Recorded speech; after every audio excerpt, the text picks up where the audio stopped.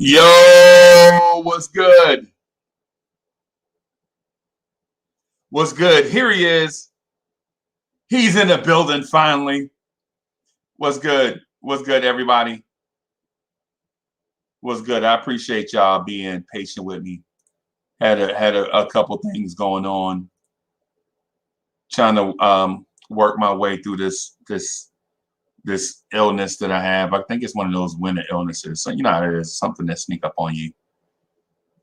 Trying to work my way through it. Um, had a visitor. My nephew stopped by for a few minutes. It was good to see him, man. Good guy. Good guy.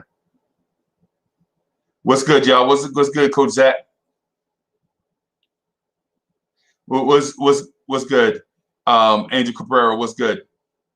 Robert Paul, what's good? I see y'all. I see y'all out here. Ismail Rivas, what's good? Andrew Color J, what's good? Jay Singh is in the building. What's good? It's good to see y'all, man. Very, very good to see y'all. What's good? Salute to the chat. Amen. Salute to the chat, y'all. Salute to the chat. Man, last night on the Knox at Night podcast. So last night on the Knox at Night podcast, I think we kind of got hijacked with Kev W's love for Kevin Knox again. Wayne Peterson, what's good? CP the artist, what's good? Again, MIG, Mig, what's good? Again, I apologize for being late. I'm just trying to work through some things, man. Tummy backfiring, and having a scare there. And these times here, you can't take chances on anything. Got to take care of yourself. Got to take care of yourself. And so I was doing the precautionary stuff there. And then my nephew came into town from Atlanta and stopped by to talk for a few minutes, man. And I love that guy, man. A good young man. Good young man.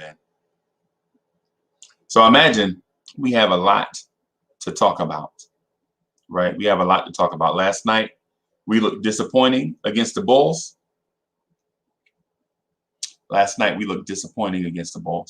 And it wasn't just a effort thing like a lot of people want to allude to. It was, I think the coaching staff got out-coached last night. I think the coaching staff got out-coached. They got out-coached bad. And I think the players made up for the coaching deficiencies last night.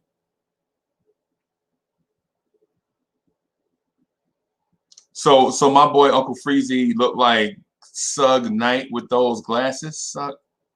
Oh, Suge Knight, get you.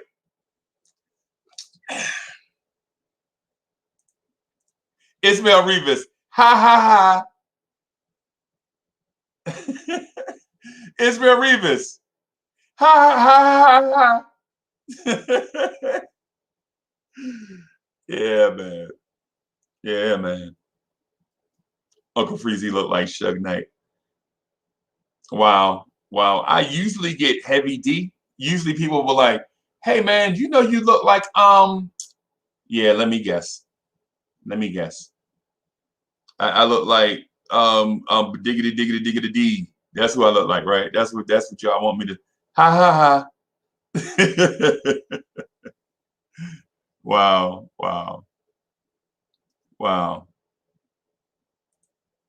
And so Jay Singh, so shout out to Jay Singh. Jay Singh says they couldn't shoot three again, need to drive. Right. Yep. I partly agree with that. Yeah, SJ3, yeah. Rest in peace, Heavy D. Right. Rest in peace, Heavy D. Right. Hey, so CP the artist says RJ ain't clutch. It's only a matter of time before the league takes away his ability to go left. Yep. I agree with you. I agree. Right? Totally, totally agree. And it's not even about going left late in games. It's about having a counter to your go-to move. Now, I'm one that always says that if you're going to be an elite scorer in this league, you need to have a go-to move, right? And the template for my discussion, the template for my argument is Carmelo Anthony, right? And I use Carmelo as an example because, for one, he was a scorer. And as two, he's one that we always watched because he played for the Knicks. So it was easy to use him as an example, right? So Carmelo Anthony had a move that he liked to do going right? But he also had a short, quick, he also had a short, quick crossover that he can do when guys played his right hand heavy, right? When they played his right hand heavy, a short. I'm not talking about Allen Iverson, you know what I'm saying, out front crossing over. I'm just straight go from one hand to the other and continue to the basket. Carmelo could do that. And Carmelo could finish at the basket. Now I'm not calling RJ Barrett Carmelo Anthony. Let's not go there. But what I will say is that Carmelo did have a counter if you played his right hand hard, right? And then if you played the right hand hard and the crossover hard, like say when he crossed you over, you backed up, he would knock down the dribble pull up, right? The dribble pull up, and y'all listen, and y'all like Carmelo dribble pull up. Listen, the two things that I love to see that go together, that I absolutely loved when watching Knicks games, is Carmelo dribble pull up and Mike Breen saying bang when Carmelo knocks down the three. They go together. They marry each other. They like Mike Breen's Carmelo with the dribble pull up, bang. You know, it's just like the marriage of two things that are perfect. Like one thing is perfect by itself, the other thing is perfect by itself. But when you put those two together, it takes you to a whole nother level of perfection, right? To a whole nother level of perfection. Hey, Foxy, what's good? And CP the artist says Melo had mid-range, elbow, post up, and three-point game. Right. And I was going to get to all of those. I wanted to get to that. But what I'm saying is at a very minimum, and remember, we're comparing the Melo counter move situation to RJ Barrett not being able to score with his offhand. So I want to keep a little bit of perspective, right? So when you keep perspective, you just keep the perspective. Like RJ doesn't have those counters yet. RJ has a move. Drip more. What's good? RJ has moves, but when in the grand scheme of things, he doesn't have the counter and alternate moves to be an elite scorer. So right now, RJ will probably be stuck about 18, 19 points per game. And I know that'll be frustrating for some that thinks he can be a 20-point scorer. But in order to be a 20-point scorer, you have to have a couple of things. You have to either have an elite three ball to go with your driving to the basket, which is rare. You know what I'm saying? You have to have an elite three ball to go with your driving to the basket. And those are reserved for guys like Steph Curry, James Harden, Kevin Durant. There are a few dudes that thrive at getting to the basket, but also have an elite three ball. So it's your Steph Curry's, your James Harden, your Kevin Durant's, The guys like that. They can get to the basket when they want, but at the same time, they can shoot that thing too, right? Or you have to be a physical freak. Like you have to be in the top 1% of athletes in the NBA, like a Giannis, like a LeBron, like a Dwayne Wade, in his prime. You know what I'm saying? In order to score average more than 20 points a game with just a game going to the basket and not having an elite 3-point shot. You have to be a LeBron James type athlete, a Giannis Antetokounmpo type athlete, a Dwayne Wade type athlete, in order to get to the rim without having a jumper. And RJ Barrett is not that either, right? Or you can have like what we mentioned, the Carmelo craftiness bag. Like Carmelo Anthony was a crafty scorer, right? So he did have the mid range, right? The mid range. I think the most impressive is the free throw line extended or the elbow. I think that was the most impressive thing because if I don't care who you were, if Carmelo got you in that free throw line extended, I don't care what name elite defender, insert elite defender here in this thing. But if Carmelo got you in that free throw line extended, it didn't matter if you were an elite defender or not. Carmelo would do his thing. Carmelo could cook if given opportunity to cook. Now when we're referencing RJ Barrett is not the elite athlete, right? Of a LeBron, a Giannis, and D Wade. He is not an elite shooter like a Steph Curry, James Harden, Kevin Durant. So RJ has to get into a craftiness bag like Carmelo. And I'm not saying he's going to be Carmelo Anthony. That's not what I'm saying. I'm saying Carmelo Anthony's ability to score should be the blueprint for a guy that's not an elite shooter or an elite athlete, right? And so, but Carmelo Anthony, it took Carmelo years to build up that bag. Man of Steel is in the building. What's good? It took Carmelo years to get in that bag, to sharpen those skills. So with that said, I'm saying RJ needs to build up. RJ needs to get a counter move, right? Because the Euro step is not always going to do it, right? The Euro step is not always going to do it. You're going to have some type of counter, whether it's a short crossover to get to his offhand so that he can finish, or get to the floater. I wish RJ had a dependable floater like Quickley, right? And what that does is with RJ's ability to get to the rim, if RJ had an elite level floater, then you'd see RJ's points per shot attempt increase. Because what the floater does is it takes the big man out of the equation. And we all know by watching RJ Barrett this last year plus, when he goes to the basket, the big man is always in the equation defensively, right?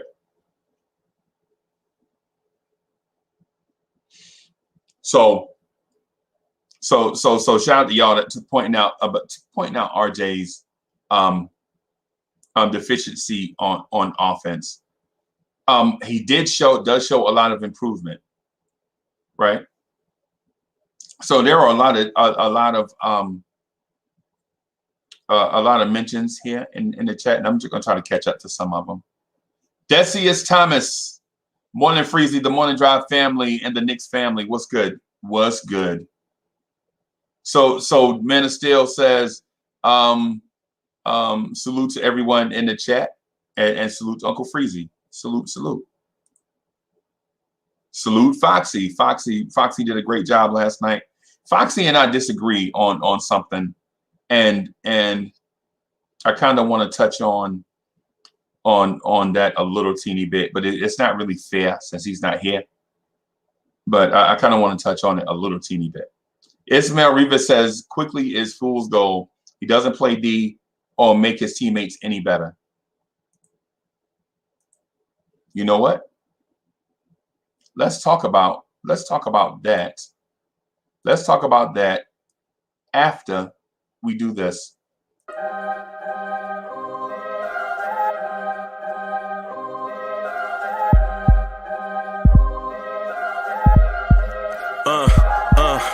I rank where the view is nothing less than phenomenal. For how I express and project from my abdominal. The only view better, both my daddy and my mama know. No living parents, my sons give me balance. My wife is my serenity, this mic is my identity. The world is foul enough, that's why I write without obscenities. Provoking danger with broken language and spoken anguish. Begging to get hurt, why would you ask to go through changes? Yes, Lord, life's a chessboard, master the angles. Control the tempo, be the one who holds the info. Acknowledge is just as deadly as machete swings. When spoken, the truth is as potent as that Medellin. While others swear the style is free, I just let it ring. Our time is undervalued, soldiers make us better kings. My family's on my shoulder, reaching after better things. Today I take the shot, but it might rather set the screen. My mama told me follow my dreams. My daddy told me get it by any means. Stand tall, make a bow to a king. But I've evolved, you can see the resolve. Look in my eyes when you speaking to God. So Ismail Rivas says Quickley is fool's gold. He doesn't play D or make his teammates any better.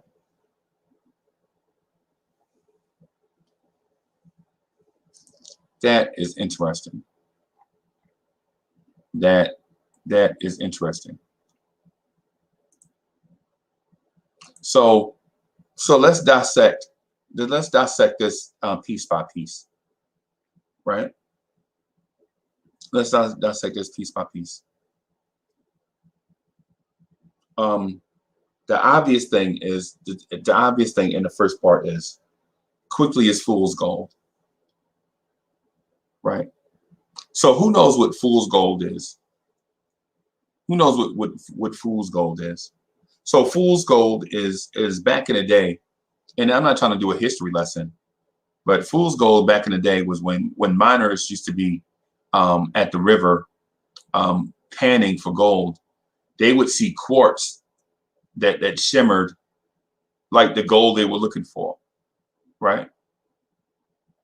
It would look so much like the real thing that it would fool guys into taking, like it would fool the prospectors into gathering up a whole bunch of it and taking it to somebody who would go taking it to the exchange where at the exchange, whoever was in charge of the exchange would give them the going rate for gold, right? And sometimes you get there and the quartz that you found would not be gold. So the exchange would be like, the person at the exchange would be like, no, this is not gold. It's not. This is just quartz. You know what I'm saying? It looks like gold, but it's not. Right? Just wanted to establish that. So it's so based on that premise, are we saying that Emmanuel Quickley is not what we think he is? So Emmanuel Quickley is not what we think he is. So he's not a point guard, not a part of the point guard puzzle of the future. So Quickley is that stuff that looks like it, but is not. Right? I would say just be a little careful with Quickley. Some of the things that he brings to the table are legit, right? But with less than 30, we're less than 30 games into the season, and it'll be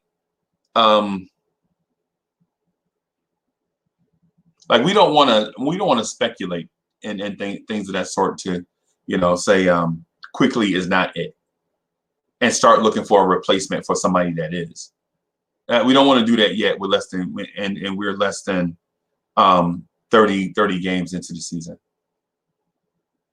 We're less than 30 games in, and this kid is averaging almost 13 points per game. Let me get the real number for you.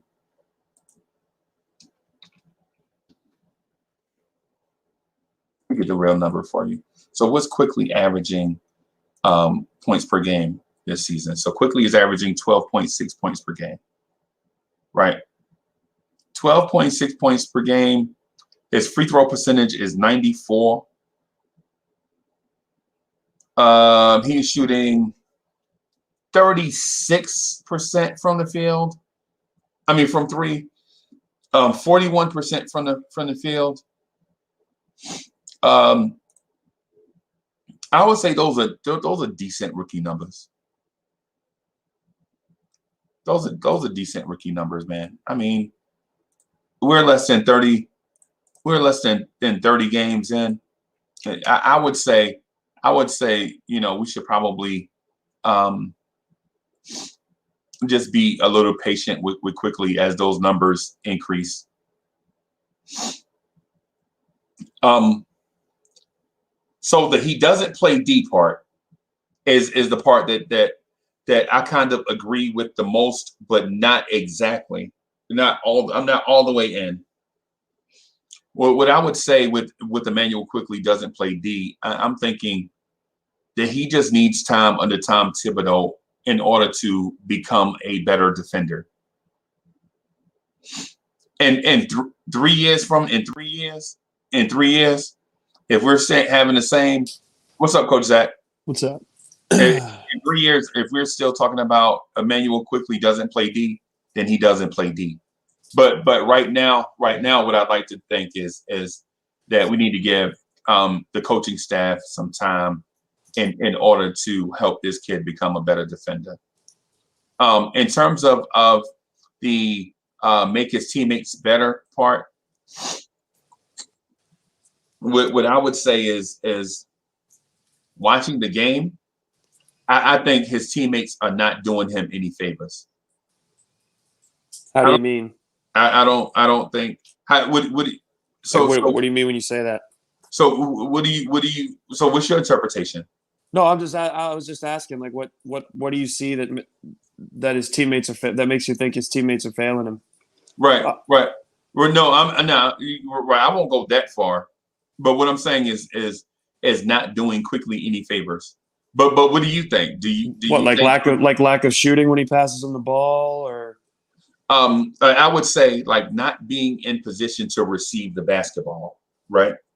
If you're out on the floor and you're not in position to receive the basketball on offense, you're not doing anybody any favors, right? Like so for instance, fumbled entry passes to Mitchell Robinson, right? Or for instance, Nerlens Noel catching a pass from Emmanuel Quickley at the top of the key.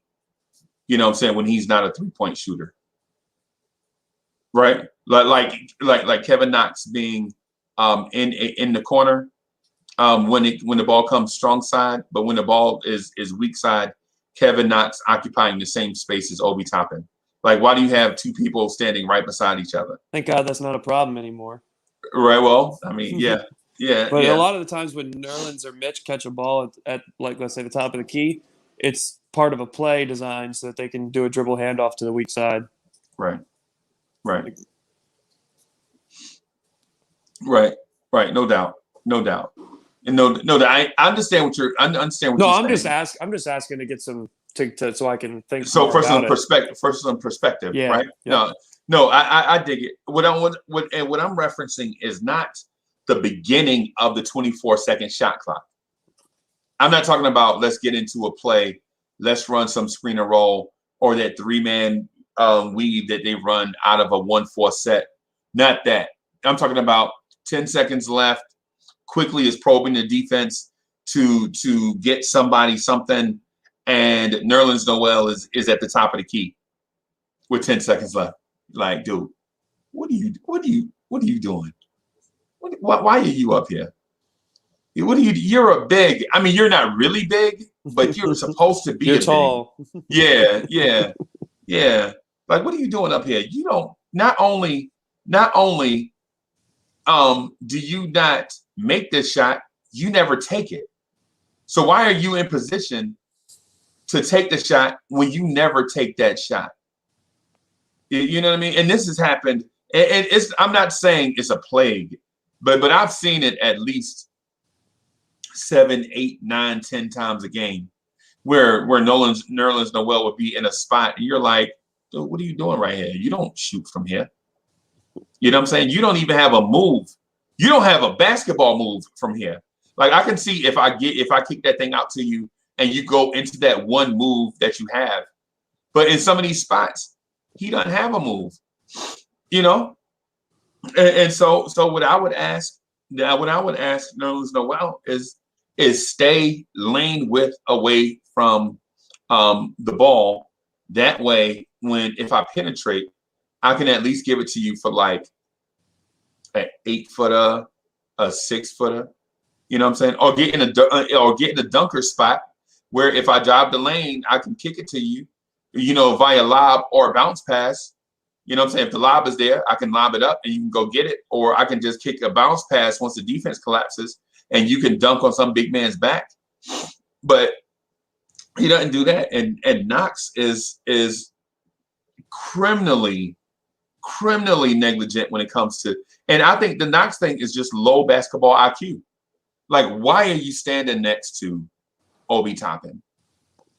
Like, why? What, that means one defender can defend 2 people, right?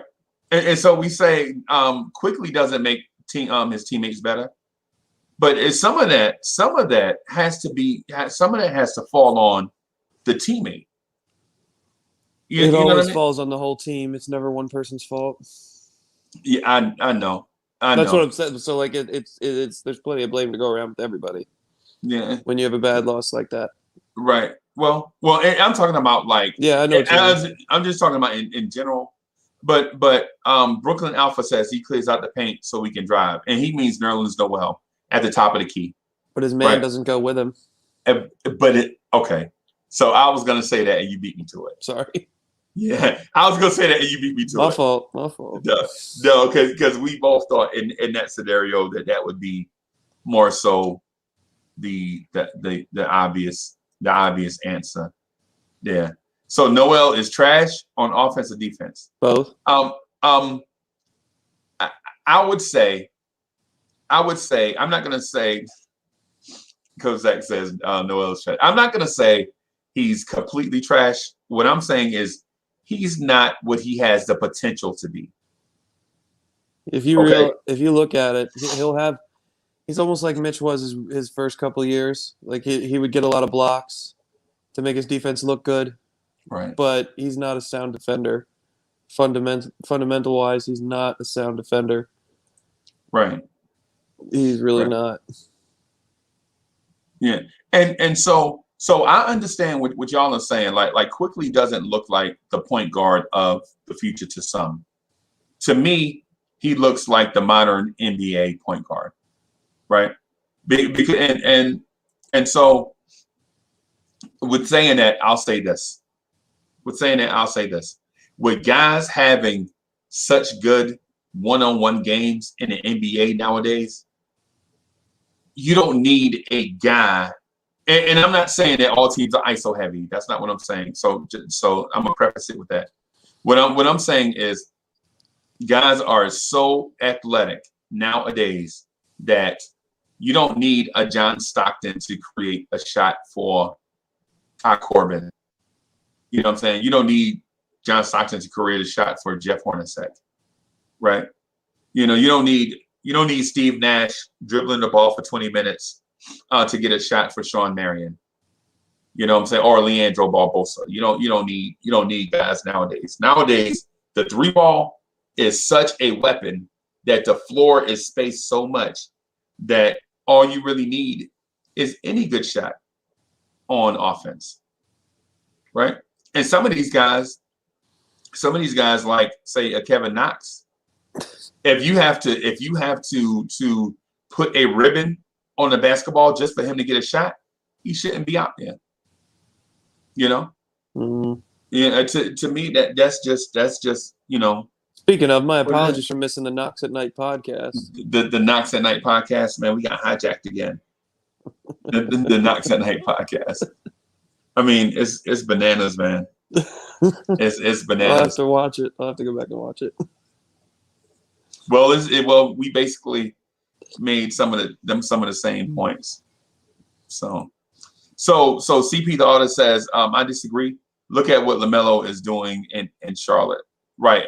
Hey man, I like LaMelo a little bit. I just wasn't sold on trading the farm for him. I would say that there's more than one way to man the point guard position. Right. I would say, you know, like for instance, if you're talking about the greatest point guards of all time, and so you bring up, and so I like John Stockton. I think John Stockton is very slept on, right? Very slept on. For one reason why Stockton is slept on is those shorts, bro. John Stockton. Don't stop being so cheap, bro. Stop it. Hey, you're a millionaire. I'm sure that extra 3-4 inches of material was not going to bankrupt the Utah Jazz. Could you imagine though if he was like some guy like with drip, like he had a lot of fashion, how weird he would look? Yes. Like that would be bizarro John Stockton. I'm sorry. That would be bizarro. Like if he tried to dress like Allen Iverson. Yeah. Yeah, but John Stockton was tough as nails, and he also played the game in a way where getting teammates involved was his life. You know, that was his life.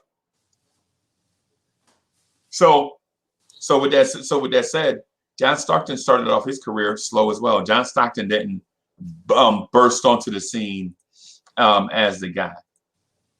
Matter of fact, let me look at Stockton's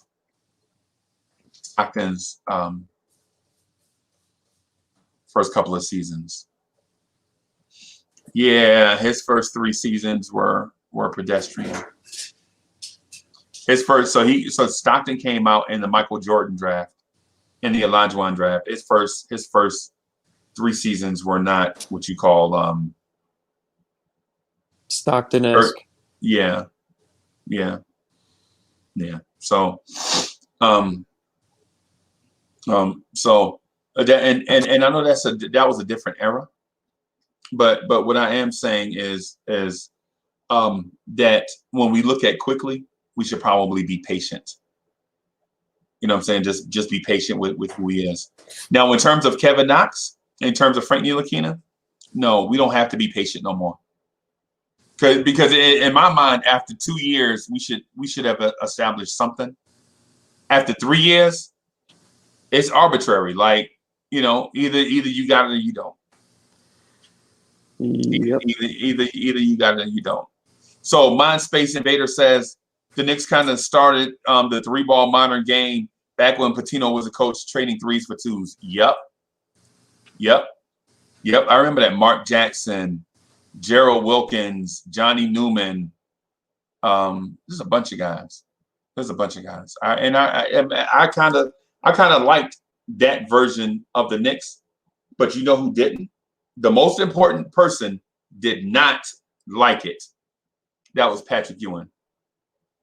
He did not like that.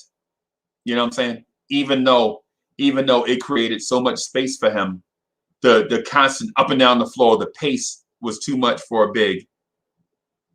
Otherwise, what's good? Big Who says, I got him over Strickland, but most of the greats are above him. Above who? Above who? John Stockton? Nah. Yeah, that just shows you don't watch the game. Yeah, no, that's not right there, bro. In my opinion. Hey, so Charles B says his 2 assist average is a mirage. He really averaged 15 assists. Man, you're really a Quickley supporter there, Chuck. You're going out on a limb. And to Chuck's point, so we have to define what an assist is, right? An assist is a pass leading to a made field goal, right, Chuck? So while you say 2 assists, what you may have to look at is maybe guys aren't making shots. Have you considered the fact that our team has a bunch of dudes that can't shoot? I don't even think it's just that. If you look at what he does when he's on the second unit, is he's looking for his and only his, because who else on the second unit is a scorer? Like at least good and like more as consistent as him that he's shown in this season. No one's as consistent as him off the bench. So, and I'm sure that's by design. Coach Tibbs is telling him, "Hey, look for yours first." And when he played more minutes last night with Randall, with Barrett, and with the starters, he deferred a lot and he set them up more. Like he looked like a completely different player. All right, so let me do something real quick. I'm gonna take what you said, and I just want to take what you said, which was smart. And what we'll do is we'll chop up what you just said, right? So you said he deferred more last night when he was on the floor with better scorers, right? Oh, imagine that. He had 7 assists, 6 rebounds. Imagine that. And I'm pretty sure that's the most he's played with this first unit, like that I've seen. So he played with better offensive players, and his assist numbers are up. So let's look at the guys that come off the bench that generally play with him, and see if there's a comparison to be drawn between guys that can score in RJ Barrett and Julius Randle, and guys that can't in Nerlens Noel, Obi Toppin, Austin Rivers, and Alec Burks, right? Obi looked lost again. He did a spin move on I forget who it was and missed another layup. Right. He just looked so bad. Right. One game we gave him so much credit for was because he didn't stop moving his feet. He didn't do anything special. He was just energy and effort. Right. Oh, wait a minute. ESPN with these micro players. The micro media players, like they'll have the thing on the screen, and then it'll just start playing randomly. Thank you, like ESPN. Cookies, yeah. Yeah, thank you, ESPN. I appreciate you. Not really. At least it's not Stephen A. Smith. Oh yeah. So here's the thing, right? Alfred Payton plays with RJ Barrett, Mitchell Robinson, and Reggie Bullock and Mitchell Robinson. Let me see. So Robinson, Bullock, RJ and Randall, right? And Robinson's a better lob threat than Noel. Right. Bullock's better than Knox. Sorry. Right. And but RJ and Randall, I don't have to. Yeah, we don't even have say anything. But on the second unit with Quickley, you have Rivers, who is streaky. If Rivers played against the Utah Jazz every night, he'd be the greatest player of all time, the GOAT. He'd be the GOAT, right? My man scored 25 points and a half against an NBA team, right? And so you're like, wow, 25 and a half? That's NBA 2K numbers, right? But at the same time, against everybody else, Jackie Moon would be mad. Jackie Moon would be upset. Everybody love everybody. So now you have him, Burks, who is going to be either Burks is going to be 10 for 15 or 2 for 15. Or injured. Or injured, right? More than likely injured. But my concern is, why does he need to take 15 shots? No. I warned people when they were saying he was a 20-point-a-game scorer and he was looking so good. Right. That will come back down. He will get Right. hurt. He will get hurt or hurt again. Right. It's just his thing. His whole career. Look how much he's been hurt. Right. Right. And so what I'm getting at, man, with the guy is the level of talent on that second unit is not the level of talent that's comparable to the first unit. So they're going against people who it's the same way. Their talent is less. So he's going to look to score against second unit guys more than he is a first unit point guard, a starting point guard. Right. Or wherever he's playing. Right. Right. He's not going to go out and look to do the same things against Pat Beverly or someone like that, like a defensive-minded guy, that he does against the second unit point guard. Right. And so Ismail Reaper says, come on, Burks is a 9-year journeyman, nothing more, a career 10-point per game scorer. Well, if he had all the potential in the world when he was younger. The reason he's a journeyman is because he was a bust. Right. And if Alec Burke played for another team, I wouldn't mention him. But Alec Burke is relevant to this conversation because he's on the floor with Emmanuel Quickley. And we also mentioned that Emmanuel Quickley does not make other people better. It's the only reason why we mentioned him. If Alec Burks was not a guy that played with Emmanuel Quickley, then I could see where you're coming from in that respect. But in terms of relevancy, my man is on the floor with Emmanuel Quickley, and the statement was made that Quickley doesn't make people better. Right? It's the only reason why we mentioned it. So in our Lawrence Tier's court of law, so to speak, we're just using relevant pieces to compare thoughts. That's all. And also that we wouldn't be doing this if someone didn't mention Emmanuel Quickley after 3 games, 22 games. Right. And so Kaiser Sose, and so Kaiser Sose says, which is why we need to keep all of our draft picks with 2 potential lottery picks. We can bring in 2 potential. It's true. Oh man, Kaiser Sose, man, I don't want, man. That's true though, Freezy. Y'all are bugging. No, y'all are bugging. You bugging. Prove me wrong. Prove you wrong. I've heard you say multiple times that we can't rely on the 14th and the 25th, 26th pick in the draft to hit. Right? Right. Well, Quickley just hit. He was what pick in the draft? 25. Look at our draft picks that have historically hit. Mitchell Robinson was a second rounder. Mitch is not a star. No, but he's hit. Quickly isn't a star yet either. What I'm saying, the guys that have hit to be solid contributing players. Not even but we got to keep this regime alone. We have to keep our draft picks, at least next year, to see. Oh, you're making me smaller. Oh, I see. No, I'm just going through. I'm just going through looking at options. That's all. But so they have shown that they can be successful. Other than the Obi Toppin pick, that's yet to be seen. But at least I don't know. I think since we have RJ Barrett, who's going to become an all-star, and he could be a superstar, you have Randall, who's going to be an all-star, or at least he should be. So you have 2 all-stars. At least one could suggest you have 2 all-stars. And you have Emmanuel Quickley, who has the potential to be an all-star. So that's 3 all-stars. We found Julius out of the free agency, but he was a diamond in the rough. Like as far as when we found him. Right. And RJ was a good draft pick by our organization. Quickley was a good draft pick by our organization.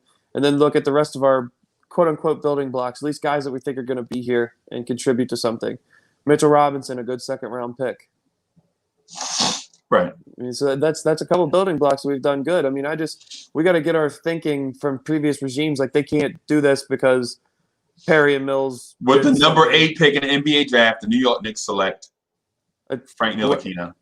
Yeah, so we can't keep that and blame that on Rose and with the number 9 pick in the NBA draft, the New York Knicks select Kevin Knox. But we ain't picking those. Hey, what's up, fellas? What's up, the fellas? guys that are man. What's going on, right fellas? now aren't picking them bums. What's up, Ron? What's up, Keith? How y'all feeling this morning? I'm alive. Feeling good. Hey, Zach, I thought about you last night, boy. Oh, yeah? Yeah. I thought about what you said yesterday. What'd I do? When you said, hey, if we don't win these 2 games that we should win, we need to be looking at some things, man. I'm pissed off, bro. I'm gonna tell you, you want to know our biggest problem? When I looked at that game, consistency. In the That's first my biggest quarter, problem. In the first quarter, I said we was gonna lose the game. The way they came out in that first quarter, I said we losing this game tonight. Yep. Our biggest problem on defense. I did not feel good about that game from the start. Yo! TP! Look who it is! What's going on, man? Oh! I'm here. Finally, what's good, man? Face with the name, you heard me? What's going on, man? What's up, What's good? What's good? Man, My God. How you been, brother? I'm great. I'm living good, man. Good. Hey, this is a treat this morning, man. Yeah, man. I was like, oh, I can get on this thing if I request it. Yes. And I was like, look, let me stop trying to. I feel like a grumpy old man like when I type because people don't get my tone. So I was like, let me just come on. For people that don't know you may not get the tone. Yeah, right. Like we know exactly what Chuck. But people that have been around you, they understand your tone. You know what I'm saying? But for the new people, I understand where you're coming from. Right. What up, gang? Yeah. Hey, what's good? I really wasn't even gonna hop on this morning, I really wasn't. I was fighting it because I didn't really want to talk about this game last night. Hey, you had some time to sleep on it. You know what I mean? So hey, you got fresher eyes. At least it wasn't. I didn't mind. Like I was last night. I definitely didn't mind. I didn't mind the Clippers loss. We supposed to lose to that team, whether we was good or not. I'm not mad at that. I really thought that this was gonna man, I know. Like we can't get it up. We can't have all our the guys. They went 2 steps back last night. I don't even know. I don't even know if to call it 2 steps back. Like to me, it's the same, it's the same dance. Oh, this guy's hot tonight. This guy who was hot last game is cold tonight. Like we can't we can that consistency of being okay, these are our dependable guys, and we know that we're getting X, Y, and Z out of this person every night. That's the most frustrating thing. I can't count on you guys every night. It's only 1 or 2 cats that you can count on to give you the production you need every night. And that consistency is really where the measure of good and bad comes in. Because anybody can have a good night. Any scrub in the NBA can have his night. You know what I'm saying?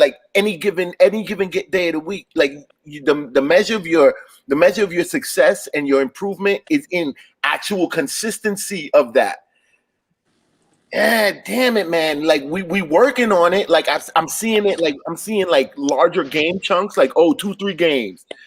2-3 games here, but where it was definitely game to game last season.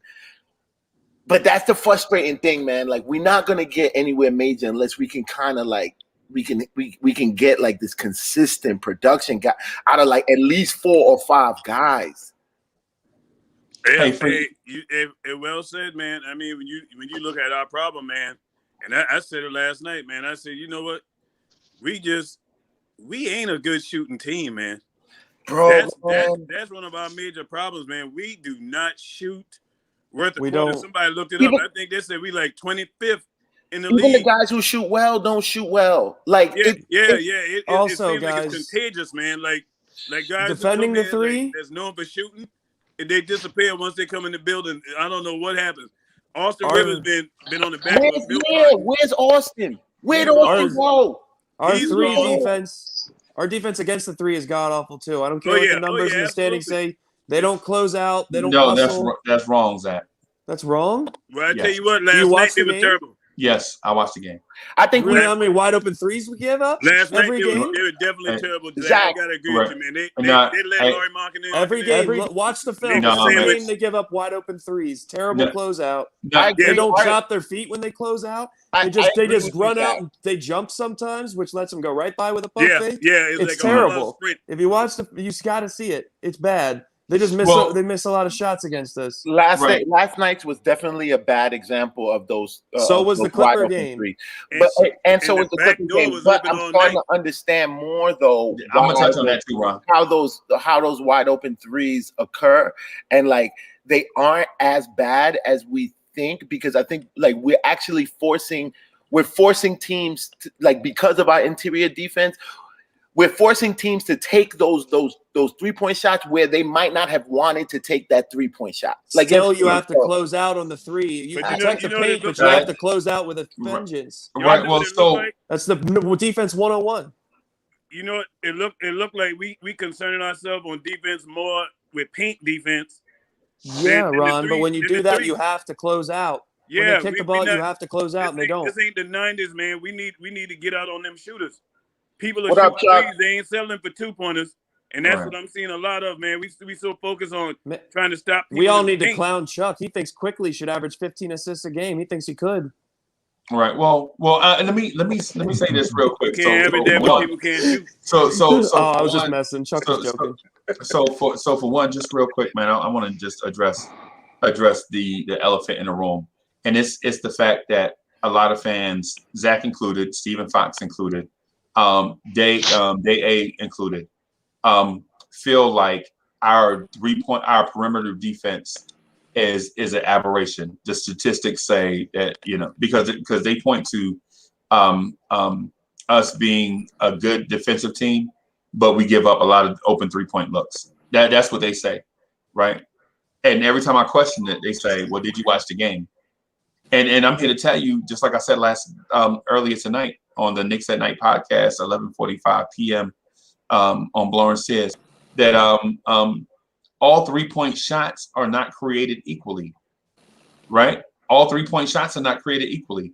So if Laurie Markkinen, legit, the first 3 he hit was a 28-footer. Am I closing out on somebody shooting the ball 28 feet away from the rim? No. If he wants But to, you are when Randall and Noel and all them Absolutely. are If you know stuck this guy inside, can shoot, and he gets a but- wide open pass outside, and they don't even run out to Breezy, in that contest. same vein, what you just said.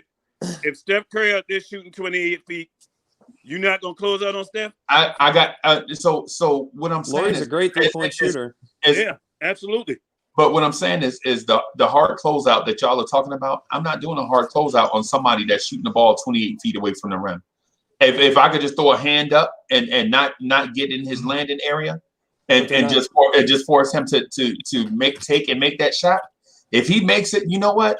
Hey, dog, you just beat me that time. But Freezy, what I'm saying is I'm not talking about running out of full reckless abandon trying to get to the shooter. Chopping your feet, keeping your base, going out, putting a hand in his face. They don't do that consistently. They Stay don't. with your man. They give up. They get caught watching in the paint, and as soon as the pass gets kicked out, they just look at him for about a split second to maybe 1 second, and then they start closing out. It's a wide open shot every time.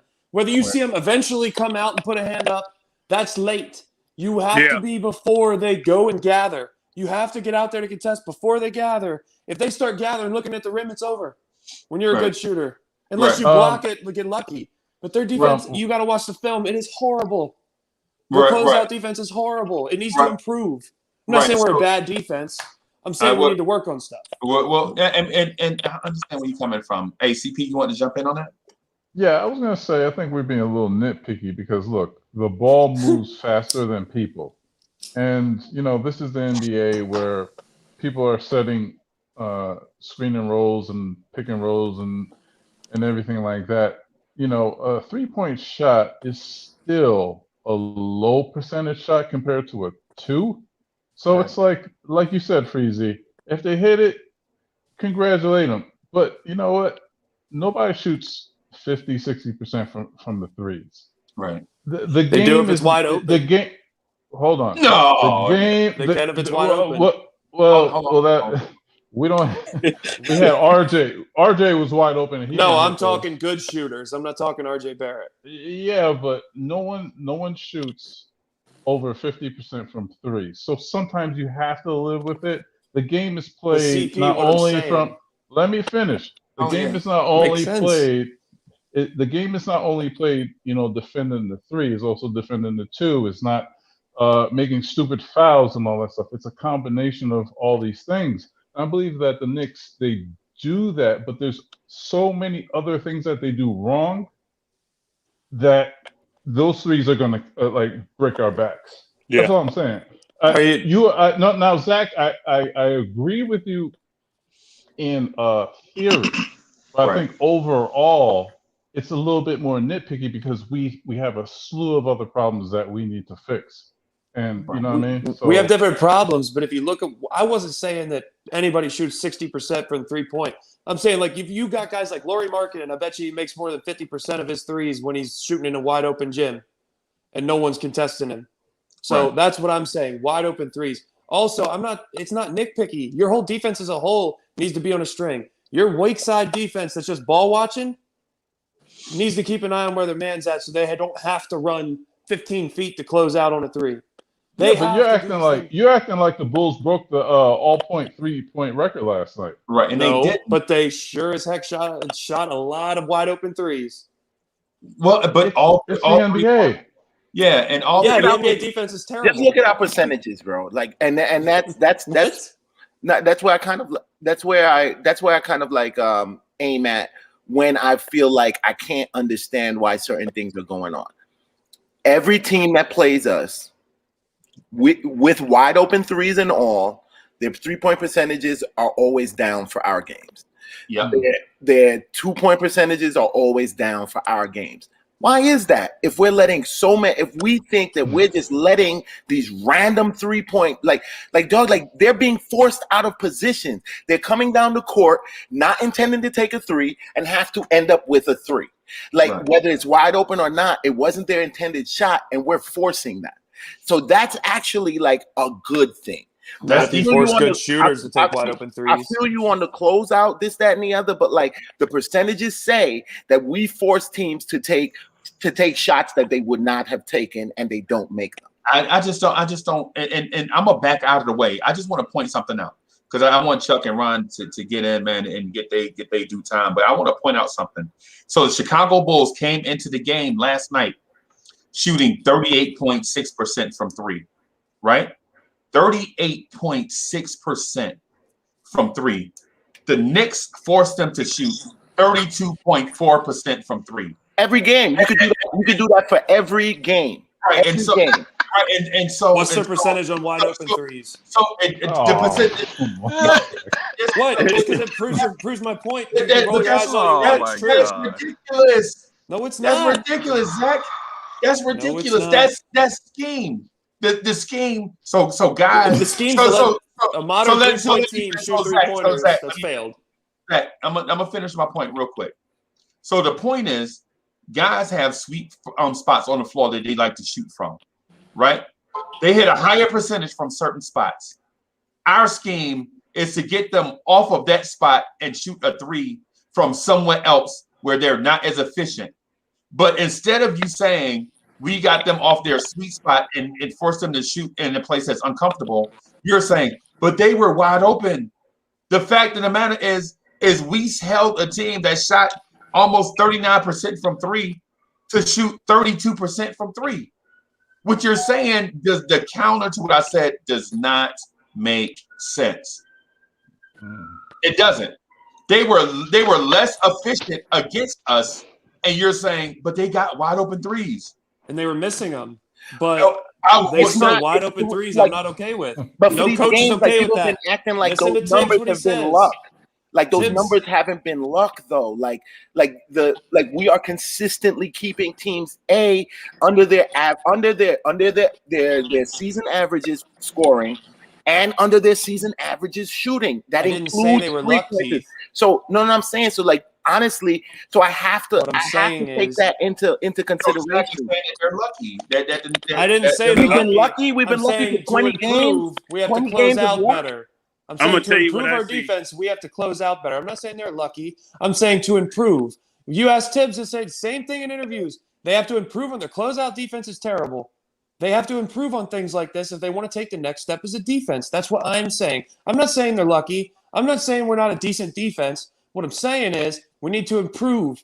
You can't just look at it and be like, okay, yeah, that's good enough. You have to improve. Nobody's saying it's perfect. I'm just saying That's- like there are bigger needs, and those needs are offensive. We're a top 5 defense. I'm not looking at defense in any way as being like our pinnacle problems. Like our pinnacle problem is we can't drop a fucking 3-point. Pardon my French. We can't drop a 3 ball to save our life. Potty mouth. I put $1 in the switch, y'all. Okay. Hey, I tell you this, man. I tell you what I see, and it's been happening all year. We have a lot of defensive breakdowns. Yes. Where you see guys collapsing on guys. I keep saying it. Why are everybody trying to collapse on guys going to the basket when they're going to where the tree's at to try to go over them? Guys, some of these guys can't even finish that's coming to the paint, but then everybody's collapsing down when the man has the man guarded. He don't need no help. Stay with your man. And it causes him not to be able to recover. Exactly. You leave a guy wide open, and then the 3 falls, and so it makes you look bad. And more often than not, when we do that, you see teams hit them 3s. So they hit those 3s like that when we're collapsing and leaving people wide open.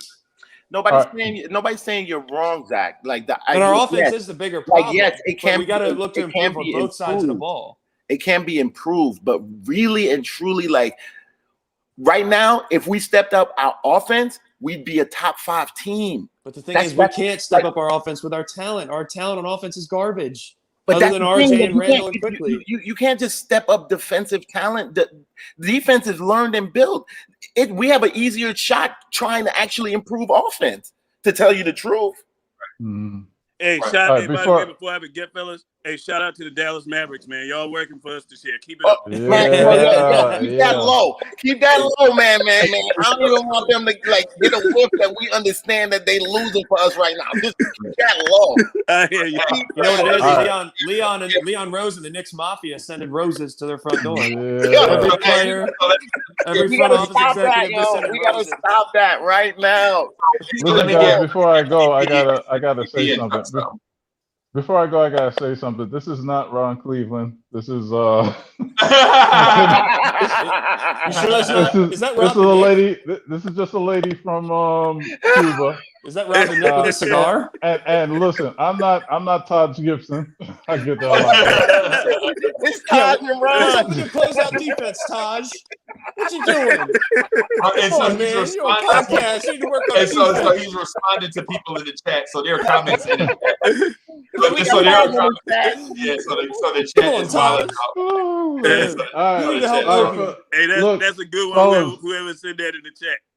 Fellas, I'm gonna do this again. I gotta run. I gotta get back to work, man. But this was a blast. I'm gonna do this again with y'all. Pleasure, brother. Hey, man. Have a good one, man. Have a good one. It's an open door policy. You know that. Let's go, Knicks. Word. No doubt. Hey, Chuck, you want to jump in there and then get something? Come on, Chuck. Who's getting it today, I think Chuck? we're mistaken. I think we're mistaken pace for good defense, right? For holding teams under a certain amount of points. We play at a slow pace, so therefore it's less possessions. So therefore you're going to score less points. We making excuses for bad defense, guarding the 3, but what about the 2? We was getting backdoored all night. Yep. The defense all around is bad.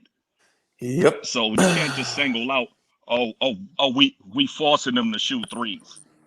That makes 0 sense. Our defense is bad and they're getting 3s. Oh, Chuck. How is our defense bad when we're a top 5 rated defense, though, Chuck? Like that's why I don't really understand that. Keith, it's like a running just game in explained football. that to you.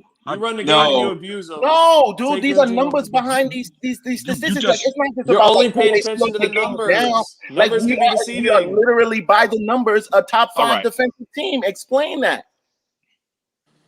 Explain Just 'cause why we we slowing always the game trying have to. terribly open looks. Calm down. Where does that? That's what I don't understand. down, Like, calm that down. doesn't make sense. Now, Peace. all right. Allah. Okay. I'm trying. If you listen, calm down. All right. Now, Don't calm me down. Life will calm me teams, down. we give up a lot. Okay. We give up a lot of threes, right? And he said it before. I was going to say it, but he said it already. Who? The 3 is a low percentage shot. So if a team's shooting a lot of threes on you, your percentages is not going to be good. Oh, their percentages is not going to be good because it's a low percentage shot. So that makes it look like the defense is better than it is. But technically, you're shooting a low percentage shot. The more threes you take, the more you'll make. Again, okay, like that couple. If there were no numbers involved, I could agree with what you're saying there, Chuck. I could agree with what you're saying if there was no numbers that I still have to correspond with. Now, after 20 games of gameplay, win or lose, like every one of those teams, we've kept to not only under their season average in scoring, and this is every team, even the ones that beat us. Their season averages in scoring. We also kept them under their season average in shooting, both 2s and 3s. Like, and to me, correlating that with their lower scoring means that we're doing something. That's just not like us slowing down the pace of the game. If I slow down the pace of the game, I I have bad defense, I still can't stop you from scoring, right? Hey, Free Keith, before you finish, let me throw something out there because what I do is fact check behind the scenes. So the Knicks do not give up a lot of 3-point attempts. Is that, or are y'all saying that the Knicks give up a ton? They said that they do. That's what they said. Okay. I'm defending the numbers that are the results of our game. That's what I'm defending. Oh, okay. All right. So the Knicks, let me see. How many threes they shoot last night? 34. That's a lot of threes. I tell you this. But so here's the thing, just real quick, Ron. Mm-hmm. Here's the thing. The league average is 36%, and the Knicks give up 32%. So y'all keep dying on this hill about the 3-point shot, and the Knicks are keeping teams 4% under league average. But y'all keep saying the Knicks give up wide open threes and blah blah blah. Right? We give up threes, but it's not our biggest issue. I just feel like it's just. I'm not saying it was our biggest issue. I'm just saying it's not the issue holding us back. Like it's not even that side of the ball that really is our issue that's holding us back. No, you're right, Keith. What I'm saying is it is an issue, position. and you have to get better on both sides of the ball. Point Just because guard we is need better small on forward offense position. more, you still got to get better on both sides. That's the thing I'm saying. You got to look to improve in every aspect, especially when you're 9 and 13. Totally agreed. But to me, if it's out of weight, if one side is drastically under the other one, like there's a focus and attention that needs to happen to get some equivocation. Like we are drastically behind our defense in our offense. We can't be the fifth best defense and the 28th best offense and like spend like half our time talking about defense. We can't. Yeah, our offense is the major problem, man. That starting point guard position and that starting small forward position. That's our problem. Like we got things where we don't want to talk about. When fans are pumping up RJ, like, oh, he's our next star, and this, that, and the other, and like what stars do. There are certain things that stars do that go beyond the pale of just like scoring like buckets and buckets of points. It's when can I depend on you to get me the points I need? Like you can't be bricking open threes, star RJ. Right. And so I just wanted to throw this out there just real quick, right? So I'm using ESPN as the reference, right? Mm-hmm. So the Knicks, the elite team in this scenario is the Minnesota Timberwolves. They only give up 31 attempts per game, 3-point attempts. The Knicks give up 38 attempts per game. So it's weighted towards the Knicks giving up a lot of threes, right? But the Knicks only allow teams to shoot 32% from three. And right now, that ranks number 1 in the NBA. So while we say the Knicks give up a lot of 3-point attempts and they're wide open attempts, the Knicks lead the NBA in 3-point defense. So we say that the Knicks need to improve that their 3-point perimeter defense. How can you improve from number 1? But Freezy, I think I know it. Imagine that number, Freezy. You know what it is really though, man? You can always we had the numbers, right? But when you watch the game, we give up them open threes at inopportune time that breaks our back. Those numbers would look different if we was hitting time again. That's what you see.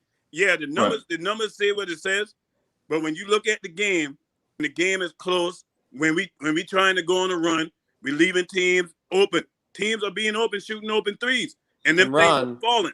Ron, imagine if this is the last thing I'll say, and I'll let you go, Zach. Last night was the first time that I watched our team. We did not play at our pace last night. We tried to follow Chicago, and we got burnt. I was like, oh, we trying to play like they play, huh? Yeah, Ron, imagine what those numbers, that leading 3-point percentage, how much better it would look if we didn't give up open threes all the time. No, yeah. You know what's so funny? I feel like you know how much better you know how much better that number 1 3-point defense would look if we hit our own threes. That number, win more games. You wouldn't even be talking about that number. Hey Keith, that's a great point because we've lost more games because of shooting than because of our shooting. We shoot ourselves out of games. We can't score.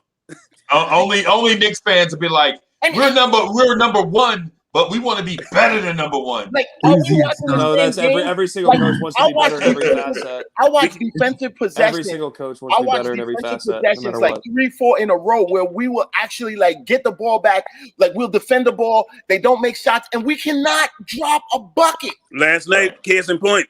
Hey, Chicago did everything they could to give us that game last night. Silly turnovers. I don't know if anybody else saw it, and I even mentioned it on the thread. The moment when when obviously Tibbs got in their ass about the defense, I think in the third, and you saw a drastic turn in our defense. Like, all of a sudden, out of nowhere, like we playing tight ass defense. When he got Austin Rivers at that timeout, yeah, Austin Rivers again. That's your veteran.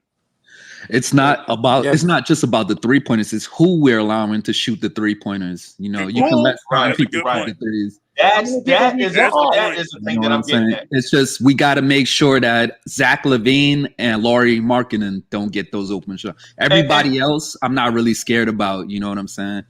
And Kobe White too. He's a good shooter. Right. And so the Knicks, I want to trade for Zach so bad, yo.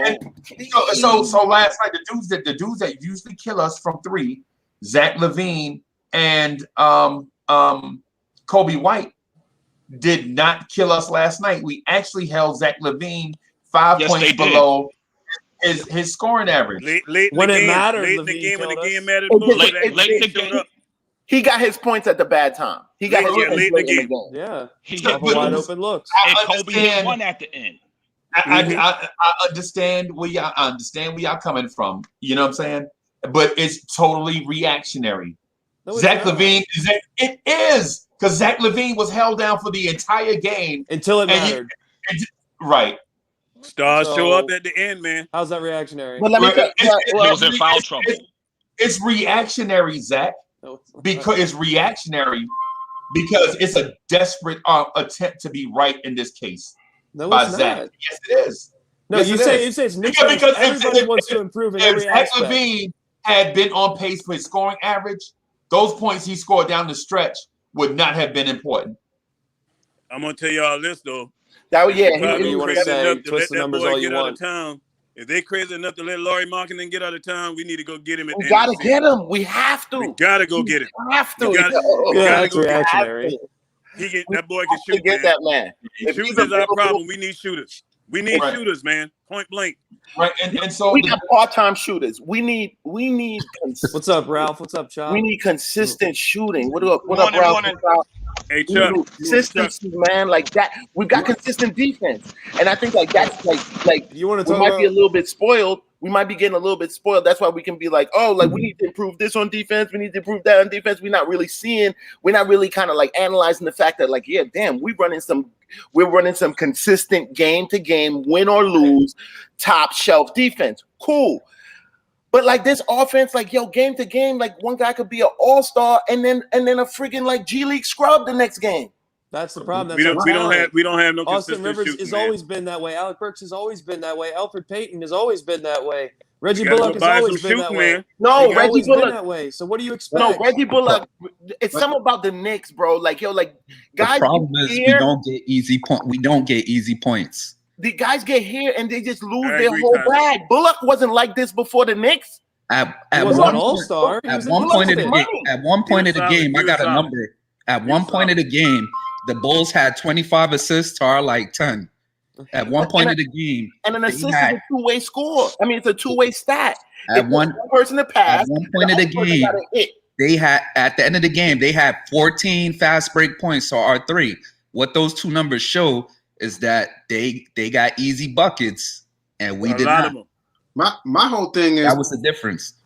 my whole thing is that the Bulls are just a better team. You know. Nah, No, I they did- ain't better team. Here's my I point. can't agree on that one. And here's my point. Markkanen was shooting. He was shooting it out. You know, they have their own version of Julius Randle too in Thad Young. Thad Young is starting to heat up, and he's starting to get 10 points, 10 rebounds, 10 assists. So when you have that in the making, Thad Young, who's a good veteran, Markkanen, Zach LaVine, Kobe you know, White. you have Kobe White. That have, you know what I'm saying? You don't have, and I don't want to throw shots. And they were without Wendell You don't Carter have- Jr. You don't have the Bulls ignoring getting good veterans. They have better veterans in that squad who's been together for a long time. You got to have both. You got to have veterans, and you got to have them in your team for a while. You can't do it with the kind of squad we got. The best veteran we got is Julius Randle, and that's about it. You look elsewhere, you're like, really? Do you watch all Bulls games? Because you just watched this last game to make this. Bulls are not a good team, man. They're not better than us. They're not better than us, bro. Knicks aren't that good of a We are team way either. deeper. We are way deeper, and we play normally way better, bro. Hey, that was a Bro, distraction. we have a longer bench. We were talking about something else. Nah. We were talking What about happens- something else, and then we just got into, you know, the roster construction of the Chicago Bulls. What I'm saying is this: the Knicks team is not as bad as what people make it out to be. I give all the discredit to the coaching staff, because Ron makes a point, and Zach, We're talking about reactionary. and Zach, no, I'm talking about in one game. In one game, the Knicks coaching staff got outcoached by the Bulls coaching staff. How? What's your basis? No. Right. Okay. So somebody here said the Knicks got backdoored all night. Yeah, they did. I said it. At Was least the coach 5 the one times out that there I saw. keeping his head on a swivel, making sure At he least found his 5 man? times. No, but You the make coach called the adjustments. You defense. make adjustments. You make strategy. Right. That's what I'm saying. You think he didn't go to them and say, "Stop giving up the back door"? No. Stop giving up the open three. Close out. It's how they were constructing what the defense they were on, and he didn't give them like no pointers to be like, yo, like, okay, look, you stop helping. You stop with your help, the help defense, and you focus on your man. You don't think Right. he said that Like, in a these timeout? are no, I'm just saying though, like these are little things that you don't know if he did though. It And I'm didn't gonna look tell like y'all- he and did. I'm gonna Right. tell y'all So Coach Zach is a coach, right? So Coach Zach, your team is getting backdoored half to death, and you're just gonna stand there and be like, who should I put in the game next? Or Randall, Julius Randle, make sure you don't get backdoored, or are you gonna change? No, Or you you call gonna a change timeout and you tell them what they're doing wrong and you try to adjust to it. And if they don't listen, it's literally on them. And you're not going to be able to put anybody in that's good enough to replace Julius Randle. Hey, Who are you Zach, going to put in? Taj Gibson? I'll You tell gonna do you the this same last thing? night. This Right. is where I was disappointed with the coaching, and I will go there. It's roster talent is how This bad is this where I team was is. disappointed with No, the coaching. okay. With that first unit, right? That first unit was atrocious. They were terrible. Capital T. Chicago was doing whatever they wanted to do on offense. Then the second unit come in. They played them a whole lot better. The second unit got us close in the game after we was down, 11 in the game? The second unit brought us back. That third quarter, you come back out with that same first unit that couldn't do nothing with their first unit, and you saw the same thing happen again. Yeah. I was like, why didn't you just stick with what was working? I hated to see that first unit out there against this team. They are slower than the Bulls' first unit team. And then they got in this thing where offensively the ball was sticking. People trying to play hero ball. There was a lot of that last night. The ball wasn't moving. I was like, oh, we losing this one. This is OKC all over again. Sometimes, and that's why I appreciate Greg Popovich for this. Greg Popovich will sit the whole starting unit down when they're not playing right. Yep. He will do it. And he did it against us in the Garden. Matter of fact, it was a game in the Garden. He sat the whole first unit down for the majority of the game. So against the Clippers, it was him leaving the second unit in too We're long. not talking Now about the it's Clippers. now it's that he doesn't leave the second unit in long enough. But people are just so it's ridiculous. What did you see in this game from that first unit against their first unit that make you think they was? But you got to adjust from game to game. That's what Ron is saying. That's what Ron is saying. That's what I'm saying. We were painting with a broad brush here. I ain't going back to the last game. I'm talking about this game last night. Right. Did our first unit? Everybody, let's just talk about it. Was our first unit better than their first unit last night? No. That's what I'm saying. What I'm saying though is if you look at all the numbers besides the score, we had no business losing this game. We out rebounded them. Yeah. We got more steals than them. We got more blocks than them. They have more turnovers than us. Agreed, Jose. Agreed. I mean, we shot better free throw percentage. The difference was we did not get easy buckets. They got easy buckets. We didn't make our buckets. That was the difference. We lost by 8, like it was 6 points, 7 points. Like that wasn't. That's not even like before the free throws at the end. It was like 3 points. We lost by one of the million buckets that we couldn't make. That's it. Right. And so because of bad defense. We didn't lose because we kept them under their average. So we didn't lose because of bad defense. We kept them under their scoring percentages. We didn't lose because of that. We lost because we can't put the ball in the hole consistently. And right. So Woodshed 1914 is right. Sometimes you got to give credit to the other team. You can't just keep, chopping your foot off like, yo, we suck. Sometimes the other team is just better.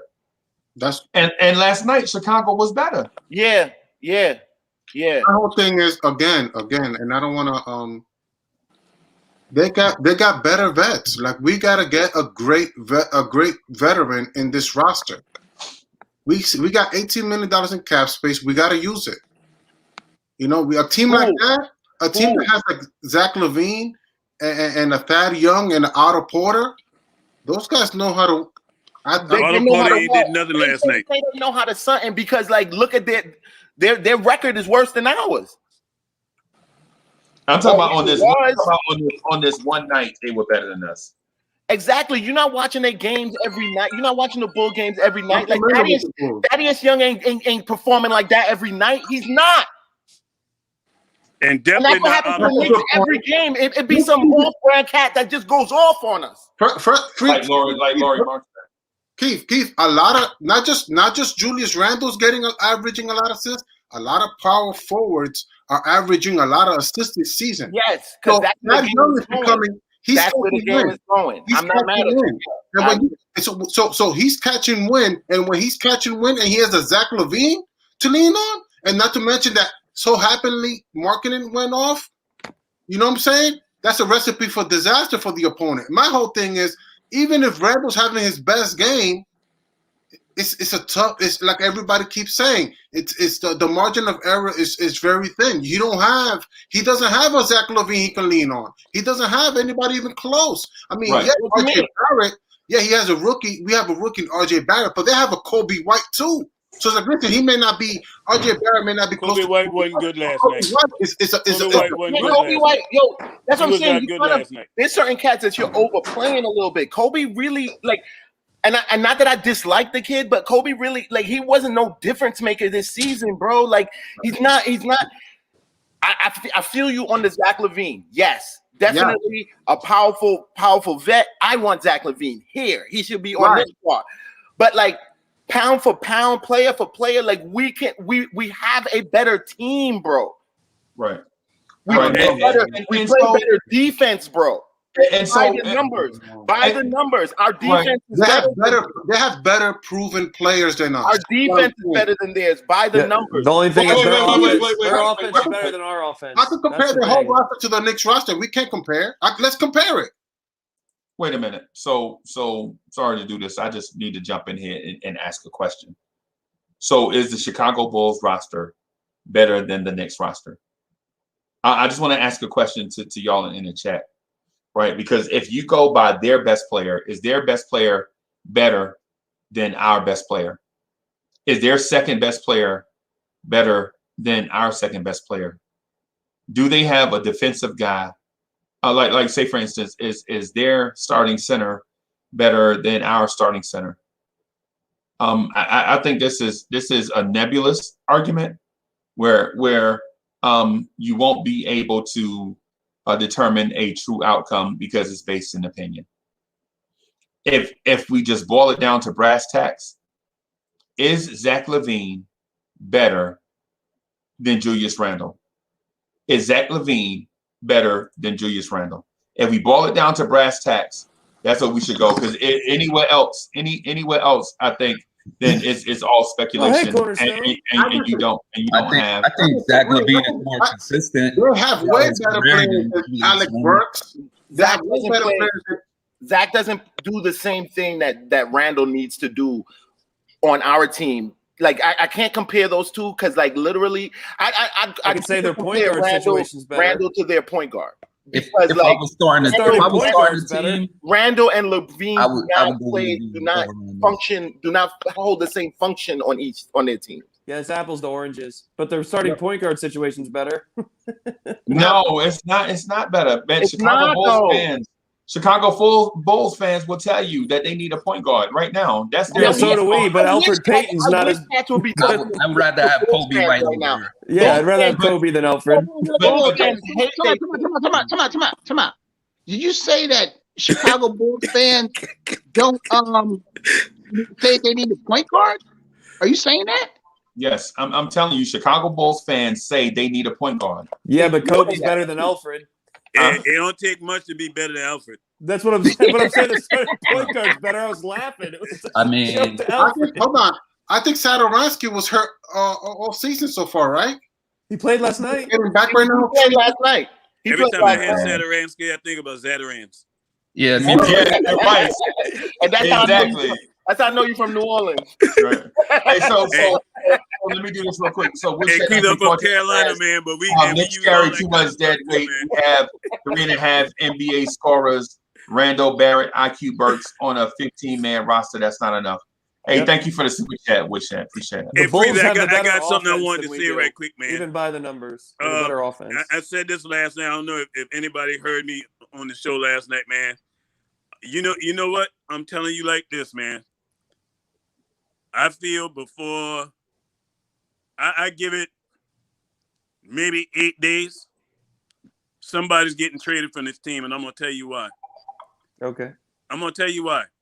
Last night, when we were in a game where we could have won, nobody on our team could hit a three, right? Nobody that tried it out there was able to hit a three. The one guy who that's supposed to be his job, i.e. Mr. Kevin Knox, they didn't even bother to put him on the floor. They did not even bother to put him on the floor last night. I don't know. That's the game. I know the game before that, he dressed and didn't play. Can anybody tell me if he dressed last night? Yeah. He dressed last night. He dressed. Didn't play. And remember when I said this, I said, don't read too much into the fact that they extended him. Because sometimes you get extended to be traded. This guy been put out the rotation, and I read what Tibbs said. Tibbs says he's going to be in on situational situation. Oh, he pulled the same Frank verse. Last night, the same verse. Last night was a situation where you needed shooting. That's what this guy does. You didn't bring him in the game at all. They're trying to make sure he doesn't get hurt. I'm telling you, they're moving him. I don't know if they're bringing in a point guard first or a small forward, but Knox days are numbered. Sorry, Kevin W. Right, and so man. that's one of the things that I was pointing out. I think in that situation where you need a 3-point shooter and they didn't play Kevin Knox, that's a coaching decision.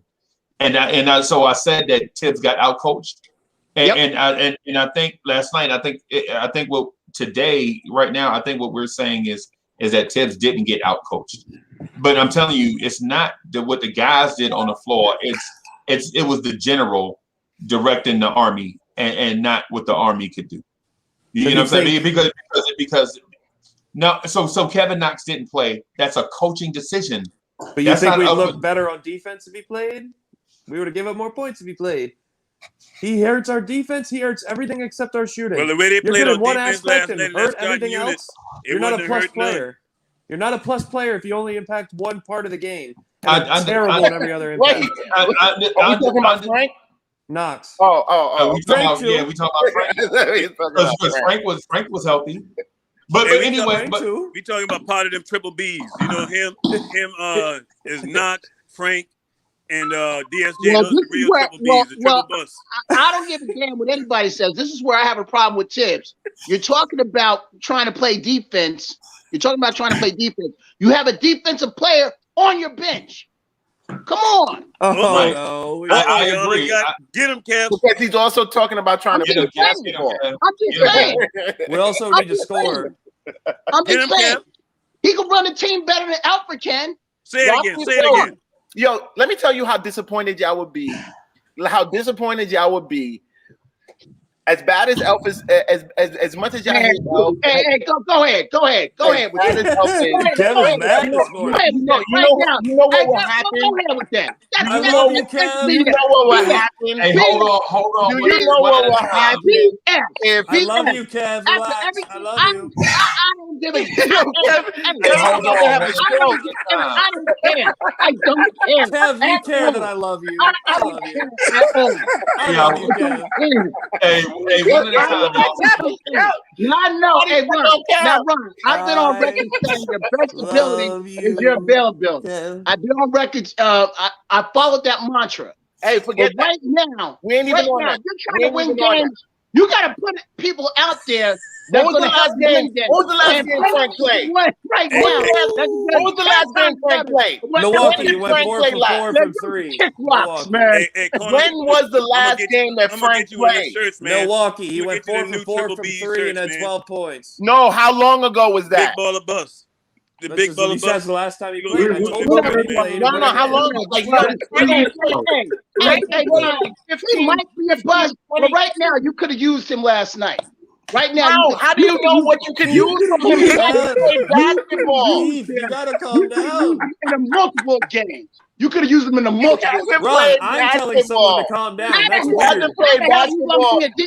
the hell you gonna be basketball? Everybody have their moments, man. How the hell are you gonna be? I'm gonna give my man some time to say his thing. So, Kev. All right. Go ahead and say it. Go ahead and say what you got to say about Frank. Look.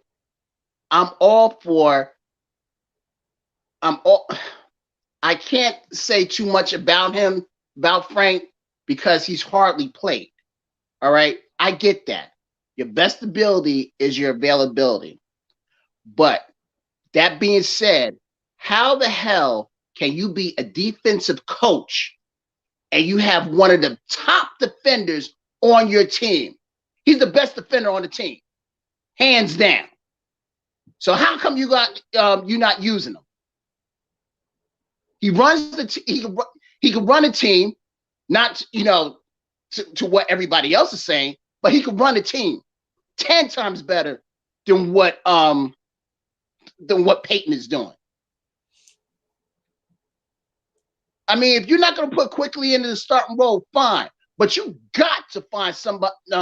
You got to use Frank in order to replace Peyton. You got to. And everybody else was clamoring for that. And I wish I was a reporter, because I would go right to Tibbs and say, you got to play a defensive specialist on your team and you not using them. Why? Right. So okay. All right. I'm gonna hold you backstage for a few minutes, man, because I want to have Free Key finish his thought, and then we'll bring everybody else back in. But out of respect for the listeners, we can't just have everybody talking over each other. Absolutely. So for everybody, don't take this what I did just now as a thing of disrespect. It's just we got to recognize that people are listening to us. You know what I'm saying? People are watching. That got my blood boiled. I apologize. That got my blood boiled. So I have another thing to get your blood boiling, and I'll just go ahead and ask it right now since we together. Right. So my thing is with Tibbs is sometimes he says certain things, but he'll do others. Right. And as a man, I can't trust people that say one thing and do something else. And what an old timer told me once upon a time ago, this is like in the 70s when cats used to rap to you. They'd be like, "Come here, let me holler at you, youngin," and they'd rap to you, and they'd say stuff like, "Young fella, actions speak louder than words." Yes. Right. And so when he said that, I was like, how can an action be louder than a word? You could talk a word.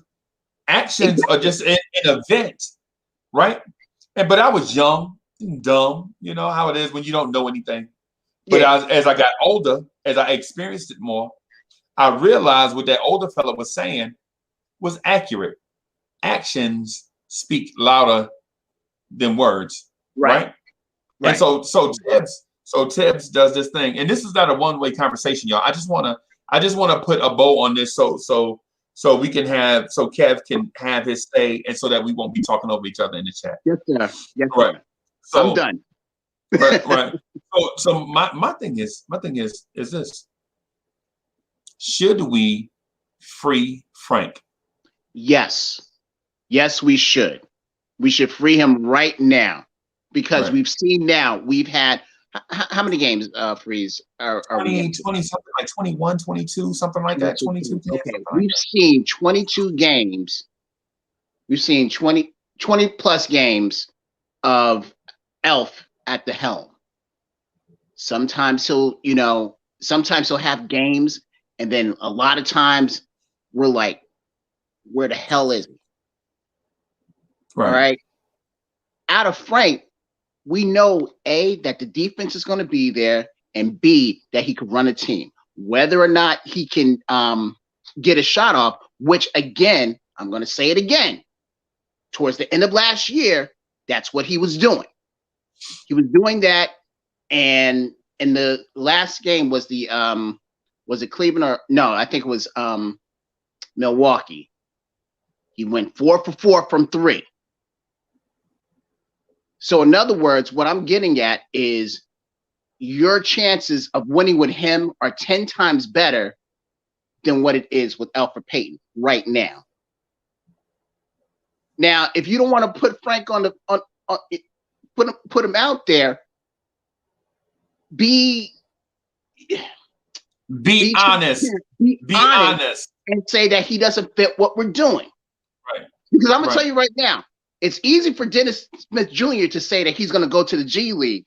Not everybody's going to do that. He's not going to. Frank's not going to do that. He's not going to do that. And I know for sure Kevin Knox ain't going to do that. Right. Not everybody has that mindset. So you've got to. You can't just leave a defensive specialist like Frank on the bench like that, especially if he can organize a team better than what Elfrid is doing. All right. Okay. Oh, all right, Kev. You done had the Frank an hour. You had like an hour to talk about Frank Ntilikina by yourself. They're not really. It ain't really been an hour. I'm just playing. But I want to. Hey, man. You know it's mutual. I gotta bring Free Keith in, right? Mm-hmm. And the reason why I gotta bring Free Keith in is because he was saying something, and Coach Zach too. I want to bring in Coach Zach too, but I want to bring everybody in one at a time. Because what happened is we started talking over each other, and it's terrible. It's terrible production quality. We don't want that. So what we want to do is have everybody's point be heard, right? So I'm gonna slide off, and I'm gonna bring in Free Keith real quick. Hey, Keith, I'm sorry about that, man. Don't find that as disrespect. No. It's just when everybody's talking all over each other, it's hard on the listener. I think Right. no, I'm guilty of that too. Like I get excited, I forget the rules. Yeah. I'm on another podcast and I do that stuff too. Like it's something I gotta control. But damn, I wanted to like I feel what he's saying about Frank, right? Like I feel what he's saying, like, oh, like Frank will be here, like the possibility of Frank playing better than Elf right now, and this, that, and the, look, yo, I'm probably Elf's biggest supporter on this whole channel, this whole what you call it, planet, universe. But he's been playing like butt cheeks.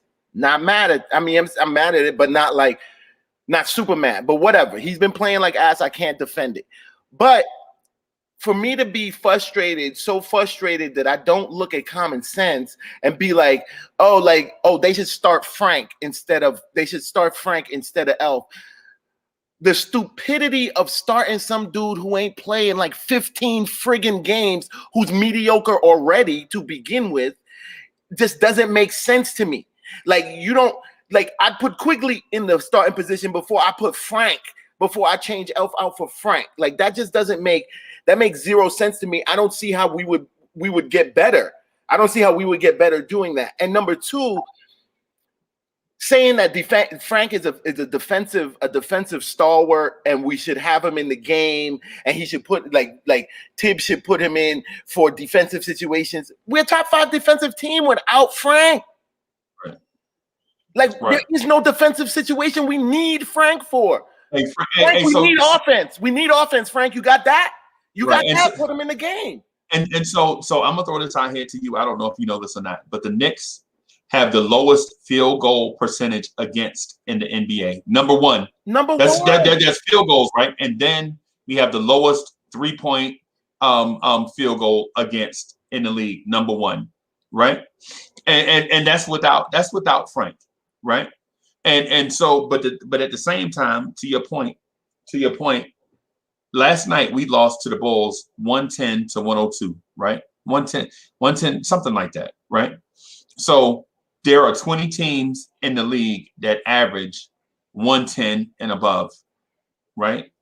20 teams.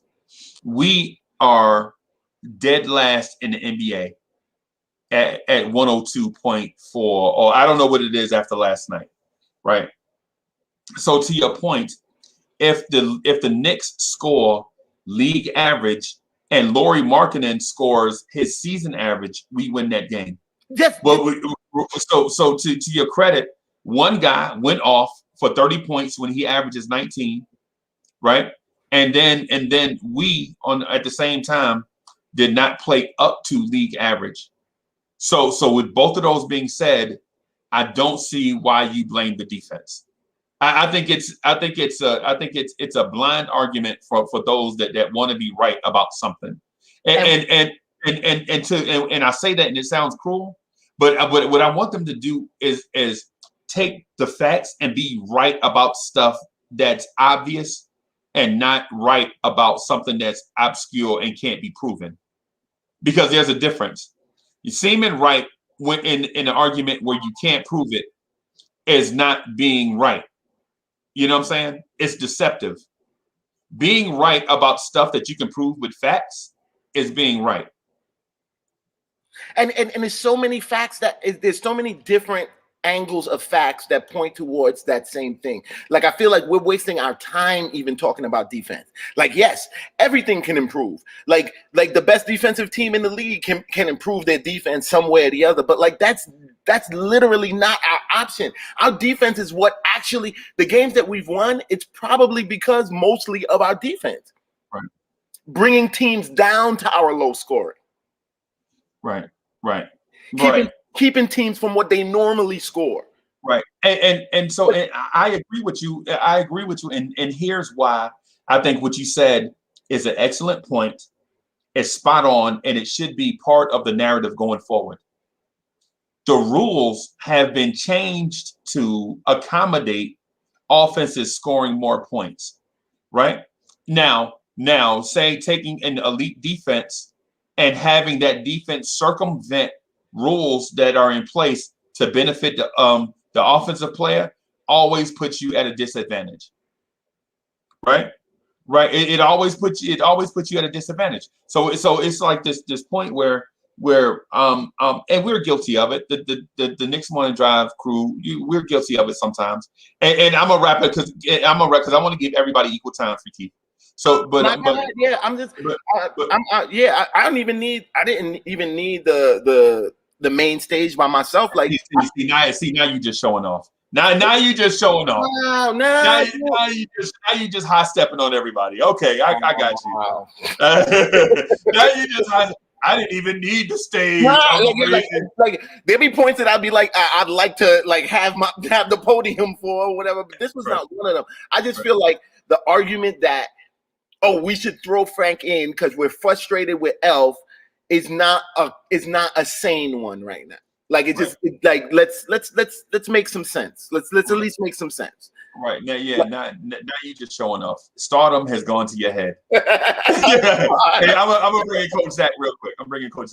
Man. Thank you, man. Hey, Coach Zach. I just wanted Kevin to know I love him and he needs to calm down. And normally I'm not the one telling people to calm down. Hey, I know this. So I know this. I know this. So I'm having a revelation, whatever. Now you sound like Wally Zerbiak using the wrong word. You know what? Whatever. He said because Wally said that. Wally said relative or something like that. I have league pass, so I don't get to see the MSG when Wally's on.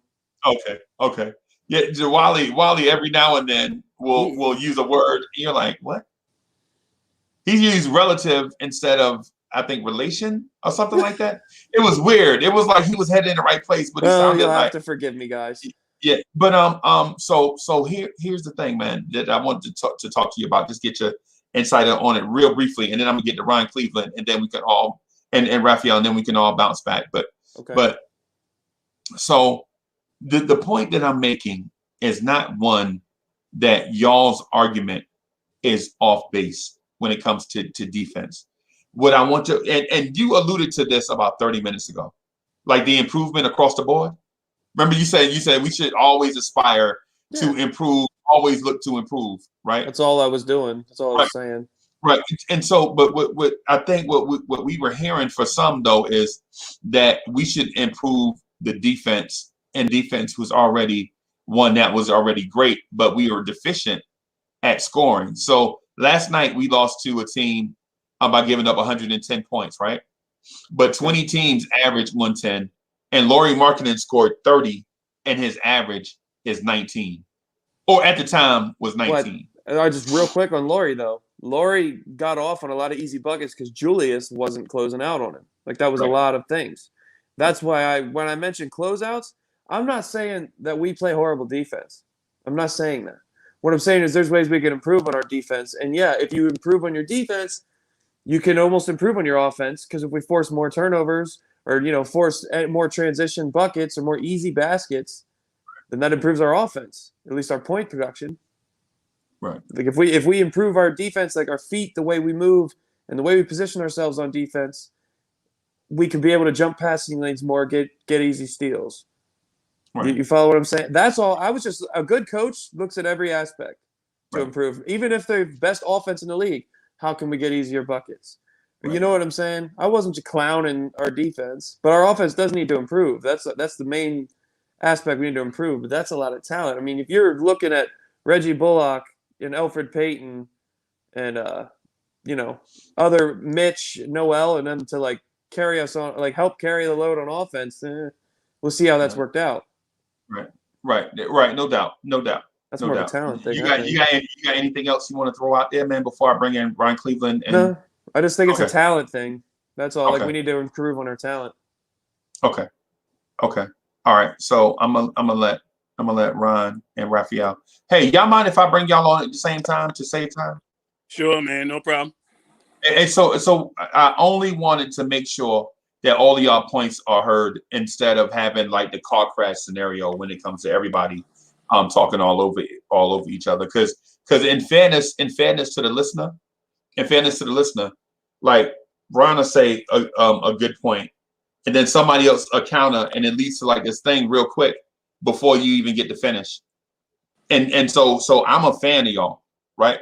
So when you say certain things, I be wanting to hear it. Like, for instance, you said the Knicks were getting backdoored to death last night, right?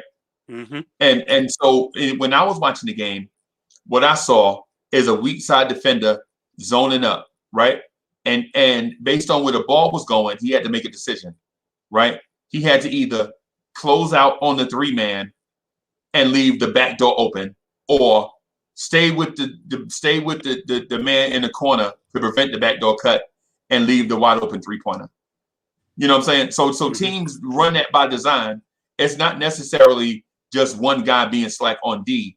It's one guy having to make a decision in real time, and then whatever the play is, whatever he does, they do the opposite to try to get a basket.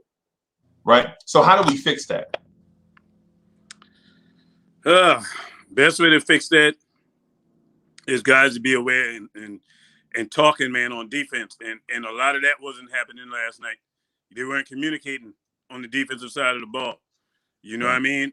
Communication and defense is everything. You know, more so than on offense. You know what I mean? Because everybody know pretty much what set you're going to run when you're on the team. You know where to get your go out on the floor. Right. Whether you're going to set a pick for somebody, you know what I mean, or whether you're going to do a dribble handoff. Everybody know where they're supposed to be. But when it comes to that defense, if you ain't communicating, you're done. And you saw that last night. Julius, I think it was a couple of times where I saw Julius run over to a man on the left side of the floor when the man was already guarded, and he's looking around and he's like, right, nah, that's on you, man. You gotta stay with your man. But I'm gonna tell you, last night when this game was lost, Freezy, was early, man. When I looked at that game and saw the energy level wasn't right, we were trying to play Chicago's game.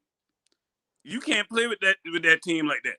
I mean, they ain't that good. Don't get me wrong, but their pace of play, they want to move. They want to get up and down the floor, and we started getting caught up in that trap, and the ball was sticking in people's hands. You can't do that. But Julius Randle allowed Lauri Markkanen to go off last night, and once a player, you know this, Freezy, once a player gets confidence, you're gonna have a long night, and that's what happened last night. Right. And he always, for some reason, seems to kill us. Right. So Raphael, what do you think about? So what do you think about what you heard and other people's takes? And do you have something that you wanna add before we go back to everybody on the screen? Shout out to Chuck Raphael goes, Freezy. I said it too earlier this morning. There was a lot of ball watching going on. They fell asleep on defense. Alfred Payton, I saw him sleeping, watching the ball instead of watching his man. And that's why that back door was open a lot. Shout out to Chuck for bringing that back up too. Right. Okay. I think Ron made a couple of good points in there that the Bulls seem to always own the Knicks when they come to town. Even when we have Porzingis, it's like they know our roster. They know our strengths and our weaknesses. You know, the energy. That's a good point. With I knew it was going to be tough, but I also know that we've been hot and we've been cold. But then I start looking at that roster, and then I start looking at the kind of production that team produces, and you know, until we get better proven players, man, it's going to be tough. You could do good coaching, but you know, again, we need better players than other than Reggie Bullock. I mean, look, sometimes they play well. Bullock plays well sometimes. Burks, Alfred Payton they have their days, but you know, I think they just got a better proven players, and we need one more to go with Julius Randle, and then we take it from there, man. They spent their money. They're spending money on better proven players, and that's what I think. That stuff like that keeps them in game, so they know how to stay in game. And while we struggle to We finally cut the lead at the fourth quarter. We finally got to what's it called, to take the lead at the fourth quarter. And I don't know, man. I just what I saw in that game is, Julius needs help. He needs another player other than RJ. And Quickley did good. Even though they had their flaws, Randall, Quickley, and who else? Who hit that corner three? Was that Bullock or Burks? It was Burks. Hmm? Burks shot that three in the corner on the Yeah, right side of the that was floor. nice. But again, man, when And Burks had a good night, by the way. He had 18 last night. He played pretty good. we got the salary cap, we got to use that. That's what I sense right now. We got to use that salary cap. We got 18 available. Teams like this will beat us a lot. And so we have 17 available after the Amari Spellman Taj Gibson thing. Right. So I feel like teams like this who have like two or three solid veterans, it's going to be hard for us to beat this kind of teams like this. And you know what, Freezy? Ralph, y'all, hey, don't worry, help coming, because the front office, Tibbs, they see the same thing we see. You know what I mean? They're gonna go out and address the situation, man. They're gonna go out and address the situation, because we losing more games, not because of the defense, to Free Keith's point. Not because of the defense, it's because of the offense. We cannot score. And if you can't score in today's NBA, you're going to have a problem. I don't care how good of defense you play. The name of the game is basketball. Right. You got to put the ball in the hoop to win. Right. Defense give you a chance, and that's all our defense been doing, is keeping us in games. But our offense, it's terrible, man. They're going to spend money, though. I got faith they're going to go get us some shooters in there. And I don't know if y'all heard, but JJ Redick wanting to come in. Right. And so just real quick, Raphael. Hey, Kaiser Sose, thank you for the super chat. He said they spending money to be in the lottery. And so that's sarcasm. Kaiser Sose is funny. I picked up on that. Yeah. So he funny. Let me get it. That's ESPN media play. I'm sorry, y'all. Just one quick thing before we let everybody in, Raphael. Is that all you had? No, me personally, I wouldn't mind a player who has 10 years experience in this team. Somebody that's been doing it for a while, that's had success. That was, somebody. We need somebody who has experience. I mean, I get it. We want to go to the draft. But somebody like who, man? Somebody like who or what position? I mean, tomorrow I have some suggestions. Right now, I don't want to have suggestions. Right now, I just want to start the motion of, I want somebody, because we were a lot of fans that want talent. I mean, from the draft, and drafting is important. I'm pro draft, but at the same time, I'm also pro, like, man, we need somebody that can also coach these guys too. That could be like a. Hey, so the Knicks did bring in Taj Gibson. I don't know. So the Knicks did bring in. So okay. Just so Ron, you got anything else before we go back to full screen? Well, I tell you this, then we need to go call Golden State. Try to go get Kelly Oubre. Try to go get Kelly. He don't fit. So you disagree with Raphael said, because Kelly Oubre is not a 10-year player. No, he not a 10-year player, but he ain't a rookie. You know what I mean? He'll definitely be an upgrade over what we got in that small forward position, in my opinion, starting. I know he got to be better than Reggie Bullock. Reggie Bullock just ain't playing good this year, man. Would you do Kevin Knox for Reggie Jackson? Absolutely. Raphael, what do you think about that? Would you do Kevin Knox and something, of course, for Reggie Jackson?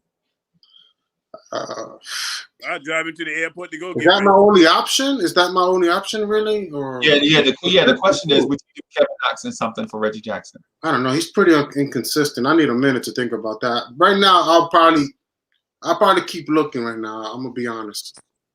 So that's a hard pass on Reggie Jackson. He's too inconsistent. Okay. And I already have that problem here.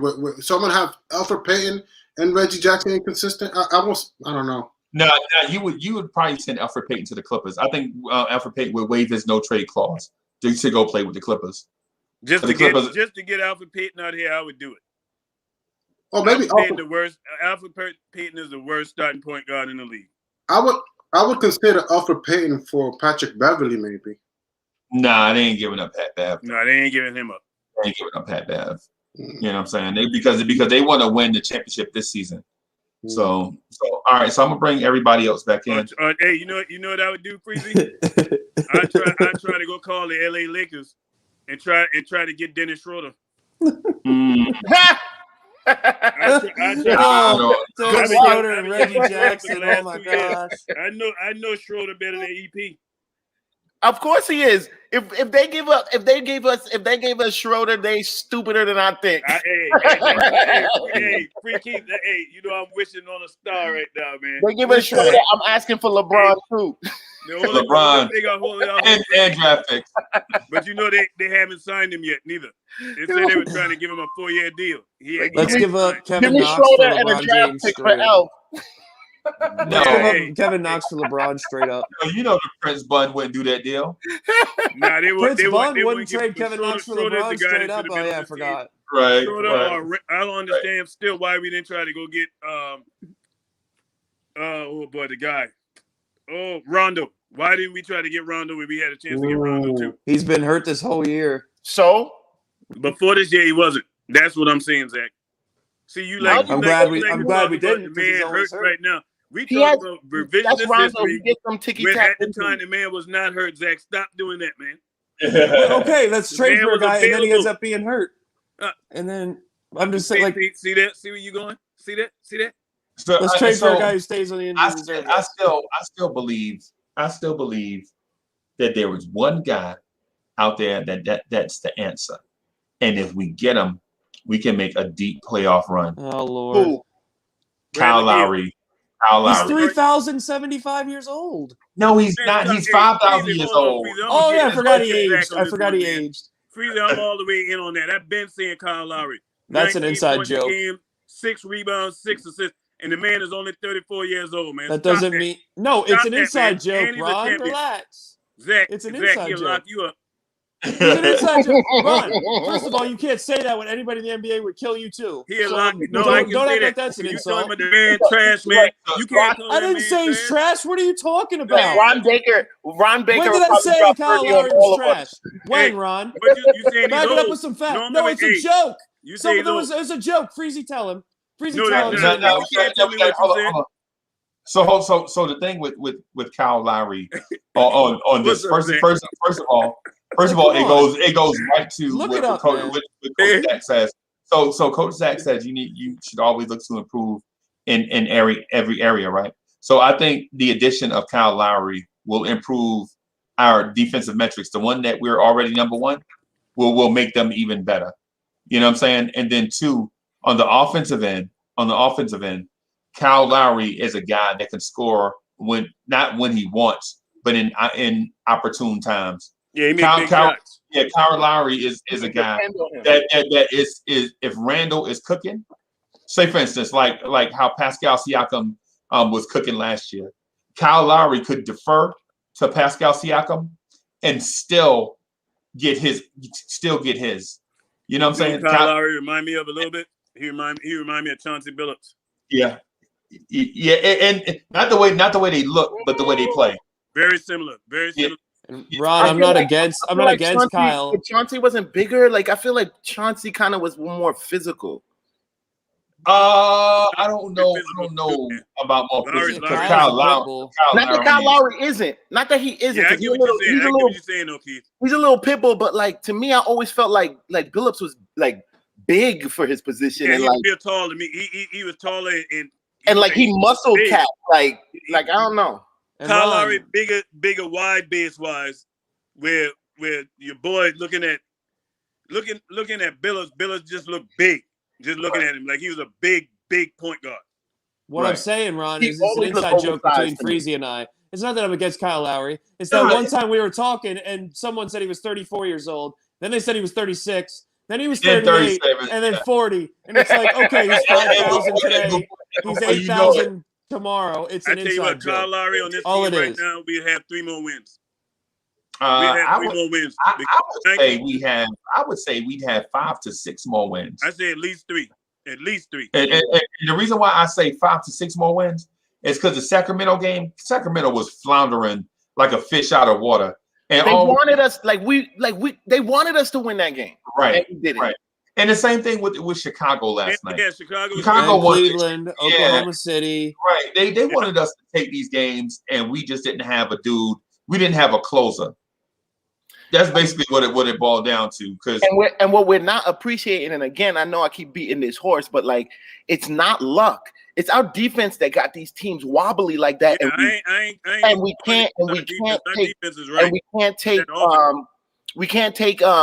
take it as a positive because we don't do anything on the offensive side to take advantage of it when we got them wobbly like that. You know, Hold up, Freezy. Are you saying Kyle Lowry's a closer? You know how? no, that's not You what know I'm saying. how we always Okay. say, right?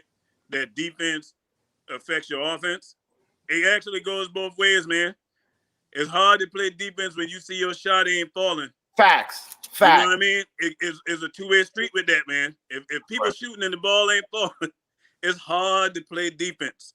Right. When the So other team, you see the other team shot going in the basket. right. And so what Zach was saying, what I'm saying is so when you force Julius Randle to facilitate late in games, then it takes away from his ability to be a closer. But if you have Kyle Lowry to help share the load of distributing the ball, getting others involved, then that means Julius Randle can do less facilitating for Alfred Payton, Kevin Knox, and Mitchell Robinson. I was just making sure you wasn't saying Kyle Lowry's a closer. No, I'm not saying it in that sense. What I'm saying He's a big shot maker, though. I tell you that. He does make big shots. It's not like he's making the last second shot, but like Kyle Lowry will make he'll make important scoring. He'll make important scoring during a stretch. Right. So for that instance, was the narrative before Kawhi came. So I'm going to use that example. So when Kawhi was there in the NBA Finals, what happened was people noticed the Kawhi Leonard was hitting tough shots over good Golden State defense, but what they didn't notice was Kyle Lowry was scrapping for loose balls, keeping offensive sets alive, taking charges, knocking down open threes, and this is the important part, and taking a young value guard and turning him into somebody that got the bag this summer. Yeah, Fred VanVleet was a big shot maker. Right. I think he do wonders for Quickley. Right. And so that's what I'm getting at. So for those that don't think Quickley is a point guard and would like to see Quickley play off the ball some more, if you bring in Kyle Lowry, guess what you can do? You can have Quickley play off the ball some more and have him be groomed by Kyle Lowry to play point.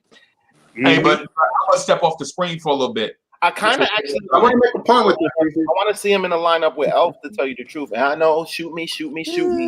But I actually would like to see IQ with a point guard who, like, you know what I'm saying, with a non-shooting point guard to play kind of like the two with Randall and RJ at the three. I don't know. I feel like I feel like that can make some noise. I've said that before, Keith. I agree with you. At this point, huh? I said that before, Keith. I agree with you. Because Quickley is better. Like, yeah, he was facilitating yesterday when he played with the ones, but he's better. Like, on the second unit, he's better when he's got the ball in his hands because nobody's talented enough to score like he is on the second unit. Yeah. But in the first unit, he's a good spot up shooter. He was struggling in the beginning, and he's still averaging 36%, and he's 1% above league average. And he would still play really well off the ball. And RJ showed he could play against threes when he played against Kawhi Leonard. Do you notice like he does that Curry thing? Not saying he's like Curry or whatever. We all know he's not Steph Curry. Yeah, he does that Curry thing where he's like constantly in motion. Like that dude does not stop moving. Yep. And that's like I love that about him. Like, hey, ball in his hand, ball not in his hand. Like he's definitely moving. Like he's not stopping. Hey, Free Keith, you notice that I saw this last night too. I said, oh, you can see where some of what Quickley does have rubbed off on RJ. Because RJ now doing that dribble move where he waiting for the defender to feel him on his back and shooting that floater in the lane. And then shoot the floater. Yeah. I said he would watch it quickly. I said he done picked that up off him quickly because he ain't had that in his bag now. And guy didn't pick it up after But Peyton. quietly, they probably both got that from Knox, the floater god. What?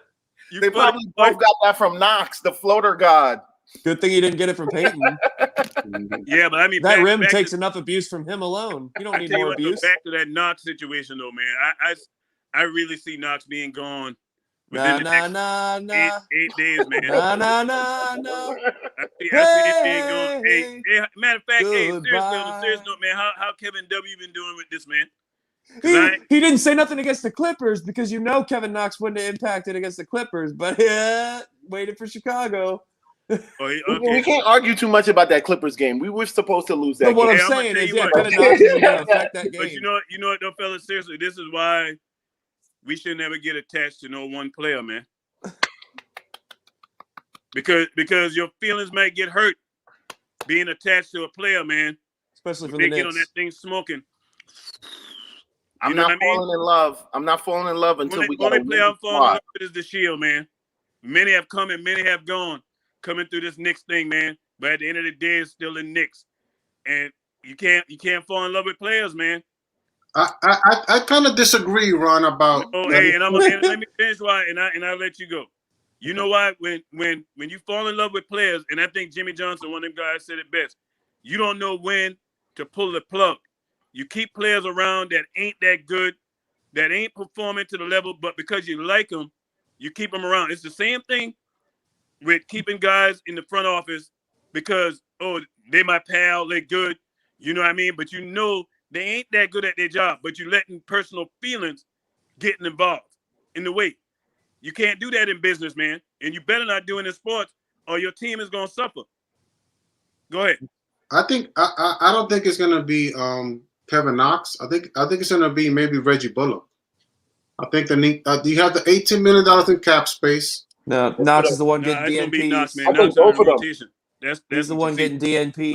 My thinking right now is that, and I wouldn't be surprised.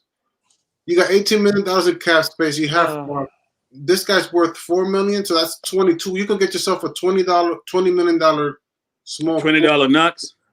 Who? Caps keep talking about hey, Ron, he dropped 50 on your head. Caps keep talking about cap space and all this. Who are you the free agents that are out there? That not free agents. I'm talking about making a trade for. But we can make a trade right now without even deliberating anything about the trade. Like, let's make a trade. The cap space have nothing to do with it. That trade gonna be available on cap space. Because we're gonna have to give up people anyway for a quality person for any of the quality. Saying that we don't have to. You're saying that we don't have to match salaries the same as other teams would have to because we have the cap space. That's what he's saying. Yeah, that's what I'm trying to say. We got space. He's saying it's easier to facilitate a trade without having to give up a Randall's salary to make salaries match. Raphael, when I asked you when you were on the screen with Ron, I asked you who, name a name or position. Right, I asked you that, and then as soon as I disappear and come back, you like. I want Terry Rozier over all these other guards. Ralph got a revelation. You know what I mean? He started thinking about stuff. On that sideline, and Ralph said, "Hey, I got to get this one on out there." Right. I want Terry Rozier. So who I thought he was gonna say? No lie. This is who I thought he was gonna say, and I wanted him to say it on the screen by himself or with Ryan. I thought he was gonna say trade for Kemba Walker. Ooh. That's who I said that because I was giving him. I was like, "Yo, let me give this dude the runway to say it and then justify it." While he's got the screen by himself. Right. How's that injury with Kemba? I mean, I'd be it doesn't matter, Ron. I'll be more than happy to take hometown hero Kemba right now. Like injured and all. In fact, I feel like his injury might make it a discount. Like, let's go ahead and get him, bring him home, bring him home. Y'all can go ahead and get rid of Elf if y'all want, but like he would definitely be an upgrade on this squad. Get him in and play her back. I want Terry Rozier. Terry Rozier is $18 million a year. I'd rather. But when he played with Boston, when he had teams around him where he didn't have to just be the scorer, he was a better basketball player. You saw what he did on the Eastern Conference Finals run. He can do more than just score the basketball. And he really can. He's been good. He has been good for the Hornets too. But I'm You know, saying his you know what game's you're gonna changed get to from more of a Rozier every scorer. night, man. I'm not mad at play him. hard. I wouldn't be mad at it, but I still That's a still would cheaper prefer- deal, I though. still That's would not prefer someone you have to give the house for. Well, That's what I'm so, saying. so the thing with Rozier is he is going to be 3-and-D, and it alleviates the issue that Charlotte has with bringing LaMelo off the bench when LaMelo should be a starter, right? So Terry Rozier, the last one I looked, he was shooting 40% from three. I don't know what he's shooting right now. 18, 4, He and doesn't 4. take a lot of threes though, so like that. Don't let that. But when he was in Boston, when he had a bunch of scorers around him, he actually was playing very well. Other than just a 3-and-D player, he was getting triple doubles in the playoffs. He was a solid defender. And you But know he what can else? do. His game could change depending on who he's around and still be effective. And you know what else? He's not gonna lose you the game with boneheaded players. The guy's very Ooh, he's shooting 44% from three right now. How many per game? Wait, did I just make a trade thing that people agree with? What am I doing here? I've been like in I'm sorry, not Rozier on 7 attempts. I'm sorry. On 7.4. And he's young. Yeah. He's played in meaningful games. He's shooting 7 attempts a game. Yep. And shooting 44%. So he's like 3 point something out of 7. Sign me up. Hey, Yep, put 43 me in, points, coach. 43 and a half, so 44. Coach. Hey, Freezy, put me in, coach. So that should be done, right? Put me in, coach. That should be done. Now, so here's the thing. I don't want to give up Randall, right? I don't want to give up Randall. I don't want It'll be pointless to make a trade for somebody like Terry Rozier if we Why? If we got to give up Randall, like no, like definitely not. That's a pointless trade. You can give up, trade. If you can give, I'm just saying you make the call. How old you make is the call and Terry see what they Rozier? want. How Like old is he? 26. 26. Yeah. So he's young. He's in Randall's age bracket. That's cool. Like, so and he's played in meaningful minutes. He's played. Him and Randall and RJ showed he can play well in the playoffs. And that's actually, the trio that I'd like to see is Levine, RJ, and Randall. I feel like that would be a terrorizing threesome for the East Coast, yo. Okay. My whole thing, Levine 2-ball dominant. My whole thing is, and I disagreed with Freezy on this take, but maybe he might be right that supposedly Tibbs doesn't play small forwards, right? He doesn't. We're not even talking about that. He doesn't feature small forwards. So I mean, my whole thing is, if he is it possible that RJ would not be featured, Freezy? What do you think about that? What if we get a Zach LaVine and RJ? How you think Tibbs will make it work, or possibly not? Because you were making that case that Tibbs historically does not feature a small forward as his main offensive weapon. He would make it work. He'll make that work. You got to make that. That's what we were trying to say. But for Freezy, what do you think, Freezy? I want to hear your take because that's important for me. Like, I don't know if we should get a defensive small forward or we should. We need shooting, man. We need shooting. Shooting. If you acquire Terry Rozier, say for instance, you acquire Terry Rozier for something Charlotte covets, like draft picks. Right, say right. Charlotte, I'll give you 2 first-round picks for Terry Rozier. No. I ain't giving you a player. No, it depends. I wouldn't give him no more than 1 first rounder. No, 23 and 24. And it'd be the late. It won't be nothing in I'm talking about like 23 and 24. No, I'm talking about like 24 and 26. Oh, I see. To me, what years? 24 and 26. To me, like that makes that those picks that are further down like that, like 3 years away, this, that, and the other, like I'm game. Right. I am game to trade those for people that will make sure that we're a perennial playoff team. Because like to me, those picks will not be necessary. Like they won't be as important for us if we got the right people by that point. Just not these next 2 years. Not these next 2 years. Basketball. Right, and then I'm not trading no 2021s and 2022s. I'm talking about 23, 24. Like I ain't even talking about 23. I'm talking about 24 and 26. Man, get them picks out of here. Yeah, right. Bring somebody in. Can we send him Knox too? Well, I send Knox. If that's the sweetener, if that's the sauce for the steak, get him out of here. Right, but the thing, what I'm saying is by the time 24 and 26 come around, you will have enough time to accumulate more first round picks. If we still talking about the lottery, then I'm done. I'm done. Right. If we still talking about the lottery in 3 seasons from now, then we don't need those picks. What we need is a priest to come here and bring a holy water. We'll still be talking about trading for Bradley Beal then. Like, we need sage. We need to go around the MSG and sage the whole building, like everything. Hold on, Freeze. I still want to hear from you, Freeze, because I don't feel like I got an answer. Will RJ and Zach LaVine be featured if we trade for Zach LaVine? I believe so. I'm not, in terms of Zach LaVine, I'm not really on the Zach LaVine bandwagon like that. But I will entertain your question, right? Mm-hmm. So my thing is if you trade for Zach LaVine, let me lay down some parameters first, so I can make an intelligent suggestion to your question. So if we trade for Zach LaVine, who's playing point guard? Let's just say Elf or Quickley. Quickley. Whoever you want to say. It's Quickly, LaVine, RJ, Randall, and Mitch. Let's just say it's that. I want to listen. I really want to listen right now. Don't pee yourself, Free Keith. I'm just trying to give you. In that scenario, Raphael, you're talking about 4 dudes that want to score the basketball, right? Because if it's Quickley, LaVine, RJ, Randall, Mitch, you're talking about 4 dudes that want to score the basketball, and another one that wants to score the basketball but feel like the coach is holding him back. So it's like, and I'm not saying how much scoring does a guy need, but what I am saying is I think RJ, while he may not be featured, RJ can get his points in the flow of the offense, right? And you know what I'm saying? So say for instance, Zach LaVine comes here and he averages 24 a game, since instead of 27, right? So he averages 24 because now he's surrounded by more scorers. What that does immediately is it drives up our Julius Randle scoring average too.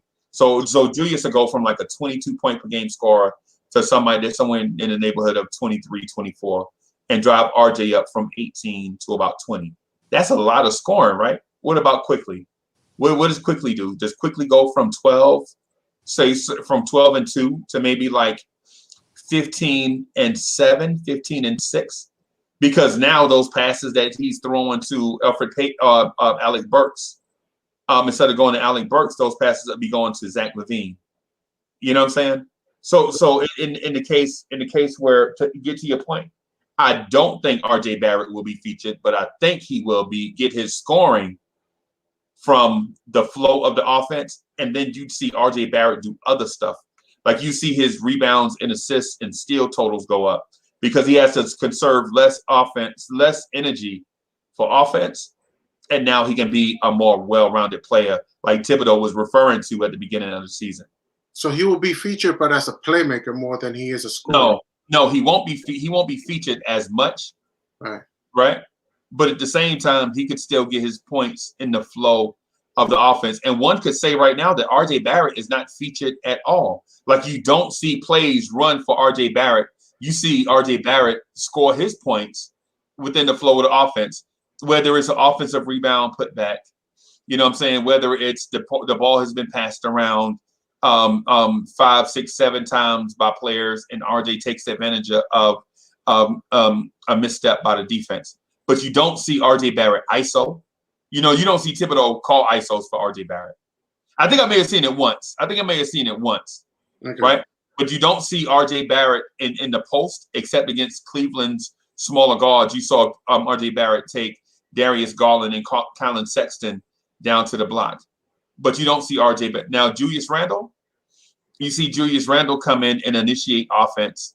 You know what I'm saying? He'll catch the ball from Alfred Payton, come around the Payton screen, look to drive to the free throw line. If the shot is there, he'll take it. If the weak side defender collapses from the corner, he'll kick it out to the weak corner for 3 to a Kevin Knox or somebody that should be knocking down the shot. So the thing with Zach LaVine, it's all about perspective. I don't think you just bring him here and just say everybody is better. I think it's the personnel that you have around. Say for instance, if you got Kyle Lowry and Zach LaVine in the same day, right?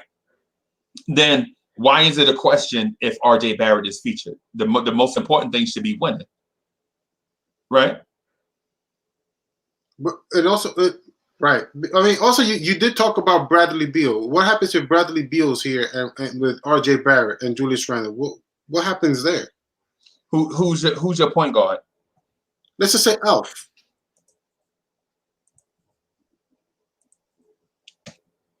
I just put the link back in the chat. Sorry, y'all. I think you wanna touch on that, Freaky? Yeah, I feel like we got okay. I don't know the direction Raphael is going with. No, I don't want Bradley Beal. Freeze has been wanting Bradley Beal. No. I want Bradley Beal too. Like this is what I'm not. But that's not the question. The question is, will RJ Barrett be featured? That's what you asked, Raphael. Like Yes. I don't know if I don't think I think it would be the I think it would be Randall and Beal and RJ.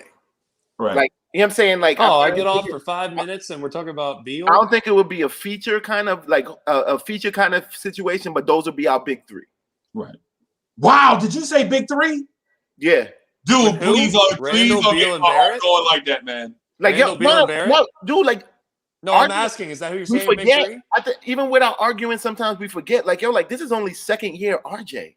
Like Right. he's doing. He's No, doing. but are you saying Randall, Beal, and Barrett is the big three? I'm sorry, I was. No, kicked, I'm saying if we had. No, he's saying our big three. He's saying Yeah, right. yeah, No. If we had a Beal, yeah, like him. I could see him. Beal. I was only asking because I didn't hear it because I got kicked from the Oh, StreamYard okay, crowd. yeah, That's the yeah. only reason I was asking. Total scenario. Like this is not like this is Okay. pie in the sky. But like if we didn't get Beal, they would be our big.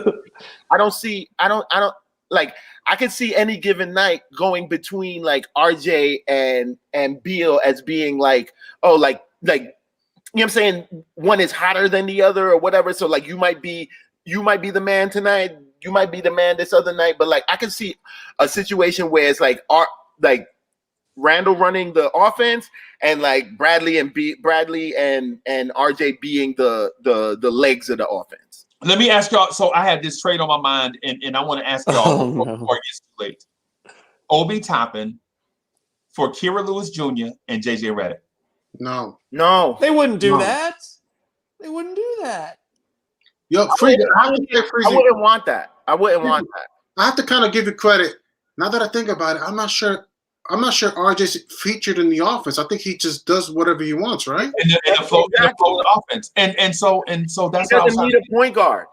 right. And so I was trying to get to that about last night about we got on Julius Randle for not closing out, being more aggressive, but what we forgot though is RJ Barrett was in foul trouble and Julius Randle couldn't risk getting into foul trouble unless RJ and Julius Randle would have been off the floor. And then what would our offensive look like last night? Those fouls, those early fouls, especially with like I actually think a big part of our loss yesterday was Mitch. Mitch played a sloppy brand of basketball that whole game. Right. And Looked like last year's Knicks. What it looked like. No, I'm talking about Mitch. And like I feel like he really kind of like there's something that happens when Mitch is playing sloppy, and I think it's understated, but it kind of sinks through the rest of the team. Like if he gets to the point where he got like 5 fouls and got to sit out, like it kind of affects everybody else, especially if you got to play Noel longer minutes than he normally would have been played. It kind of messes up the synergy of the game, but like. I feel like if Mitch was more locked in yesterday, we may have seen a different kind of game being played.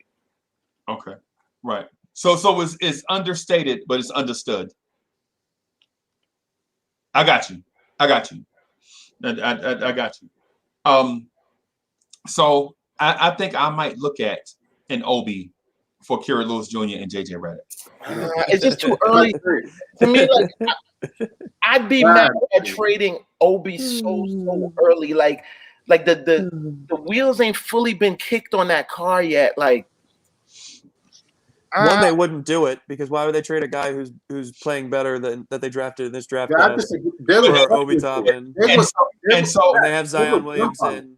all I'm saying, all I'm going to ask y'all to do is just be forward thinkers, right? Because y'all say these certain things, right? And while I may not agree, I'll at least think about what y'all say, right? So what y'all said is, hey, Uncle Freezy, we got 2 draft picks in the first round this year. We got 2 second-round picks this year, right? That's what y'all tell me. And I tell y'all, I can care less about them draft picks. I want to win right now. I don't care nothing about no draft pick. Y'all talk about something that's going to happen in June. I care about what's going to happen Wednesday night. You know what I'm saying? And so y'all like, nah, man, you can't just look at it like that. You can't just knee-jerk. You can't just trade everything for Bradley Beal, save the draft picks and make and so I'm thinking, okay, all right. I can see. I'll look at things from your perspective, right? And so this is what I look at when I go back and look at the draft. This draft is full of young, bouncy, explosive wings, even shooting guards, small forwards, and power forwards. Right? You can legit trade away a Obi Toppin for Akira Lewis Jr. and JJ Redick. And in the draft, replace Obi with a Scotty Barnes, who, if in case for those that don't know what the draft, this draft class, Scotty Barnes is a beast, and he's projected to go in that range that we're looking at, like somewhere between 14 and depending on where Dallas picks. I think Dallas might be picking ahead of us, maybe 7, 8, or 9, something like that, right? So I would entertain the thought of trading Obi.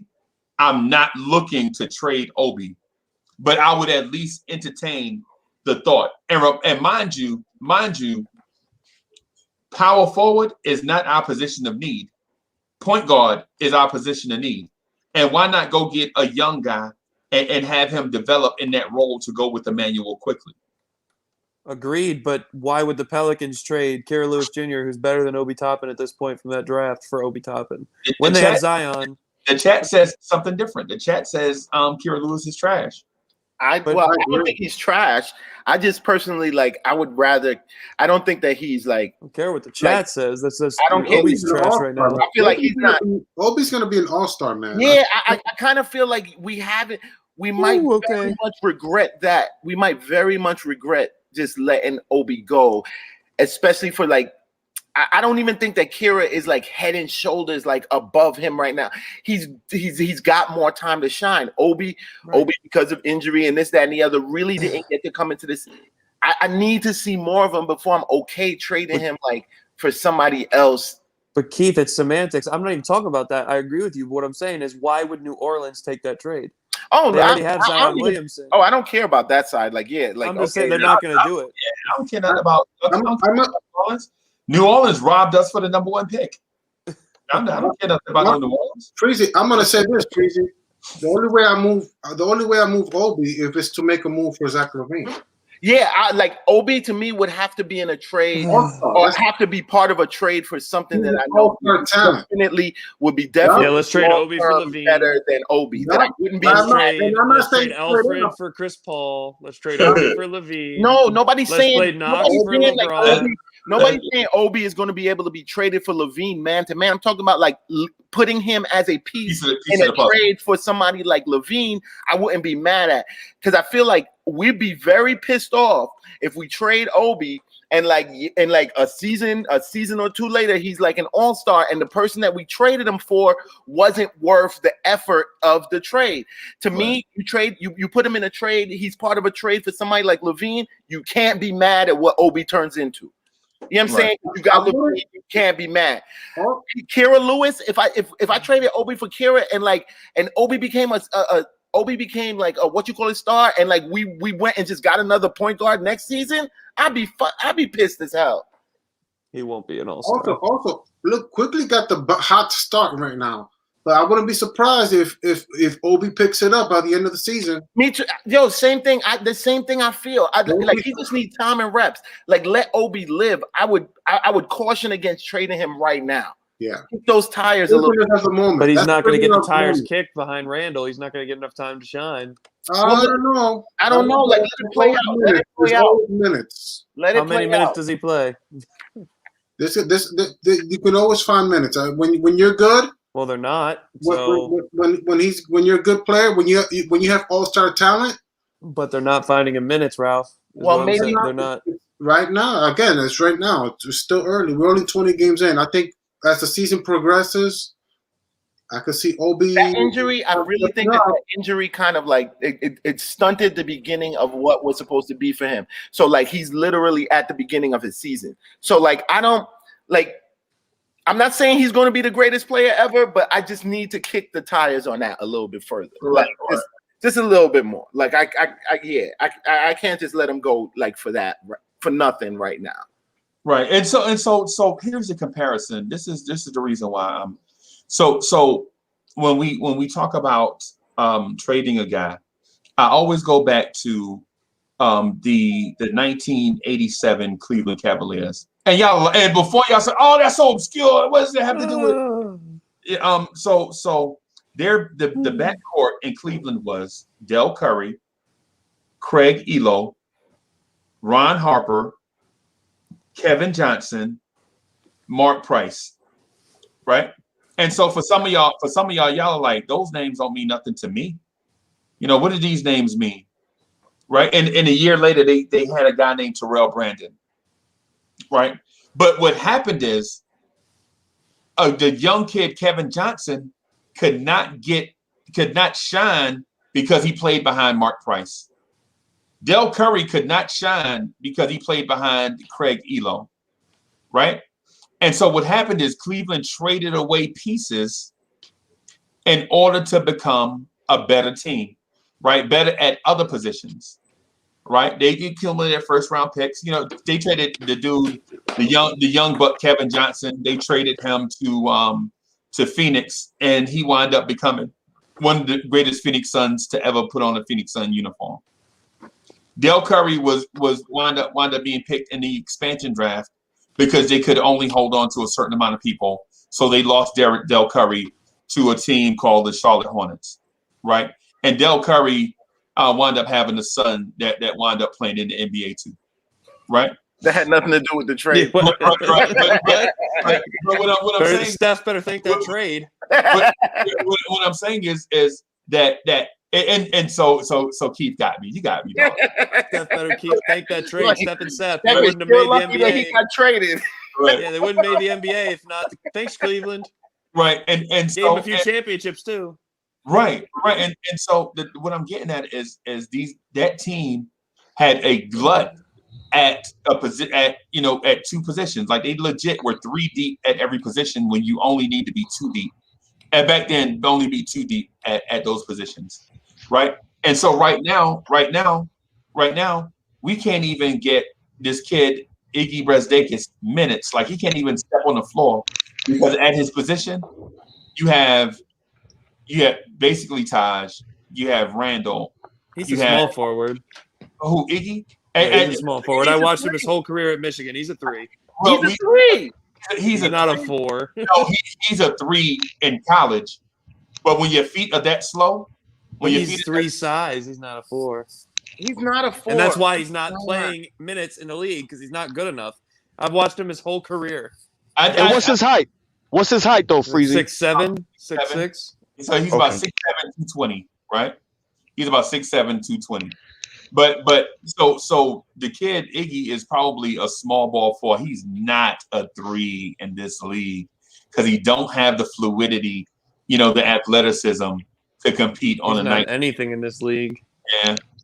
What I'm saying, but my point is with Obi is you got it. Obi Toppin should be getting a lot of minutes in order for him to develop into the player that we want him to be. But right now you have an all-star in front of him, right? So why not ship him away to get something like a small forward that you can play every day, that you can give 30 minutes to? You can package Obi and Knox and go get a legit small forward, a guy that mans that position. No, not Obi and Knox. I want to keep Obi. But what are you gonna? Are you gonna keep Obi? But are you gonna keep Obi on the bench? I mean, he got to develop. You got to keep him because we don't know if we're going to be able to keep Randall. Maybe he comes in after next year. We pick up the option, and he says, "I want $30 million," and the Knicks say no. I would keep him too. I'm just saying we don't know the future. I would Randall. keep him, he might but it's not not want to because stay. I mean, Randall doesn't have to play 40 minutes. I feel Randall can play 30 minutes. He might not want to stay. I would keep him, but it's not because I'm scared of losing Randall, but I would keep Obi just because I don't know what we have in Obi yet. Right. Hey, Freaky, I'm here to tell you that I don't believe we know what we have in Julius Randle yet. And I agree with you on that too. And if this season has actually proven anything, I think it's more so that than anything else. Like nobody on this planet expected to see what they saw of Randall this season. Right. I don't care what nobody told me, and I was the biggest Randall fan. Like nobody expected this Randall. And so imagine this. Imagine if you will, if Julius Randle kicked the ball out to somebody that could knock down a shot. Oh my God. So Raphael was right. Raphael called it all the way back in October. He called it. He said, yo. So hey, so shout out to Chop Low. Hey, I was rocking this DJ set from Chop Low yesterday when I was going about town. That was dope. Oh, all right, bet. That was fire. That was right on time. I appreciate you for that. I had to dig in the crates for you, Unc. Yeah, hey, I appreciate. And the drop, that chick that kept saying "chop low," that was fire. I bet. Before you drop it, it can't be anything other than. But that drop we had in the beginning of that, Freezy, that's from a classic movie. I bet you don't know where that's from. No, I don't. I couldn't put my finger on it. The Chop Low documentary. No. So, but to what I was to the point that I was making though about small forward, I would rather use extra assets at one position to fill a much needed void at another. Obi could play the small forward though, right? Or no? Nah, not yet. I don't think so. Not yet. He's been doing it, and I don't think he's as bad as people really actually been saying. Right. And he's literally the same size as Iggy. Hey, he's 6'9". And didn't you say that, Freezy? What? He's the size of Kevin Knox. Yeah, when he stand up next to Kevin Knox, they look like the same height. Yeah, I think him and Kevin Knox are the same size. I think him and Kevin Knox are the same height, the same weight. They look like it, because when you look at both of their legs, like when you look at their legs, they look like SpongeBob legs. So not Iggy though. Iggy's solid. Iggy got a solid frame. Yeah, Iggy is right, but I don't see Iggy as a NBA small forward. I think with some seasoning, my guy will probably develop into a Joe Ingles. Joe Ingles is a 3. He'll be better than Joe Ingles. He's more physical than Joe. Yeah. In what world? Iggy gets physical. I've watched him every game at Michigan. He is not more physical than Joe Ingles. Okay. But did you watch him in the G League though, Zach? Dude, I'm watching G League games and he's against G League talent. He's definitely got his body on cats. Like I don't know, but that's just me. And it's confident. I think he might be the most confident cat on the roster. I actually got that from his interviews when he got drafted. Like that, I thought he was going to be better just based on his interviews. Like he had this confidence, and his confidence gets the best of him, though. It wasn't a cockiness. Like he has this kind of assuredness, though, and I dig it. I'm saying, in college, RJ got that same confidence. He would shoot himself out of games. Like that's how he is. Then the national championship game against Villanova, he was a no-show. The whole team was a no-show other than Mo Wagner. If we're gonna talk about those games, then RJ was very shishky. He's been shishky when it matters most in the NBA at this point. You say he was shish kebab shishky or shish kebab? You don't make me hungry, child. No. Come on, man. I ate breakfast. Don't make me hungry. In the sense that the game eludes them when they need to make an impact on the game. That March Madness, that last March Madness that RJ played, like I was high on RJ until that March Madness, and I didn't like how he came up. Zion was carrying the team, and RJ was a very minimal help. Right. But then Zion got hurt, and then he had to carry the team. I guess no, the rest of the no. Oh, hey, so Raphael, what about they lost that last game trying to depend on Reddish? Would you do Obi Toppin? Yes. Would you do what? Obi Toppin for Cam Reddish. Cam Reddish? No. No, bro. No. Absolutely. Yo, Freezy, you messing with us, Freezy. Yeah, I'm gonna be honest. Yo, Freezy, you be doing it, yeah, man. Like, yo, if you're gonna stir the pot, at least stir it with something nice, man. Come on. Yeah, put some seasoning in it, man. You throwing zingers. Give me bland soup. Okay. So let me. I like Cam Reddish, bro. I'm gonna be honest with you. Cam Reddish is fire. Fire? He's a 3, right? He's a 3. Fire. That's what you said. He's a 2. He's a 2. I think he's gonna get good. I like his talent too. Somebody tell Cam Reddish he could be fired. Somebody tell Cam. You're right. Somebody tell Cam. I think he's gonna be good. I think you better call Cam Reddish up. I don't think he's a scrub. But fire is not what I'd ascribe to him right now, though. But like, I don't think he's trash, but I don't think like, he's having a good season. He's having a good season right now too, right? He's having an all right season. Yeah, what's his numbers, Ralph? What's his numbers that equate to fire? No, you don't want to see his numbers. His numbers. Yeah, you do. Yes, I do. No, you don't. Yes, I do. His numbers are terrible. Hold on. But they're fire. He's fire. They're fire. Hold on. I like Cam Reddish back reunited with RJ. I like that. Come on, man. Y'all keep trying to recreate these college teams, man. Come on. No. Let's trade for Mo Wagner.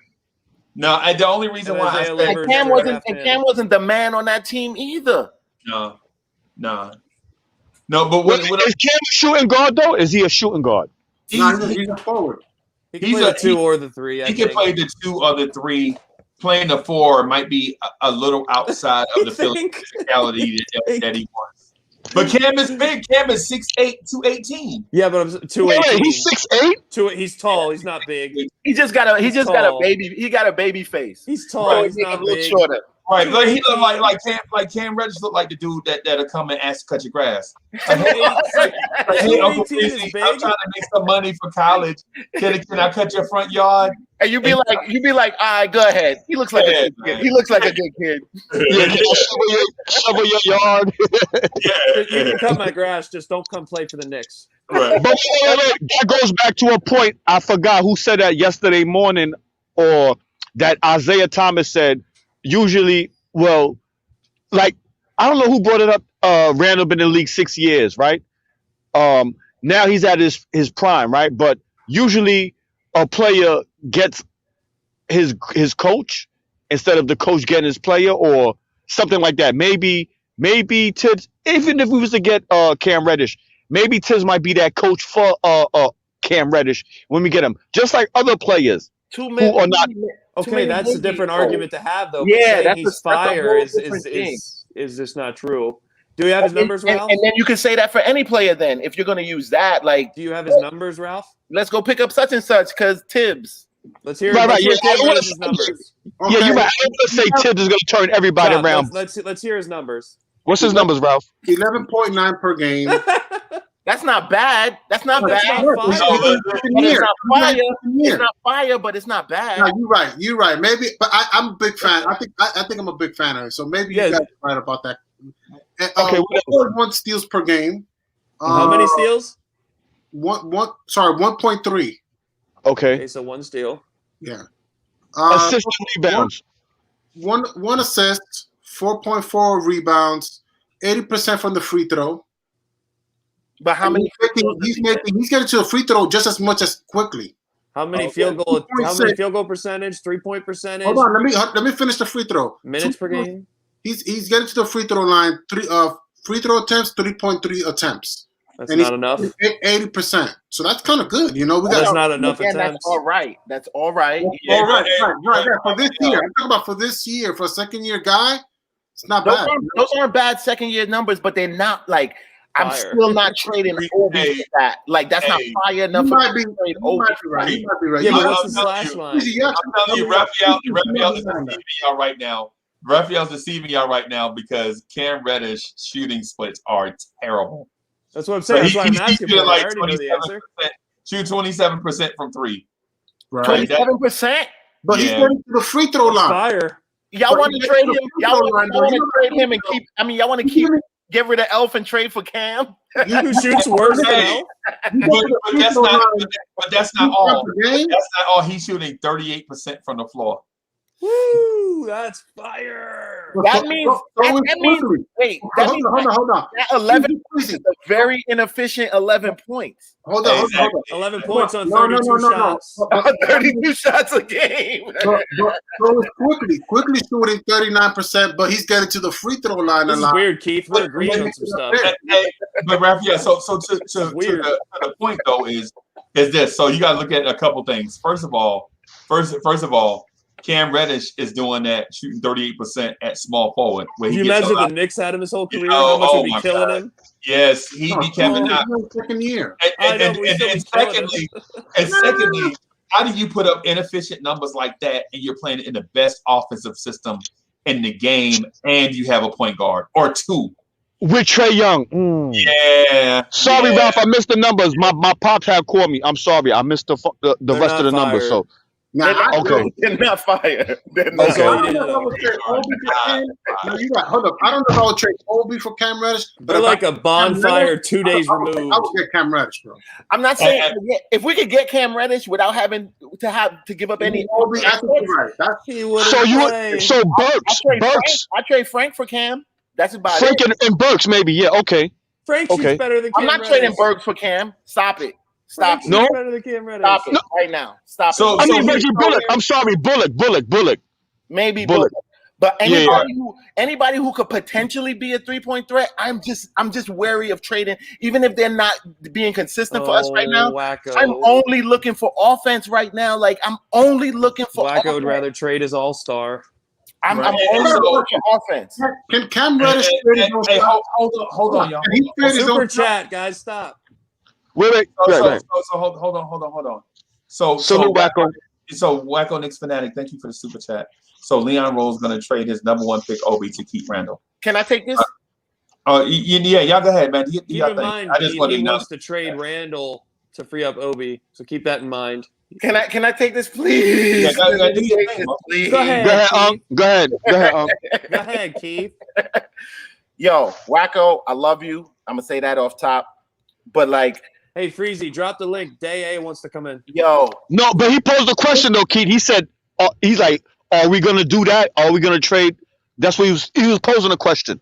He wasn't saying that's what's going to happen. It's not that we're trading. I would say, like, if anybody has the idea that we should trade Obi because of Randall, I think that's a flawed idea.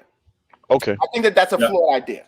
Now, the reason we have Obi, I squarely believe that the trading Randall was probably on deck. Like that was probably the idea coming into this season. Like there hasn't been 9 months of organized basketball for us. We didn't play in the bubble. So nobody had like for real eyes on Randall to see what he's improved, to see X, Y, and Z. So like, yeah. You come into the season thinking like, oh, this Randall might be a slightly improved version of old Randall. We got Obi because like we're gonna go with the youth movement and like he's gonna be our new 4. Season opens up from preseason, mind you. Randall, you're like, oh, who's this guy, Randall? Right. Randall's moms was probably looking at him like, oh, you've been working. Whatever you do with my son, just don't hurt him. So now it changes the dynamic. It changes the whole because even if you think about it, the Obi pick, Obi is only 3 years younger than him. I am not trading what looks like a budding star who's still relatively young When does Obi look like a budding star? No, I'm talking about Randall. Oh, I'm not okay. trading Randall. I'm not trading Randall because of this pick that I just made. Because of this pick that I just made, that I didn't know Randall was going to be this guy, and that pick is only 3 years younger than him. Like he may never turn into what Randall is. You know what I'm saying? Like he may never turn into what Randall is, but he has a usage, and you can still use him. Like, and I'm not opposed to an OB trade at some point down the road, but I feel like it's not down the road yet. Like we haven't really seen like what his true value is, and neither has the rest of the league. We might even be able to create him into something more valuable to trade. Exactly. You know what I'm saying? So like, let's hold off on the like who we can trade Obi, who we can trade Obi for, and this, that, and it, because it's not about really Obi and Randall no more. It's not about Obi for Randall. Keith, read the comment. Oh, it said Cam Reddish. So thank you, Echo Knicks fanatic. Actually, Obi's about to be 23 this month. Hey, hold on, Obi's about to be 23 this month, champ. So Wacko Knicks fanatic says, so we don't think 22 Obi fits better with 20 RJ. Salute. I respect that. It's not good enough yet. Randall fits better with RJ. Obi's but remember, we only got a small sample size, right? Remember, like he said, we only got. He's not outplaying him because he's not good enough. I like Obi. It's not even that he's not good enough. He can spread the floor. He's not on Randall's level. So Raphael, more NBA time. Would you trade Obi Toppin for DeAndre Hunter? He's phenomenal too, man. What about for Bogdanovich? Maybe Bogdanovich, because we need the 3-point shooting. I'll put it up, man. I'll put it up right now. Why would I trade an All-Star? First, you got to convince me. Why would I trade an All-Star potential? What's up, yo? Obi's not going to be an All-Star. I disagree. Hold on. I think he can be. Why would I trade an All-Star Obi Toppin? Why would I do that for? Why would I look to trade him first? Because you're going to have him waste away on your bench. He is not better. It's only fans who say that because he's still a rookie. But okay, he may not be better, but why can't he get? He'll get minutes. You don't think it's you're right? Fans, it's only fans he's not going to wasting away on the bench. Hasn't gotten We only see them perform during games. Like they actually practice 2 times, 3 times as much as the games we see. You know what I'm saying? So there's development going on. Let the dude do his thing. Let him be a rookie for a little while. Let him soak up some of this NBA. Let's see his job first. Oh wait, so you're saying be patient in New York. Yes, he's a rookie. It's a little bit of be smart if you want to be smart. I'm not normally a fan of the patience like this, but like with him, like we have a glut of actually like. We have a little pocket of goodness going on right now. Isn't he 23? And he's about to be 20. He's about to be 20. No, he's 27, right? Regardless. No, he's 26. He's about to be 23. Like to me, like, the difference in age between Obi and Randall is not enough for me to just get rid of Randall for Obi. Randall is your franchise player. I think he's making that case. I think he's making. He could be, but Keith is saying experience-wise. Let me get this straight. Obi need more experience. Let's let Day rock. All right, go ahead, Day. Sorry. We're 9-13, right? So that's 22 games in the season. Obi missed 8 of them because of injury. So 22. 9. Oh, 9? Okay, yeah. So he's played 12 games, right? And we already put him on the trading block. Thank you, Day. Thank you, Day. Thank you. In limited minutes, what was the point of us getting this coaching staff to develop our young players or players on the roster if we're just going to put everybody on the trade block every 5 games? Because the move was made. No, not you, Zach. The move was made before you knew how good Randall could be. He was drafted before we saw Randall in preseason. No, listen. In the end, where's the promise that Randall's going to be with us for the next 2 or 3 years? Right, but who's going to come off the bench after him at that position? He's still a rookie, You gotta let him develop off the bench. This is all Breezy's fault, by the way. Like nobody was. Who's trading Obi Toppin for Kira Nobody was Lewis? talking about trading Obi. I'll take that. I'll take that. You be trying to throw curveballs. You be throwing curveballs at us, man. Come on. No. What I'd like to do is extend the conversation. I don't want us to talk 4 hours about Elfrid Payton can't shoot. He's throwing it. I don't want to talk 4 hours about Kevin Knox needs more minutes. I don't want to talk about that. You know what I'm saying? I'd like to explore other aspects of the Knicks roster. That's the Knicks at Night podcast where it's Knox. No, it's not. I try not to get involved. That's what I'm saying. It's not. This isn't the Knox at Night podcast. We're not going to talk about Knox. Here's my thing. This is the Frank in the morning. This is my whole thing, Frank in the morning to you. Frank of the morning team.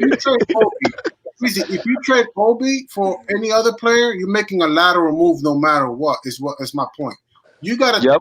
I think the Knicks right now, the only move to better the roster is to trade a draft pick and a player and take a bad contract possibly. But why are we looking to trade in the first Salute place? Ishmael Rivas. Salute Ishmael. Thanks for the hit. Your point is wrong though.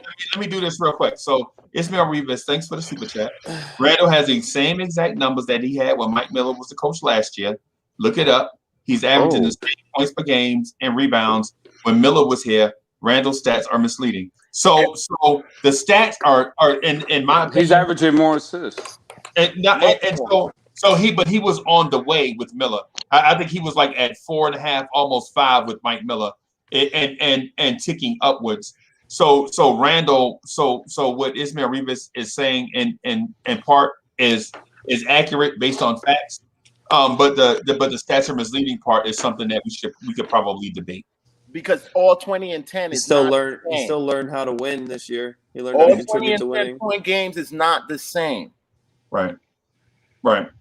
Would you guys make a move for Jahlil Okafor? No.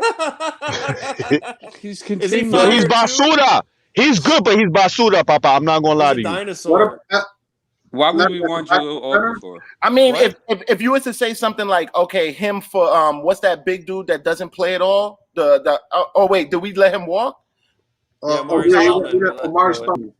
Yeah, I would have him over Amari. Definitely. Jahlil Okafor will always be a bucket and a post scorer. He's a terrible defender and he's a dinosaur. He's a good post scorer. He could be effective off the bench, but if this was 90, I'm not trading anything serious for him. If this was NBA, then yeah, definitely I would say. Why are we even talking about trade for Jahlil Okafor and Cam Reddish? All right, wait. Let me ask you a question now.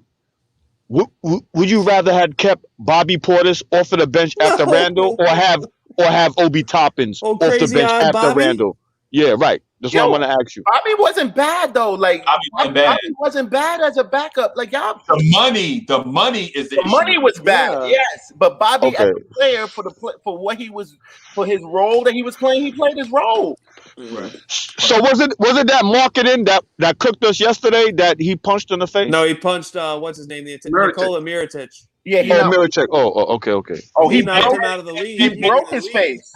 And it wasn't even a Bobby Portis thing. It was more of a Mirotic being tough guy stuff. Why didn't Bobby Portis knock Knox out? Because Knox is not a tough guy. Maybe that would have helped Kevin Knox. And Knox don't care enough about basketball to fight about it. Right, and Knox wasn't bullying. You should have just locked him up and two-piece comboed him right in the face. Knox wasn't bullying Bobby Portis. It's one thing if Bobby Portis was like, I'm the meanest joker on the block, but it's another thing getting bullied till you can't take no more. Right. You know. Okay.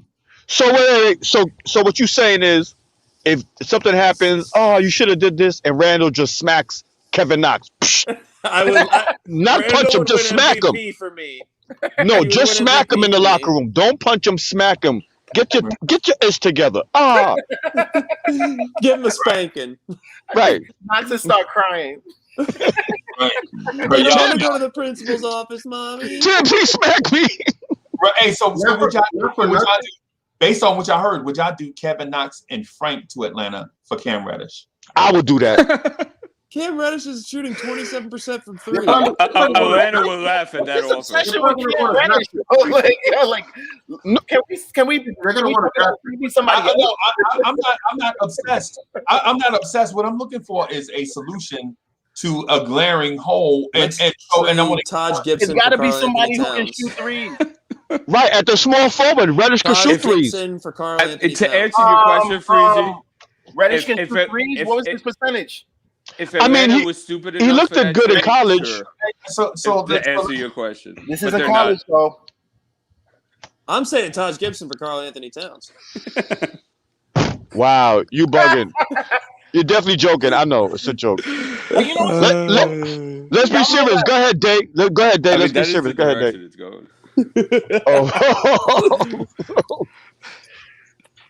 Oh, yeah, I know people love Karl Anthony Towns, but it was a joke, Keith. No. I'm not even talking about that in particular, but I've heard his name come up so many times. Like, people have been thirsting after Karl Anthony Towns, and I feel like when cats talk about like somebody who isn't a winning player, I normally don't like to and one of the worst defensive centers in the league, to associate that with people or whatever. But like, Cat is the physical embodiment of not a winning player, and he's so butter soft, yo. Like he's such a soft cat. Like, I don't know why anybody would want him in a Knicks uniform, He leave butter out of the fridge overnight. That's how soft he is. So you saying him and Knox play Fortnite together on the same team? They'd cuddle up on the couch together and play it. Matching onesies. Matching onesies. So Karl Anthony Towns leads the NBA in free throw percentage. So wow. And he shoots 38% from three. So how many times he gets to the line? How many games does he win? He's a great offensive talent. We're not doubting that. Yeah, I'm not even saying that D'Angelo Russell. His talent ain't there, but like Anthony I feel like Edwards. he's the guy that we're gonna get to the finals. We're gonna get to the finals, and he Charles Smith and you. He ain't gonna get to no finals. Oh, don't talk about that Charles Smith. I remember that. Ain't nobody to the finals. Maybe in Fortnite. And if nobody know what I'm talking about, I need one of the old heads on the chat to really understand what I'm talking. Yeah, about. I remember that. I remember that. Lead you to the Fortnite championship. Some old big for nothing mug, like. Yeah, I know. He was a disappointment. Hey, Mr. Rocket got on the dopest jacket I've probably seen in a while. Yo, Mr. Rocket, salute. Where's your fly mask, Rocket? Where's that hard. red mask? Where's that red mask? That jacket is hard. You do need a red mask, though. You need a red mask. You look like a straight Dude, suit. have you ever seen his red mask? It's like spiked. It's shiny. Oh, word? He got the best mask game in it right now. You gotta hook us up with that, Rocket. I love that one. Listen. We don't need to trade for nobody, man. We finally getting there you go. We finally getting healthy. Freezy's. We didn't have a healthy roster all year. So let's play with the roster. Let's play with the guy that we got right now. We don't got the luxury to go for anybody. We got the luxury to get trade for anybody until we start consistently winning games. Nobody's gonna come.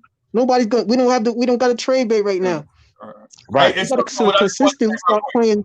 Just real quick, I'm gonna slide off the camera so y'all can so Day A and Mr. Rock and everybody else can get in and get in a part of the conversation. It'll be just off the screen. All right. Bet. Go ahead, Rocket. But I was saying we don't have the luxury to trade for anybody right now. We got to consistently start winning games, or unless they're gonna try to rape us, and for all our trade bait right now. We got all the picks. We got the money right now. We got to win with this roster. What we got now, we got to gel. We finally getting healthy, and we in the position to get over the hump right now. Because listen, they didn't expect us. They didn't expect us to win these games They didn't expect us to be where we're at right now. They expected us to get washed with the strength of the schedule that we had. They expected us to get washed. They expected us to have win 3 games or win 4 games right now. We are 4-10 in the last 14 games, though. Exactly. Yeah, we're starting to play like what people thought we were. No, exactly. That's what I'm saying. Relax. Oh, that's what I'm saying. Okay, we'll see 20 games down the road. That's what I'm saying. Like now, 32 games to get to 9. I'm good. That's what I'm saying. Now we're finally healthy, and we're losing games. We're finally Chill, healthy. Zach. Let him talk. We're finally healthy. Let's see what we can do in the next 5 to 10 games with a healthy roster instead of just blowing it all up and just be like, oh, let's trade. Because we're With this playing up is comeback. We're playing comeback ball every night, dealing with our point guard situation. With sad to say, with Alfred Payton, we're playing in the hole every night. We can't rely on a rookie with Quickley to be putting 20 plus points on the board every night. We'll never win like that. Yo, Wacko said that the Knicks look better without Randall on the court. He should be fired. Yo, somebody report this man for a hate crime. You know, there was an interesting concept that was being brought about last night, and it was in which direction we're going in.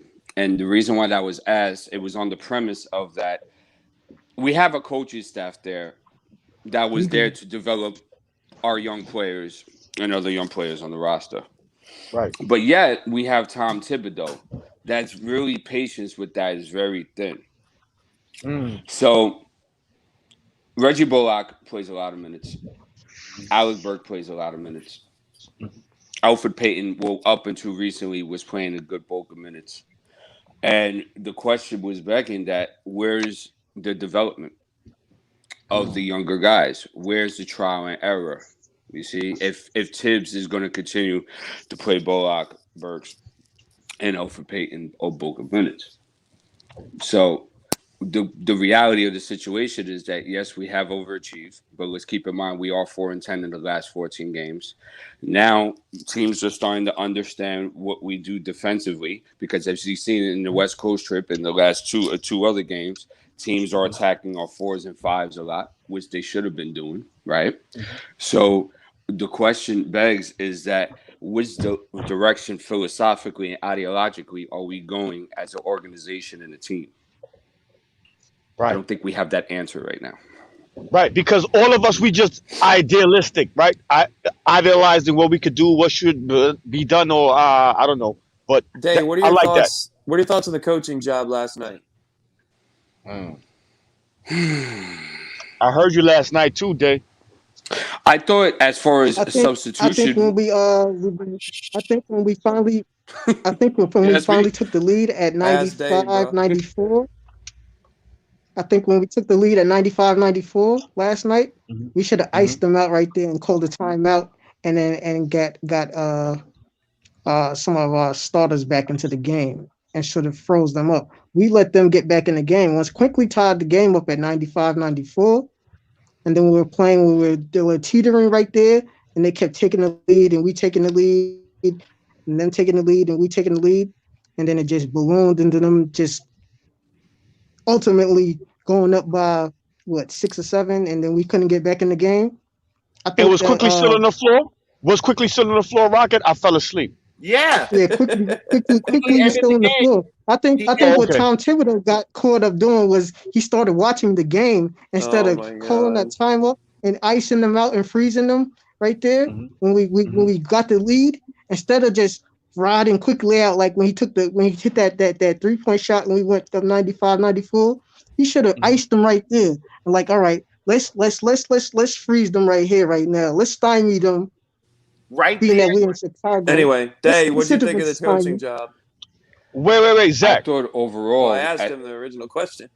I don't think it was. Thing was a bad. I think Mike Woodson. I think Mike Woodson and them should have been like, all right, let's just chill right now.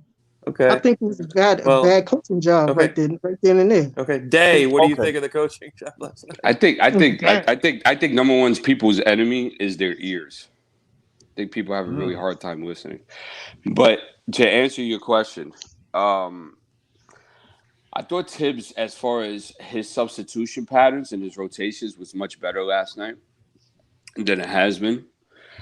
But I was afraid that he wasn't making certain adjustments on certain things that Chicago was running. And also, it's not only on him, it's also on the players too, because you just see like just how they help and recover. It's still looks like a team that hasn't played a lot together. And that's, we're 23 games in. So, there's certain things that, like I said, we went 2 steps back last night. And the problem is that it's hard to put certain things on Tibbs when Julius Randle just simply cannot guard the basketball. You get what I'm saying? Julius Randle cannot jump out and close out. Look, they even had to change their pick and pop coverage for Randle because Randle cannot get back out on the pop. They had to swing the guard to come jump all around to go ahead and pick up that shooter. It happened with RJ and it happened with Bullock. Yeah, marketing was killing us. And marketing was cooking us. Right. Marketing was cooking us. He always has good games against us. Going back to when we had Porzingis, marketing always has good games. So he has us zeroed in on that. He has the Knicks zeroed in. He knows what we're gonna do. And we always get him, So to answer your question, Coach, is that there were certain things that Tom has to get better at adjusting mid-game, especially defensively. If how you're covering certain things are not working, right? But it's also accountable on the players, and also to not be so deep in the paint and helping. So then when you got to run out for your recovery, you're late. And like I mentioned last night, a late closeout in the NBA is just like an open shot. And do you think that Tibbs was trying to get them to close out harder? Do you think he was trying to make these adjustments and the players just aren't getting it? I'm very sure Tibbs was zeroing in on that. Thank you. So then, I.E. Randall, right, Dave? I.E. Randall. It's a mix. It's not just it's his fault. We're not just pointing the finger. You see what I'm Right, saying? okay. It's a shared blame. So, yeah, that would be my answer to your question. I got a question for you there after you guys finish. I don't know if you guys have more questions. Go ahead, Ralph. Go ahead. Okay. Yeah, you made a point about something about the direction of the team. Yeah. It was a question. It wasn't a point. It was a question. Oh, my whole thing is the only way to go is to keep going forward. My whole thing is like we don't need to do. I don't know. But where are we going forward to? And forward doing. Because you made a point that the only we're going to start chopping point guard. That's what we're doing. Hold on, Zach. Let me finish. You were making a point that Alfred Payton was getting a bulk of minutes into the up into the last couple of games, right? Right, which he earned it. He earned those minutes. He right. You think Alfred earned those minutes? Really? No, quickly earned the minutes. Oh, quickly. Absolutely, agree with that. Okay. So I don't think the philosophy has to change. I think and you mentioned Burks and you mentioned Bullock, right? You mentioned they're getting a lot of minutes. And are we developing or are we trying to win? What's the direction? My whole thing is into Kevin Knox, and I'm not trying to make this into a Kevin Knox conversation. Until he starts to step up, he's not gonna. You have to contribute to winning, right? Yeah, but Kevin W, and I don't agree a lot with Kevin W, but I will agree with him on this particular point. Is that we noticed that Tibbs has a different type of extension of leash for different players, which is true. I will agree with him on that. So what I'm saying is that, for example, right, we got on Kevin Knox because on the back door he gives up every time he's out there, which is 100% true, right?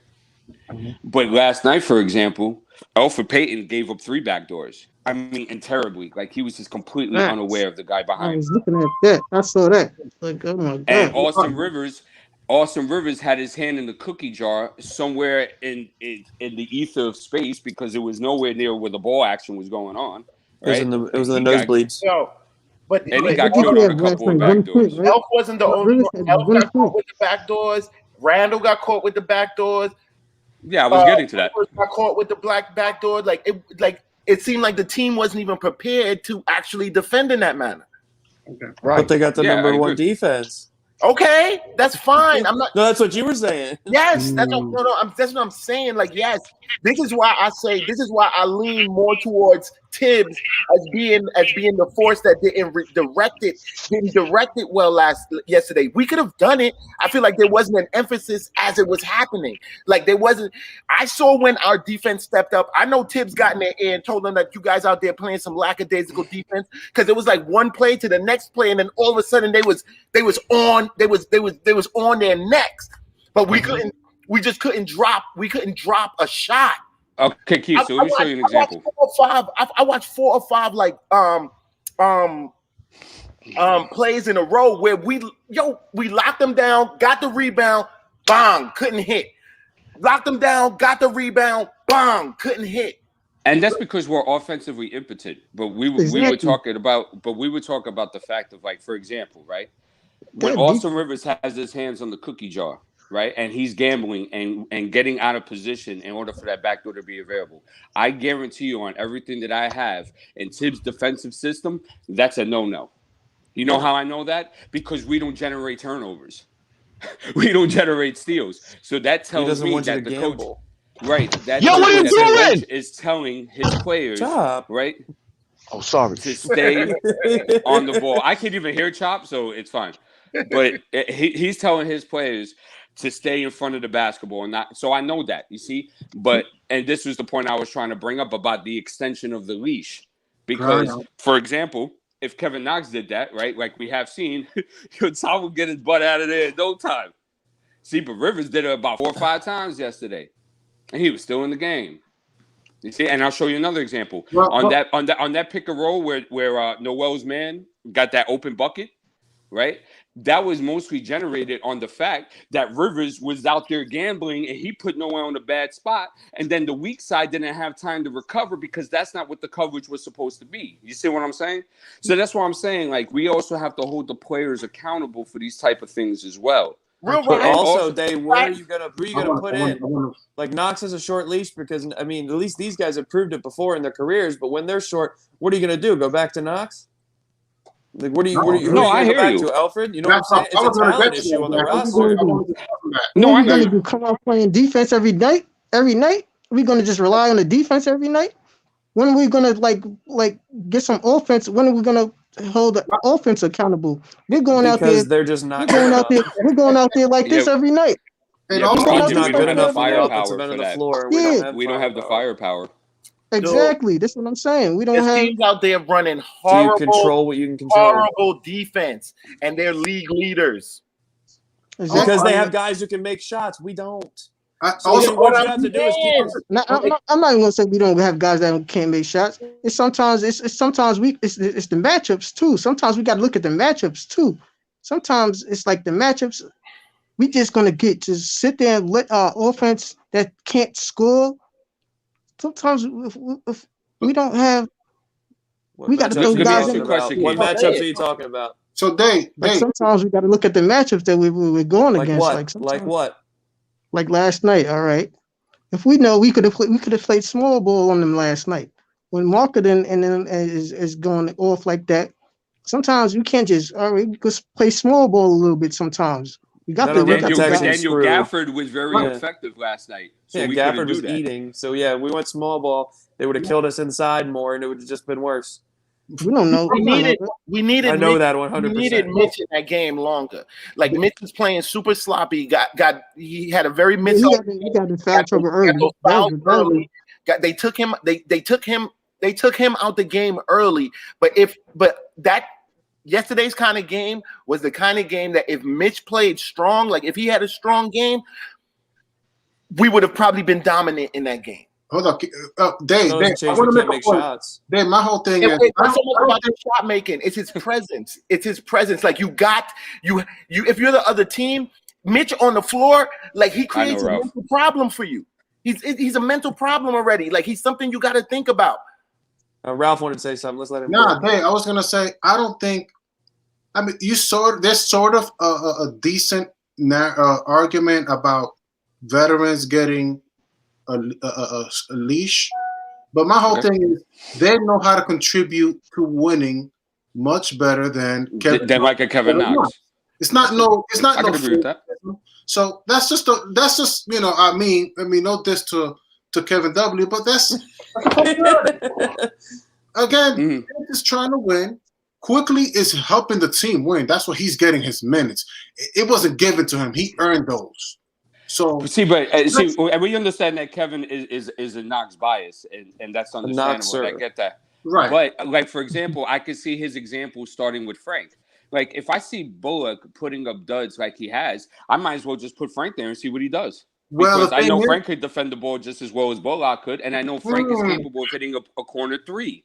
But Frank is also not playing in like 15 games. Like, I know don't matter. He's not. I don't think he's. Reggie Bullock hasn't played in 15 games either. I would debate you and say, can he stay healthy first? Can he score more? And second, can he score as much as Reggie Bullock? Because we know Frank, he could play defense. But Bullock's not scoring. That would be Bullock's not scoring. Bullock scores like at least 7 points a game in 30-something minutes. Frank does 5 and 3 career in like 20 minutes. Frank gives you 5 and 3 in like 20 career minutes a game. So if you gave him 30 minutes, he could get 7. So he's on trajectory with Bullock. Somebody tell me what 2-game stretch, 3-game stretch that Frank had since he started playing NBA basketball that were good. And he hasn't. But his rookie year, they were 17 and 13 at one point, and he was playing a big role in that as a glue guy. That was a 3-game stretch, like the whole season he was playing a good glue guy. That's the thing. That's the thing. Like, yo, like Frank is not your. And I said this a million times, even to other people. Like, yo, like if I saw like 3 games out of Frank back to back that were good, I'd go out and get a Frank jersey. But Keith, in that argument though, I haven't seen Bullock put 3 games together in his career. I've seen it. No, I'm talking about the season. I'm just talking about the season. This is what I'm saying. Before Reggie Bullock, and I'm gonna give you an example. It's funny how cats. It's something that happens to cats when they come to the Knicks. Because Reggie was fine before he came to the Knicks. Ellington was fine. That was a journeyman. Ellington was fine, but I'm talking about doing the role that they played. Ellington was fine. Bullock had a bad neck injury. That's why. Ellington was fine before he came to the Knicks. He had his worst shooting year. He's on the and back to the numbers where he had. Like, why? What was it? What was it about being here that gets you off your game? And we got to analyze that. We have to. Some guys can't handle. Some guys really can't handle that MSG floor. This is another reason why I like Mook when he was here. Mook had, conversely, his best season because he's built for the MSG environment.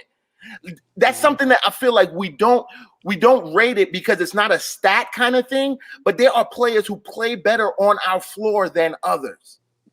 So is that a GM issue then, Keith, of the fact that they're players you got to that their personalities and their characteristics do definitely not fit. Okay. Because you have to evaluate that as part of it. If we had Mook right now, we would love him. Because we need what he provides right now, and we'd have won 3 more games with much better 3-point shooting. At least we'd be a 500 team right now. I bet you money. So let me ask you a question, Keith, because you mentioned this before. I wanted to address it with you. You said that we have these great defensive numbers, right? So let me ask you a question. When Chicago shot, what did Chicago shoot last? I don't have the stats with me right 32%. They shot 32% from 3, right? Was that, and I asked this question last night, and everybody saw last night, they saw how that went. Was it predicated on the Knicks defense, or was it predicated on Chicago just missing open shots? This is the argument that people that what you just said, the question you just posed is actually the question that the question that people try to answer after every game that we win or lose or whatever. The attribute has been like, oh, we've been lucky for 20 games that other teams have not been hitting their 3 points. I'm just asking for last night. Oh, I think we force teams to shoot those shots that they weren't intending to shoot. Okay, so hold on a second. So let's analyze this. Marketing shot 6 of 12 from 3. Okay. That's at 50%. Hold on. Mm-hmm. Zach LaVine shot 3 of 6 from 3 at 50%. Okay. Patrick Williams shot 0 for 4 from 3, and Patrick Williams is shooting 40% from 3 this year. Kobe White shot 1 of 4, and Kobe White is shooting 36% this season. Garrett Temple shot, I think it was 0 for 3, and he's somewhere around 38%. And if you watched the game yesterday, you would have seen that most of those threes that they missed were wide open threes. So your argument of saying that the Knicks are forcing, right, these guys into these shots would make sense, for example, when Freezy brought up when the defenses do it for Elfrid Payton. You see? Oh, they'll leave Elfrid because Elfrid is such a poor three-point shooter. No, but these guys are shooting at 40%, 36%, and 38%. So that's the Ennis Canner strategy. Let them shoot. What I didn't say, I didn't say that we were defending the three. Okay. So yes, there are open threes being taken. I'm saying that those open threes, I don't think like those are open threes that they're taking. Like, oh yes, you're open, take the three, or we let this man be open, or whatever the case is. But the situation that brought that open three was not a situation that like they would have probably preferred a better shot or a better that person had to take the three because they had to take it. They could have normally been a better 3-point shooter or worse or whatever, but like we forced them. It wasn't because of poor help and recovery. No, it wasn't because Julius doesn't get out on bigs and close out correctly. No, it wasn't because he was saying earlier. He's moving to goalposts. He was saying earlier that the best perimeter defense for a reason, and then that they guard the three well. That's what he was saying. Now he's saying I never said we defended the three well. So stop lying, Zach. No, I didn't say we defended the three well. What I said was I agree with him. Our defense, the way Tibbs has our defense set up, those threes that are open are unintended. Like those aren't the shots that those teams intended to make coming down the court. So like, yes, you got an open three, but you're probably not. You may not make it because of the pressure to which you were put in to make that shot. I'm just saying. And game after game, whether win or lose, every team is we're holding them under their percentages. Every team, bro. Keith, not every team. Yes, every team. Go back and look. This is the fact that I know. Even the games we lost, those are teams we've kept every team under their average scoring and under the average shooting percentage. Every team. This is the first time that I ever heard. Every game, every team. Please this is the go ahead first and look time. it up. It's okay. This is the first time I ever heard that a defense was designed to give up open threes. To give up open threes because that would work better for us. And Hey, team wants threes. I've never heard that in my life. Just like I was telling Zach earlier. In a league that wants open threes. Just like I was telling Zach earlier, like it's not yes, closing out on the threes would put icing on the cake and make it perfect. Like they are not, they have room to grow and there's things that they need to improve in terms of that area. You're 100% correct. I didn't say you were wrong. Speaking of, that's wrong because the Clippers shot like 43% from deep. Let me finish, Zach. Not because you were wrong. Let me finish, Zach. Go ahead, Keith. Finish your point, bro. No, go ahead, Zach. You want I want Keith to finish what he said. No, Zach was. I didn't want to say something. Let me know when y'all finishes. I want to say something too. Right, you're about to say that Julius defends the three well.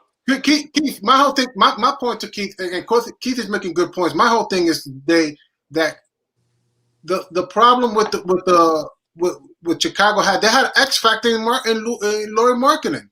He's shooting over 50% from the field. They left him open. Even if you try to guard him, who left him open? The team. We playing team defense. Yeah, but I think he went hot at the right time. I think Chicago knew they can't guard you. He's 7 feet. He's knocking them. Who can't guard him? The team, the Knicks. The whole team can't guard Lauri Markkanen. The team. The defense yesterday couldn't contain him. They knew that they're the number one defense. And actually, and to the point, listen, Markkanen has been killing the Knicks a lot. They're the number one defense. They can't guard Lauri Markkanen. They can't guard Lauri Markkanen. at We're the the number one 3-point line, defense. he's trouble in the 3-point. Once he gets to the 3-point line, he's a headache. All I'm saying This is a headache.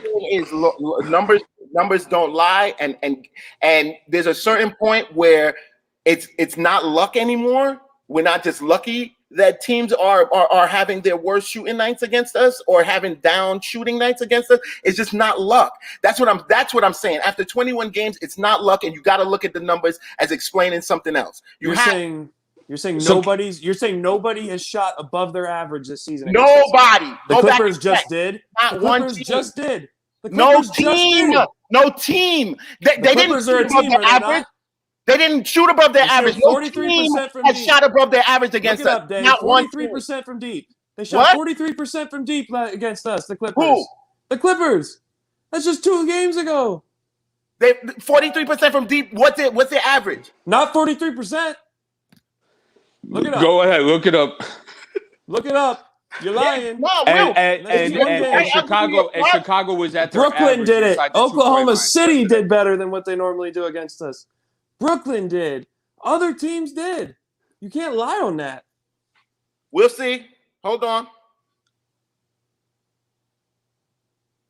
But no, y'all could go ahead. I'm looking it up. I want to wait. Unless Raphael has something to say.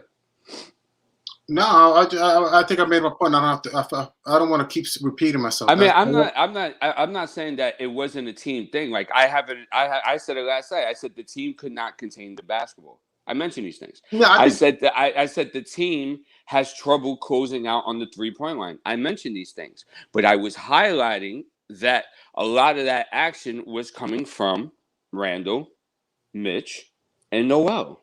That's all I was highlighting. I wasn't saying it was just them. You understand what I'm saying? I made a point earlier before you got here that Chicago has a better roster and better veterans than our roster right now, and that's what and that we have to acknowledge that first. It's taking so long, Keith. They have a better roster than us, and so not to mention that Thaddeus Young is also having a great season as well. So you have Zach LaVine, you have Lauri Markkanen who can space the floor. Having a great season. Look, I thought Chicago. I thought it was going to be a test for the Knicks defense last night because Chicago is very potent in the half court. You see, and they run a lot of different type of action. You see, right. So and I was like, okay, let me see how this is a test for the Knicks tonight, and the Knicks failed in that test. Right. Okay. So. That's what we're highlighting. Who has the better roster? But here's my question to you, Dave. Who has the better roster, Chicago or the Knicks? Who has better proven players right now, Chicago or the Knicks? I mean, we're talking Austin. Look, no disrespect to Austin Rivers. Let him finish. Let him answer. Hold on, let me finish. No disrespect to Austin Rivers, Burks, Bullock, but we're talking about Zach LaVine, and I mean, and Thaddeus Young and Otto Porter. That team. No, I would think they have been losing games, but it's always been close games. They know how to stay close within games, and I think now they're learning how to win games. You talk about Chicago. Chicago. Well, I mean, it's been stated forever that we are devoid of talent. So, right. Okay, so you just said that you were saying that Chicago didn't have the better roster. Do you agree or disagree? Right, and I'm going to answer that. I was just getting into that. Okay, I'm sorry. I'm gonna let you it's all right. It's all right. I was just saying that, I mean, as far as talent-wise, yeah. Okay. So Chicago has a better talented roster than we do. So does most of the league. What's the point? He's saying we need better veterans. We shouldn't be that upset that we lost this game. That's that. I want to start with that. Right now we need one more player. We need to make a move for one more proven player so that we can actually get close. So we can actually get closer to win more games than we're capable. Because right now, I don't want to say we're overachieving, but again, we are overachieving. Yeah, that's 100% true. How long is it before? Like, wait, just so you know, like we are number one. In terms of no, you said you're looking at the Clippers. Yeah, I want that answer. We're number one in the league. I don't have this one. My fault. I can't find the game to game one, but we're number one in the league. We're number one in the league at defending the 3-point. 32%, actually. 32%. But no, you said you were going to prove me wrong and look me up on the Clippers game. What's the response on that? I gotta continue looking for the game to game, but we're number one in the entire league. I'll help you out. Thanks, Dave. Prove my point because you don't want to. No. I gotta find the one game to game, but this is the one that came up first. 32% is what teams are shooting the threes against us.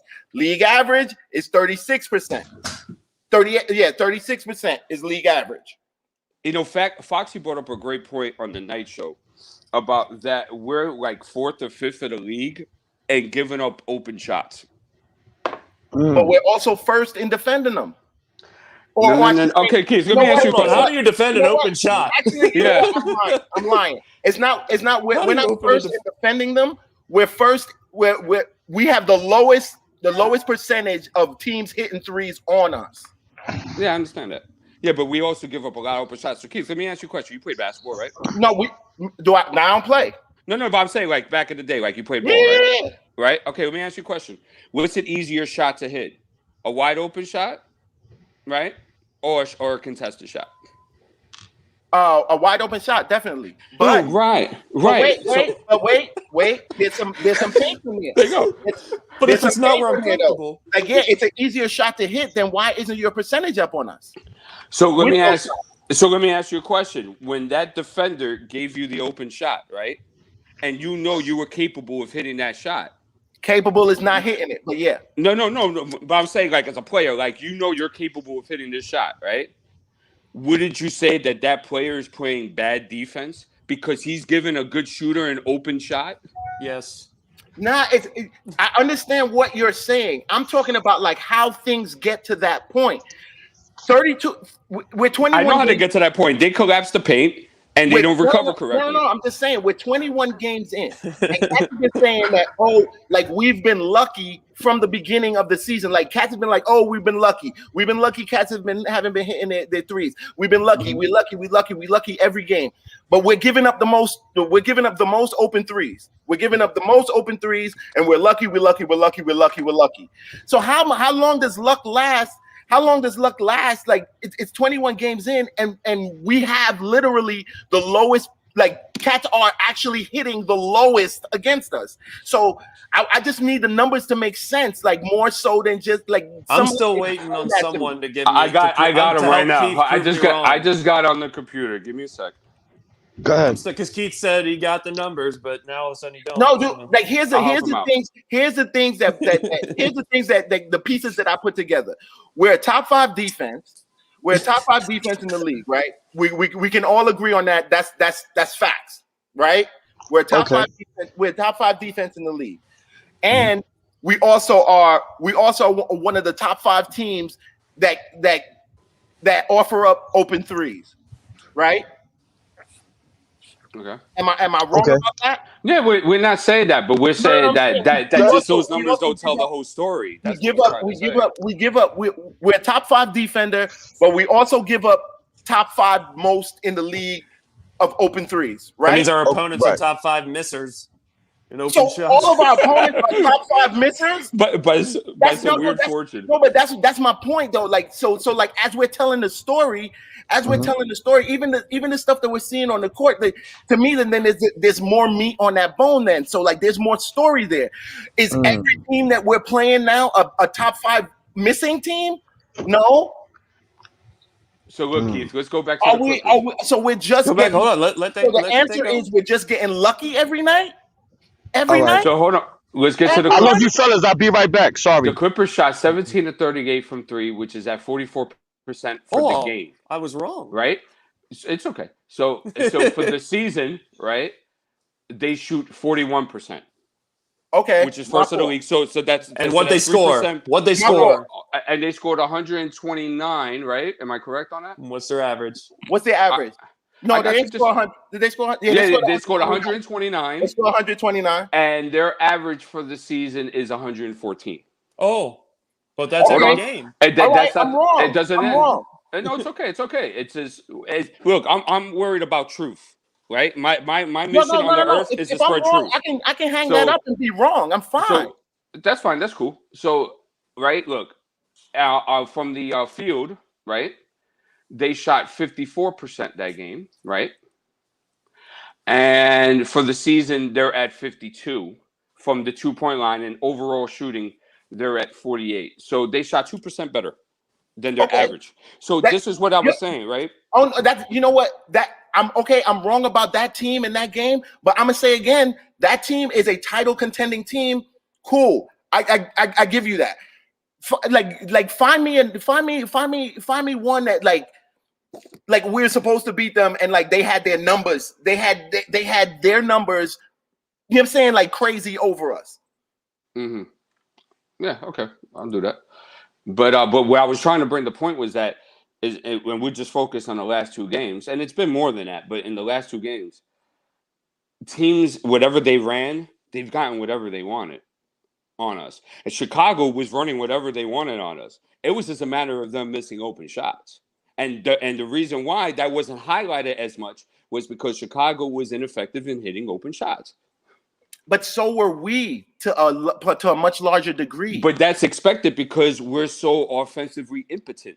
But you say it's expected, but that's actually we expect to miss shots, but we shouldn't be missing shots. That's what's making us lose games. But since we're offensively impotent, it's more expected than a team like Chicago, right? That watch, let me show you. I feel like Chicago should have scored more on us. Right, which is where I'm getting at. Hold on, I'll show you right now. Chicago, right, is the way that game was looking like they should have scored way more than us. Chicago, right, is at 3-point percentage is 5th in the league at 38%, right? And their 2-point percentage is actually 7th in the league at 54%, right? Mm-hmm. And they're 8th in the league in 3-point makes and free throws attempted, and they're 11th in free throws attempted, whatever, right? So my point being is that now that could have been a factor from a back-and-back, right? Because they were playing a back-and-back just like the Knicks were. Maybe the legs were a little tighter and they just weren't hitting open shots. But I'm telling you, from throughout the season, they will hit those open shots. So I'm saying that. So I'm not disagreeing with you though. That's the thing I'm saying, because there's other teams that we played as well that were very good 3-point shooting teams, and we left them open. They got their open shots, and their numbers were lower. Right, but our argument stems from whether that was predicated on good defense or predicated on teams just missing open shots. That's our argument. But right? see, that's actually the argument that's what. The argument it is that I'm trying to get at, because 1, 2, 3, 4 games, okay, cool, we were lucky. But if this is looking like 99% of the games, then there got to be some strategy to it, because the numbers are kind of meeting up. I don't see the strategy in leaving above average 3-point shooters open. No, of course, of course, Tibbs would rather the guys be able to close out well and this, that, and the other. But the core of the defense, the core of the defensive strategy is obviously working. Leaving 3-point shooters open that can hit the 3. I'm just saying that those open 3-point shooters are not they're not affecting our defensive positioning and our games. The games that we lose because of our own shooting inefficiency. We don't lose games for bad defense. We don't. Even yesterday, we lost that game by what? 6 points? We should have got murdered. Right. And the inability of Chicago hitting shots was the reason why. That we could have hit. 2 threes throughout some point of the game. We lost that game by 2 threes. But we're so horrible, and we're letting them hit all these open threes and this, that, and the other, and we only lost by 6. Mm-hmm. I don't know. To me, it's those things that don't make sense. You gotta create a different narrative for the entire picture to make. We can't hear you, Freezy. Yeah, you chopped up. You're really choppy. I'm choppy. Oh, now you better. I'm choppy. No, there's an echo in here. There was an echo. That's why I jumped on. There was an echo going on before I did that.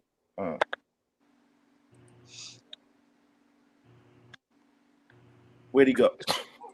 So okay, so we were looking for teams that is beating us, and they underperformed averages, right, of what they do throughout the season, right? That was where we were getting at here. All right, just want to make sure. Okay, so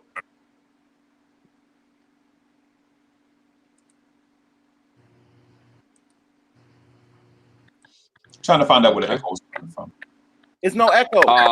You good? One. You good, Freezy? It's no echo.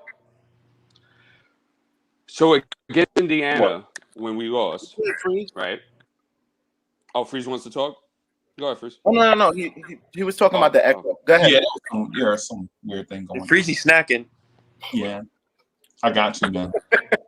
I got you. And so for the record, man, I have this weird stomach thing going on, so I'm jumping on and off. I'm sitting in this chair with my toes curled up tight. Because at any second I might have to dip. You might have a stomach flu. I gotta run to the bathroom. I'll be right back. You have a stomach flu, Freezy. You got to take ginger. Oh, clears that right up. I hate ginger, but okay. Who cares? It's gonna make you feel better. Anyway, Dave, what were you about to? Oh, I was stating to Keith that because Keith has a narrative, right? That even with teams that have beaten us, they've underperformed on their season averages on things that they do well, right? Was that not his argument, Coach? Yeah, as far as the 3-point shooting goes. Oh, I was going to go into everything because go ahead. Because he put it out there that we're a great defensive team. For this. I was killed earlier for this. Right. Well, because he presented it as it's a whole Knick defense thing. Like it translates to different areas. He was saying that they were saying that they're knocking them off their spots that they want to shoot from, and it's making them uncomfortable. I don't know how you can not go somebody that's wide open. That's okay. Anyway, points to the paint, right? Indiana is second in the league, right? At 54 a game, right? When they beat us, they got 68 points in the paint. You might want to wait for Keith for this. Oh, I'll repeat it. It's no problem. Okay. But I was just telling you real quick, like 68 points. You see? Mm-hmm. So we couldn't take away something that the bonus Indiana was a monster and nobody could stop him. And the argument's going to be, oh, well, that was our first season of the year. I mean, that was our first game of the season. No, that's not going to be that would be the argument. Yeah, that's real convenient. Yes, real convenient. You brought up the time that they beat us. What about the time that we beat them? No. But you came late. We were bringing. Keith brought up the fact that when teams have beaten us, right, we've taken away things that teams do well because we're such a great defense. You understand, Freezy? You see what we're getting at? Keith is right. He's a saint. He's accurate. I just showed that he was wrong. Where he's not even done. Let him go. So that was that. Oh, and so now y'all been talking about what happened now? He's bringing up facts for you, Keith. So okay, just before I continue, right? So Keith, so we're on the same page. We're going over when teams have beaten us, right? We're going over things that we've taken away that they do well, despite them beating us. Correct? Is that our argument? Well, I was specifically. Or is that our discussion? I was specifically talking about shooting and scoring, but if you want to go further than that, go further than that, fine. Well, because you said we're a great defense, so I figured we would cover the whole area, right? I mean, if you like, yeah, but we were specifically talking about like the open threes and what being a good. I was specifically talking about the open threes and what being good defensive team might mean in that actual bigger picture. That's what I was. That's what I was saying. No problem. I got you. So I'll go along those lines then. I'll go off where I was doing. Ding dong. There it is. So I understand what y'all are saying about the data, but the data can't be convenient just for certain arguments. The data should be highlighting what the truth is. The truth should come to light. That's what he's trying to get at. Mm-hmm. Yeah. Part of that is data interpretation, though. That's what. Right. Yeah, you guys were doing that earlier. You were trying. What we said was okay. So here's the thing. With y'all don't understand like what I'm getting at with the wide open three thing. So if Mitchell Robinson is wide open for three, why would I send a guy over there knowing he's not a 3-point shooter? But what y'all are gonna say is, but he's wide open. No. Yeah, no. You're bringing Y'all up gonna from say- left field. Y'all gonna If say, Daniel Gafford is open at the 3-point line, I will give him eternity to shoot that basketball. no, but no. The argument has been, but he's leaving wide Laurie open wide at open. three. Yeah, Yeah. good shooters are open. Wide open. We left Zach Right. Levine wide open. We left No. Kobe White wide open. We let all the in the other games we left good shooters wide open. And We're not leaving Mitchell Robinson's wide open. And overall, they shot 32% from three. You keep saying that, and overall, they shot 32%. But what Keith was saying is that every single game we held them below their averages, which is just false. That is false. No, that's not false because that's No, what we it is. allow. I'm about to show you. It is No, false. no, he proved me. He proved me I wrong. was watching wrong Dave. on the Clippers game. No, But I was watching Dave, but you can't. But Freaky, if you can't use one game as an outlier, right? Because I mean, we're gonna one use game, more. one Yeah, game, we haven't even got the chance. and so the thing is, y'all have had the chance. You have had the chance. The debate, the answer just sucked. I mean, just saying the same Whatever you want to say, for 2 hours does not make it right. They're like, hey, if I keep saying Freeze, you're funny, bro. wrong thing, if I keep saying this wrong thing, somebody will believe it to be true. No, man. I'm gonna just stick to my good. When the Knicks are number one in the league at 3 points percentage against, right? And we keep saying, but they keep giving up open looks. Okay. To good shooters. The results say that we're the best perimeter defense in the league. And y'all keep saying, but we keep giving up open shots. Stephen Fox said some obscure stat from a website one time. That's not obscure. It's a fact. Okay. All right. It's obscure because it goes against their argument. Right. Again, I'm not to clear up my argument. I never said that I did not say we were a great perimeter defending team. What I said was our defense being a top 5 defensive team, and the fact that we are number one in teams shooting the lowest 3-point percentage against us. That is part of the story that we need to explain in that whole like giving teams open threes. That's all I said. I understand that. I that's no problem. We would talk about what Freezy would say. I understand what you're saying. Yes. I understand. We understand what you're saying. And so, for the record, Freaky, while you were gone, I called you a saint. A saint for what? Because he's on your side. No.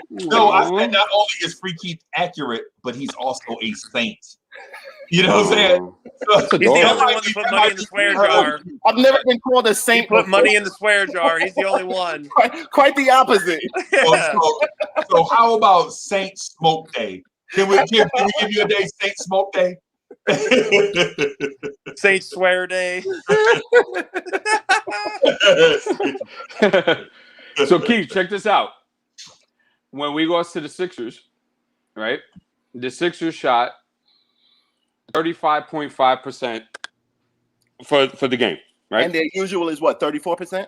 No, hold on. So you God body. So you know that you work with approximations, correct? Mm-hmm. Right. So that's 36%. Right? If we were to approximate that No, number. no, it's 35%. Because anything 5 or over goes to no, because there's just like in the stock market. If you're averaging or whatever, like 3 point something on a stock, that's not a whole stock. You know what I'm saying? Right. So like a half. But these aren't stocks. These are just numbers. Split and cut hairs. It's not a whole shot. So like if you give me a number like 34.2%, I'm rounding that up to 34% for something like a shot. There's no such thing as a half shot. You know what I'm saying? Like you can't half make a shot. Okay. That's all I'm saying. If we round in, I'd rather round down. But go ahead. Okay, but I thought the law in rounding was anything after 5 is rounding up. No, that's blatant. That's just blatant numbers. But when those numbers are associated to a thing, to things, it's different. Like if I average 3.5 rebounds a game, what's a half a rebound? Well, you mean like 3.5? Freezy with a soft shot. You're saying that 3.5, Keith?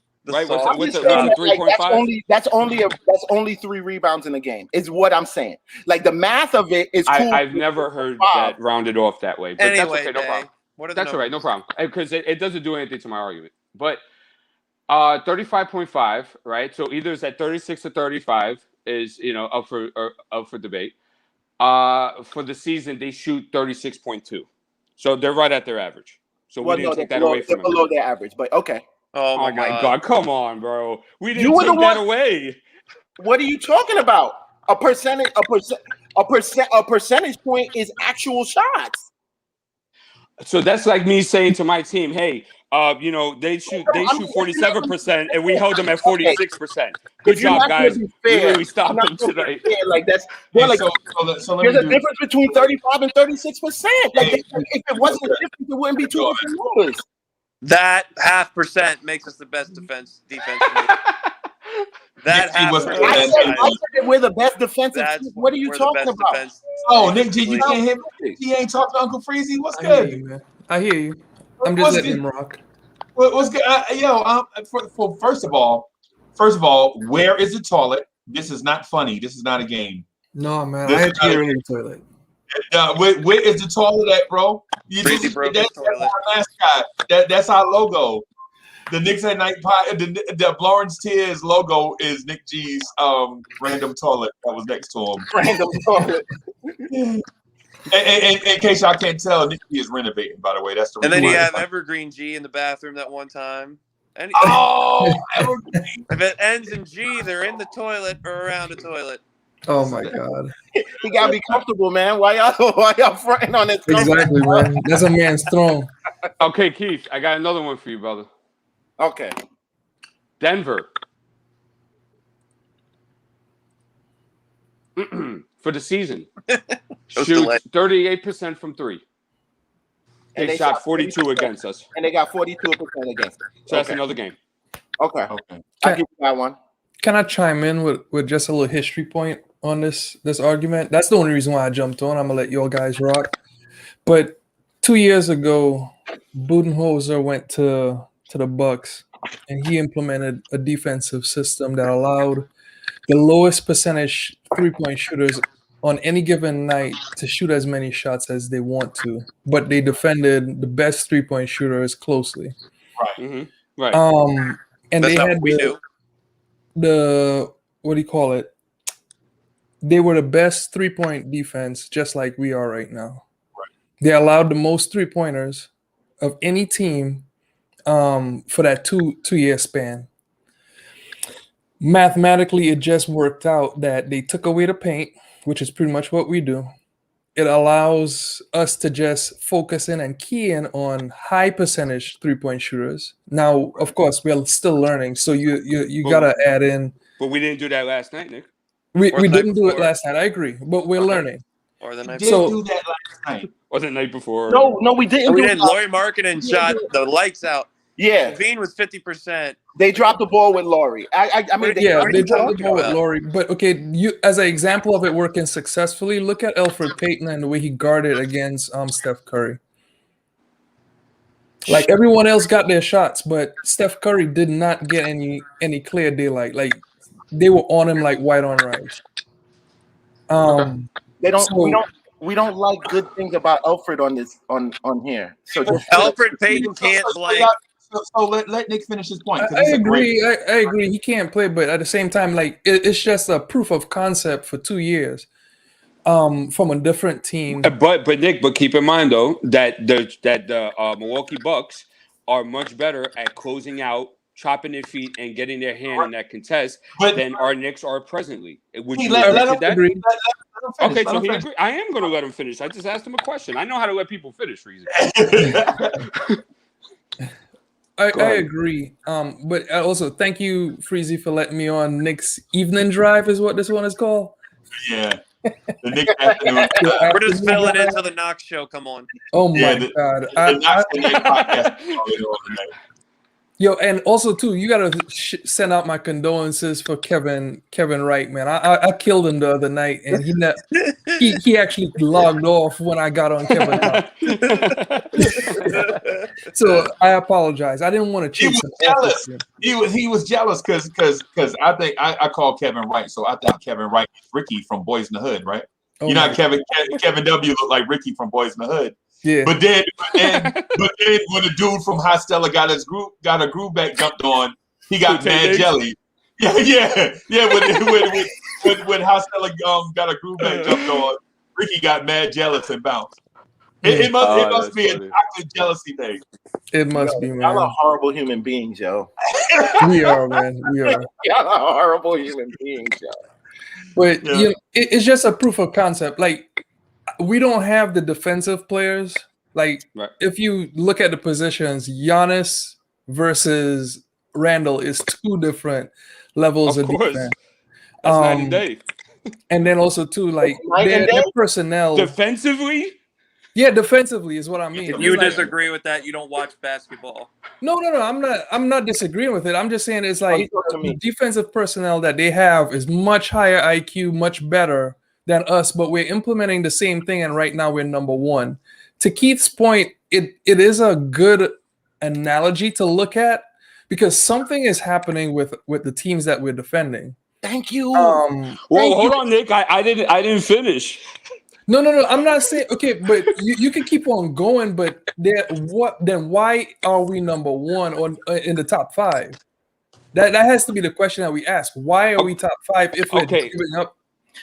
That's what makes the narrative. That's what adds me. Like that's what makes me think that there's more to the narrative. And that I'm not saying that you guys are in any way wrong, Zach and Dave. Like yes, we need to close out better. Like we need to improve that. I'll say it. There are pieces to this puzzle. Right, you gotta watch the game. If Freezy's wrong. Wait, what? Freezy is wrong a lot. No. Freezy's wrong. I say it wrong. Yo, Freezy. One quick thing. I owe you money for the hot take you had at the beginning of the season, and so far it looks like I owe you like $10 for IQ actually being good. So I was wrong. Listen. And so I'm gonna fast forward Nick G's thing just real quick. So Nick G just compared a 2-year sample size to what the Knicks did in 23 games, right? And so what he's saying. No, he had 2 years to our 23 games. No, he did. But that 2 years started somewhere. But he made a good analogy. Right, that's what I'm saying. But Nick also admitted that the Milwaukee Bucks close out better than we do. Yeah. But he said they had 2 years to improve that. He said we need to improve. Y'all only picking two. Well, y'all said they had more talent from the start, and not the whole thing. Why y'all pick out one thing he said? He said that we need to improve. Because it's the basis of the argument. All right, and so with the Knicks and Nick G, I'm gonna say this, and then I promise I'll get out of the way. Right, but to Nick G's argument, that team that chose to do that went from a team that barely missed the playoffs, barely missed the playoffs, to a team that had been a consistent second round team by doing that. Highest win the only percentage reason. for 2 years. Highest win percentage for 2 years. Right. And so the thing is what I'm saying about what Nick G is saying what the Bucks did, which is a great example, and what the Knicks are doing right now is we look at a thing and say the sense of wanting to pick out the specific thing off the buffet and not calling it a buffet, like we just calling it dinner. And in a buffet scenario, you can pick out whatever you want for dinner. Right? What? But wait, say that again? I think you're hungry, Freezy. What I'm saying is the buffet is what gave him the What I'm saying is on the buffet line, people get in the buffet line and pick out a certain thing and call it dinner. Now I'm pissed. I want a buffet. But they don't look at you know what I'm saying, the buffet as a whole. Like they pick out one point, like Free Keith was saying, they nitpick one thing and then they call it everything. It's not everything. Bro, I don't get that. I don't get that analogy. They pick out one thing and they call it everything. Thank you. The funny part is, all I can think about is one. Nobody gets it except you, and you guys were nitpicking the one stat that helps you is that the 3-point No. percentage. That's the No, one thing it's that not. helps you. See, Zach, Which I was going to provide another evidence you for don't this. listen. Hey, You don't listen to people when you got your own thing in your mind. Well, I didn't say it was one stat. I said what makes me evaluate it the way I do is because of a combination of stats. Like if it was just the fact that we were giving away open threes, I would agree with you guys. But when I look at all the stats and I'm like, wait. So like we're a top 5 defensive team. We're a top 5 defensive team. And okay, not 100%, but 99% of the games we've played so far, we have kept teams under their averages in terms of those 3-point shooting and the what you call to me. Keith, let me finish. It builds a larger story. You know what I'm saying? That's all I'm saying is look at the larger story. Keith, wait, hold on a second, Freezy. Hold on. Zach is saying that Day is a victim. Hold on a second. And I legit Keith, just watched you Day just talk stated, for 17 straight minutes when I was off camera. Keith, we just stated, right, that we was going to go into that argument, but you just stated that we were just talking about the 3-point line. So we reverted back. Did we not do that? Yeah, we tried to go to points in the paint. I said scoring. I said the scoring. You said 3-point shooting. And the said my 1 scoring. point was 3-point shooting. 3-point Let's not and go to the points scoring. in the paint. You said Day all don't of the even things bother. that I've used. You just said you evaluated your defensive argument on everything that we do well defensively on the basketball court. So No. you just stated. Just because of our numbers, our positioning. How do you become, if you're so horrible, if you're so horrible at this one thing, at like leaving the 3-point, the 3-point defenders, shooters open, how do we become a top 5 defensive team? Oh, boy. Okay. Hey, so Dave, anyway, let's go finish back. the point that you were trying to finish, though. Like, because that might add something. Thank you. Well, because this all started because Keith said that even when we lost to teams, we've done a great job of keeping them under their season averages of what they do well. And what was highlighted. Wait, let me finish. Let me finish. I was talking about shooting. Stop lying. Stop lying. I'm not lying. I was lying. talking about shooting. Stop lying. Stop lying. But if you let me finish, you would have heard me say, and it was highlighted on the 3-point shot. And the 2-point shot. They're scoring. When he tried to say a 2-point shot, you told him no, Keith, because you were talking about the 3. Rewind. Yes. I was talking about the 3s and the scoring. I said, rewind the show. You will see. Nick, that's what happened, right? So this is where we started going down this rabbit hole, right? So far, right, we said that the Philadelphia 76ers were about their average because he said they never do it, the teams. He says it hasn't been done the whole season. We started with the Clippers. He said, book it. It was never done. It never happened. So we started with the Clippers, right? And he submitted to that. He said, you got me there. No problem. So then we also highlighted the 76ers. They were at 36%. Well, that was what points in the paint, though. But it's more than the 3. Yeah, right. That's why I was trying to go, but then he tried to change the direction of where we were going. Wait, what? You did, Keith. You did, Keith. What are you? Wait. So when the number you tried to give me was lower than their average number, and then you said it's about the same. So, like, am I? It's 1%, Keith. Like, we're not. It's 1%, but it's 1% lower. It's not 1% above. It's 1% lower. That's lower. Top one. So you smack him in the ass for 1% lower? I gave you your joint about the Clippers. Like, yo, like you were right about the Clippers. Don't even try to do that. No, but he ain't right about that. He's not right about the Clippers either. Oh my God! What the fuck? What's going on here, bro? The numbers that I was talking about, he was right about the Clippers. He was not right about. According to Freezy, I wasn't. He was not right about the. He was not right about the Sixers though. Was I right about the Nuggets? He was right about the Clippers. He was not right about. He wasn't even on Philly. He was on Denver at this point. No, where's that? No, it's okay. It's okay. Look, Philly 1%. We'll give him his 1%. That's fine. Yeah, margin. We just call it. Let's call it margin of error. Okay, so how about Nuggets? Was that correct, Keith? No, you were right about the Nuggets. You were right about the Nuggets. You were right about the Nuggets.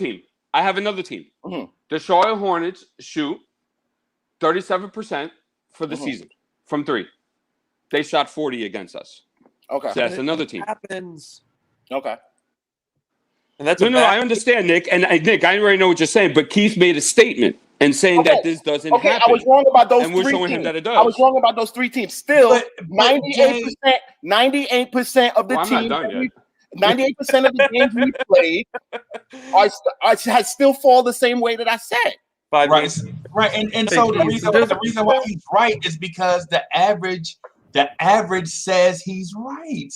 It's an average. And it's those averages to me, like that's the story that I'm trying to understand. Like when we talk about one thing, right? We pull out, oh my God, like we give up all these open threes. Cool. If you look at that in a vacuum, that looks horrible. Like we're giving up open threes. There's no way we can win a game. But wait a second. We're 9 How do we win games? And how do we get in? How do we get the fifth most defensive team in the league? How is it that like with all these open threes, teams are still shooting their low, like we still have the lowest 3-point percentage in the league of shots shot against us? So like there's more pieces to that puzzle than just like, oh, we just it's bad defense and we don't defend the 3 right. There's explain to me how that works. What are the pieces to the puzzle? So okay. All right. So for one, before we move on, I'm with Roll Brown. It's not even that serious.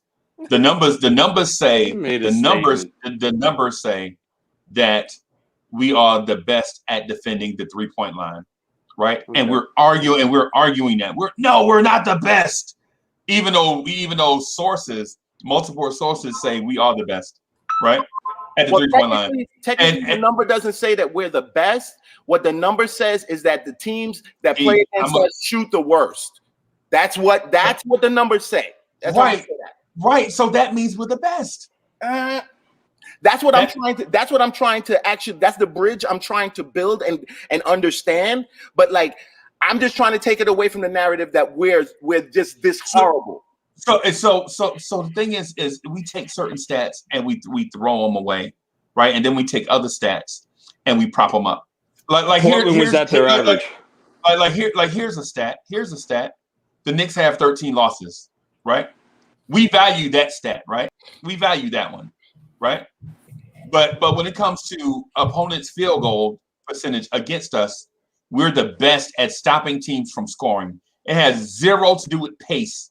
Teams shoot a certain percentage from the floor against us, but teams look at the number of points we allow and say, well, this is because the game is slowed down. No, it ain't. The fact of the matter is the teams have the worst shooting percentage in the NBA against the Knicks. That's a fact. And that doesn't account for the 3-point percentage, which they also have the lowest 3-point field goal percentage against the Knicks. That's a fact. But we're picking Knicks. We're saying, but Denver shot above that. Man, so what? We're talking about because what Keith said. No, those were shots to me. Those are shots to me. I know. Shots to me. Because he made a statement, and I showed him that's not the case. I understand that. What I'm saying is, but in a general sense, in the general overall sense that I was saying, I know I'm correct. I know I'm correct in the general overall sense. Like stop arguing. And the numbers speak to that point. I would love to wiggle out of this debate because it's in a way it's things that we can't necessarily prove that can be consistent over a long term. The thing we can prove consistently over the long term is the average that teams shoot against us. We take the numbers, all the numbers from all the teams, and average it over the number of games we played. And that's our average, right? And then so for the Clippers game, just real quick. Yeah, I'm just in the background for the record. All right. Right. And so to give you an example, right? So we say the Clippers shot blah blah blah. The Clippers blew our 3-point percentage thing out of the water, right? But we don't take into account that Paul George was 1 for 8, that Kawhi Leonard was 1 for 3. Lou Williams was 1 for 5, right? We gave up percentages of 2 of 2 to Luke Kennard. I'll live with that. We gave up a percentage of 3 for 3 from a dude named Patrick Patterson. I live with that. Wide open. We legit defended their stars, and their stars shot way below their career 3-point percentage. And instead we chose to let a dude named Patrick Patterson and a dude named Luke Kennard beat us. But yet we use the whole team argument. Yeah, we use the whole team argument to say, well, the Clippers did such and such. Kennard's a better perimeter shooter than most of those guys. Patrick Patterson's always been a good perimeter shooter. We left him wide open. You're just proving a point.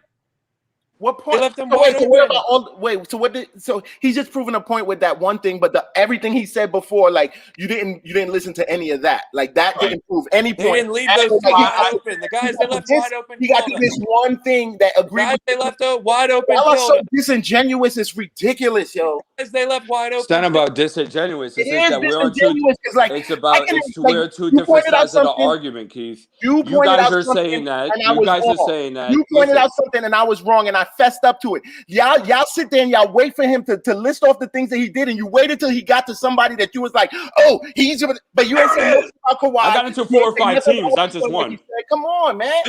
No. We're gonna start crying. Listen. No, I'm talking about the Clippers.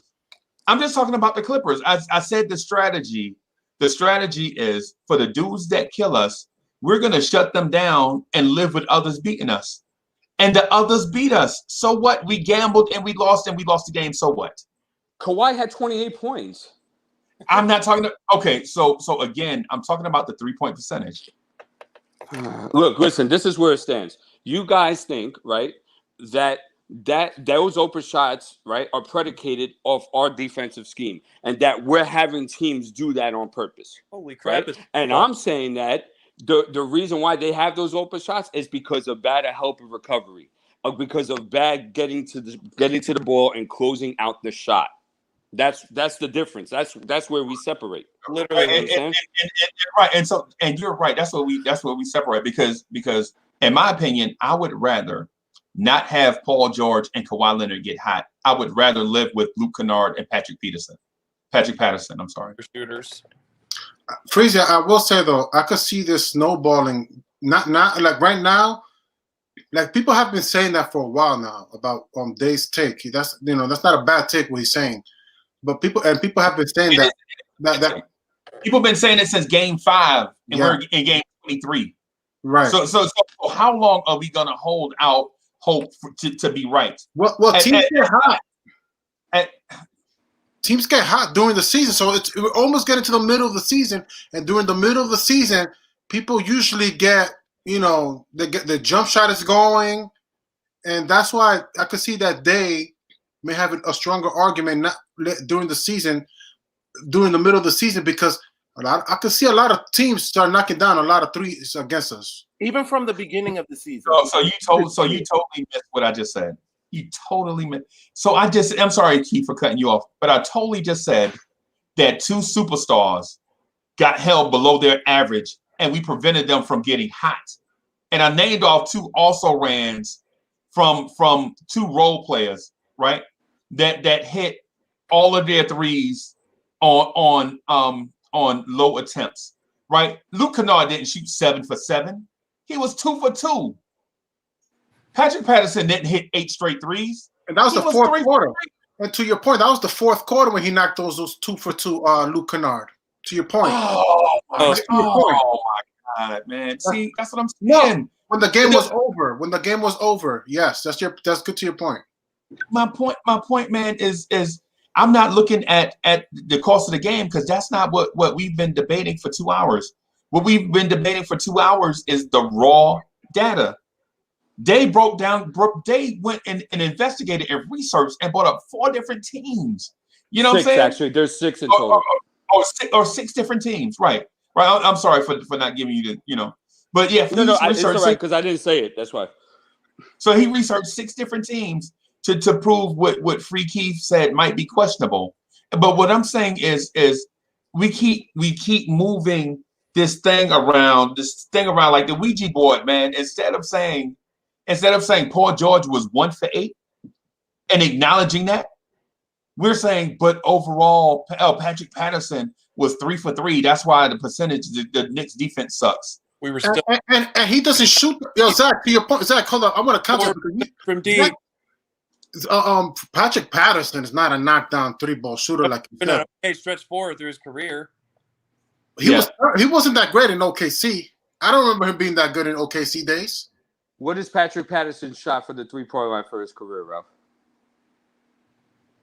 I would think 27, 28. Don't think you got Google. Not that low. Don't think you got Google. OKC days. Bro, he has only one season with the Clippers. This is his second season. His OKC days, he wasn't that great. Not that I remember. Let me look at the stats. You see, Freezy, and where we differ with that Paul George 1 for 8 was that due to Nick stifling defense, or was that to Paul George just missing open shots? You understand? That's where we differ. I'm just saying. That's where we differ. That's the argument that we were having at the beginning. That like it's like some fans really think that like the numbers are all luck. Like because they see the open threes, then the numbers that we have now that has been sustained through 21 games are all luck. Like it's all luck that we have we have the best shooting percentage against us like in the NBA. The teams shoot the worst against us in the NBA. Like that's all luck. Like it's just luck because we are so bad that it's just luck that these open shots and I just don't think the numbers point towards luck. That's all I'm saying. That's what I was saying. I agree with you. I think they point to good shooters just missing open shots. For 21 games, bro? Come on. No, it's not for 21 games. I just proved that there's 6 or 7 other games that did not happen. This is an average of 7 of those games we lost. Bro. If this was the first 5 games, cool. I give you your luck. But this 21 games, bro. This is an average of 21 games, and we have the number 1. Like cats are shooting 32% against us. More than half of the games that we lost had to do with teams shooting better from the 3-point line than their season average. So it's not more than 23 games. Hey, even better. So so I was wrong and you were right. And half of those teams, so half of those teams shot better than their season average, but yet still we're number 1 in terms of teams shooting 3-point. That means so what does that mean, bro? That means I want to know.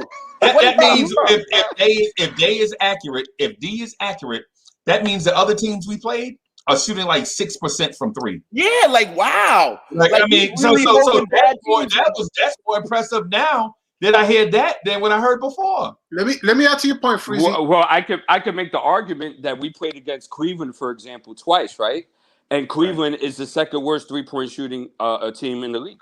3 times. We played them 3 times already. Hold on.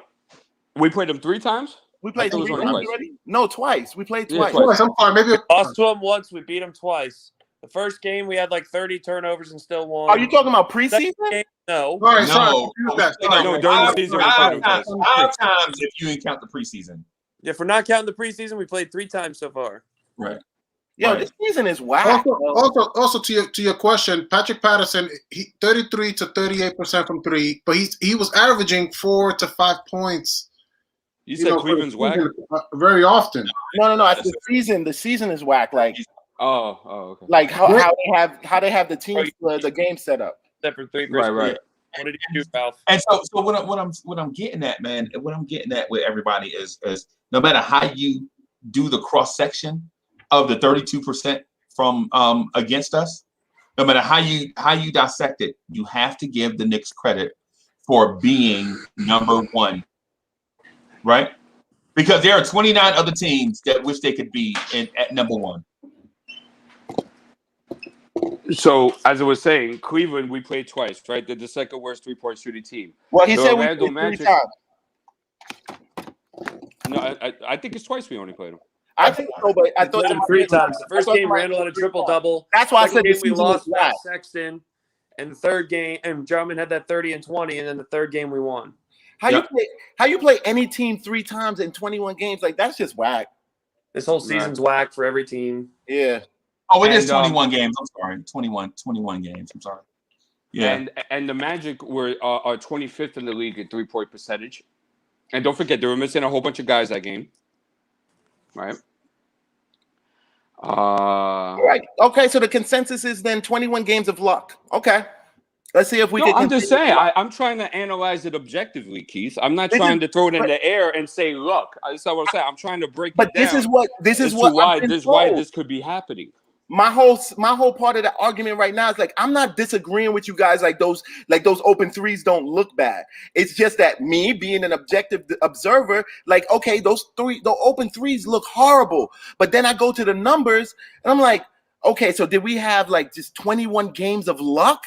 Like that just doesn't seem reasonable for us to be a top 5 defensive team and for teams to be shooting their worst 3-point percentages against us. I just like so. I understand your argument. It boggles the mind why we're still talking about it. I want to make. I understand your argument, Keith, but I'm just saying you have to know where we differ. I'm saying you guys are saying that's predicated off the defense, and I'm saying it's not. Yeah, so that's that. Keith.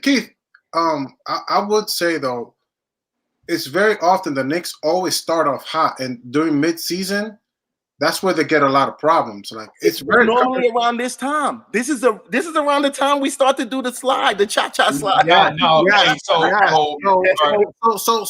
you know, last year we had the point. They have the point on that. Like, you know, it is maybe not all luck, but you know, it's hard. You got to be more objective because usually this is when we start to slide after 20 or 30 games, and then you start to see like, okay, this is happening. And hey, Raphael, just real quick. Defensively. So Wacko Knicks Fanatic says, they trying hard to discredit our defense. Lame. You try hard to trade Randall. He's a bum. What are you even talking about, Wacko? I honestly do think Wacko don't watch the games. I think the Knicks defense is being severely undersold this season though, even by fans.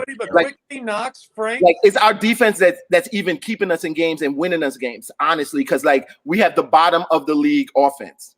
Right. Good point. But Kevin Knox would help that. Let me tell you, ask Wacko. And Obi Toppin. And this is not to say that we haven't done good things defensively. We've done well and protected the paint. I know we have. We're top 5.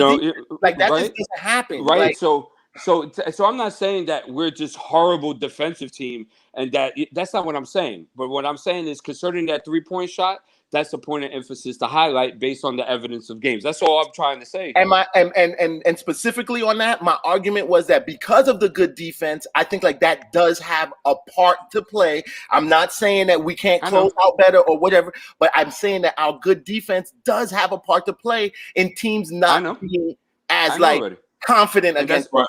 And that's where we differ. Right. So that's no problem. And reasonable minds can disagree. Right? Reasonable minds can disagree. Well, what I'm saying is I don't feel like I have to be right in debate about anything, right? But I do go to bat on stuff that I feel strongly about, and so I look to defend the Knicks' #1 defensive ranking among Knicks fans, right? Because we get criticized enough by the media and by other fan bases that, you know, when it comes to criticism internally, I feel like I have to shield us away from certain things, right? Because y'all know for a fact the media will criticize us about anything. I mean, we got criticized about the City Edition jerseys. You know what I'm saying? I mean, other teams did such and such. I mean, yeah, whatever. All it is a uniform, bro. We just going out there to play. How about that? Right. You know what I'm saying? I mean, so go ahead, man.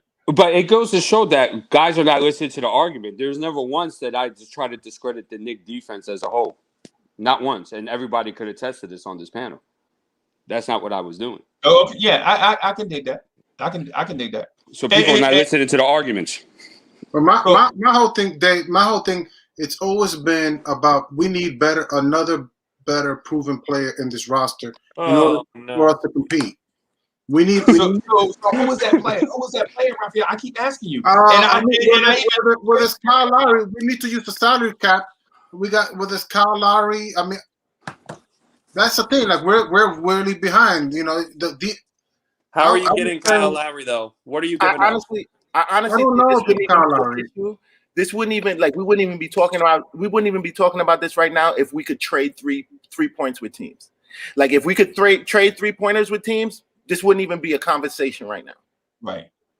Agreed. Like, and I give you a point example. Like this last game, we lost about 6 points. We lost about 2 3-point makes, yo. By 2.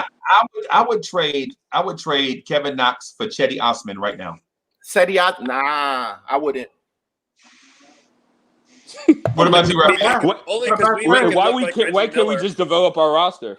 Our defense Yeah, makes like him for a look guy like like Reggie Cedi, Miller. I just hold on to Knox and try to develop him. Like Why are we looking for the shortcut?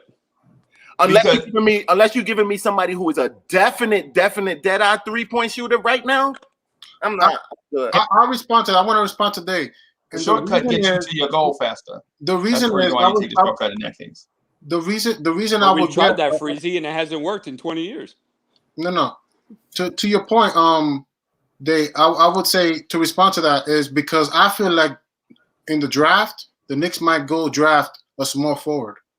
I wouldn't put it past the Knicks to draft a small forward, and if I can get somebody who's established like Cedi Osman, who can average How is he established? 2 threes a game, 12 points a game.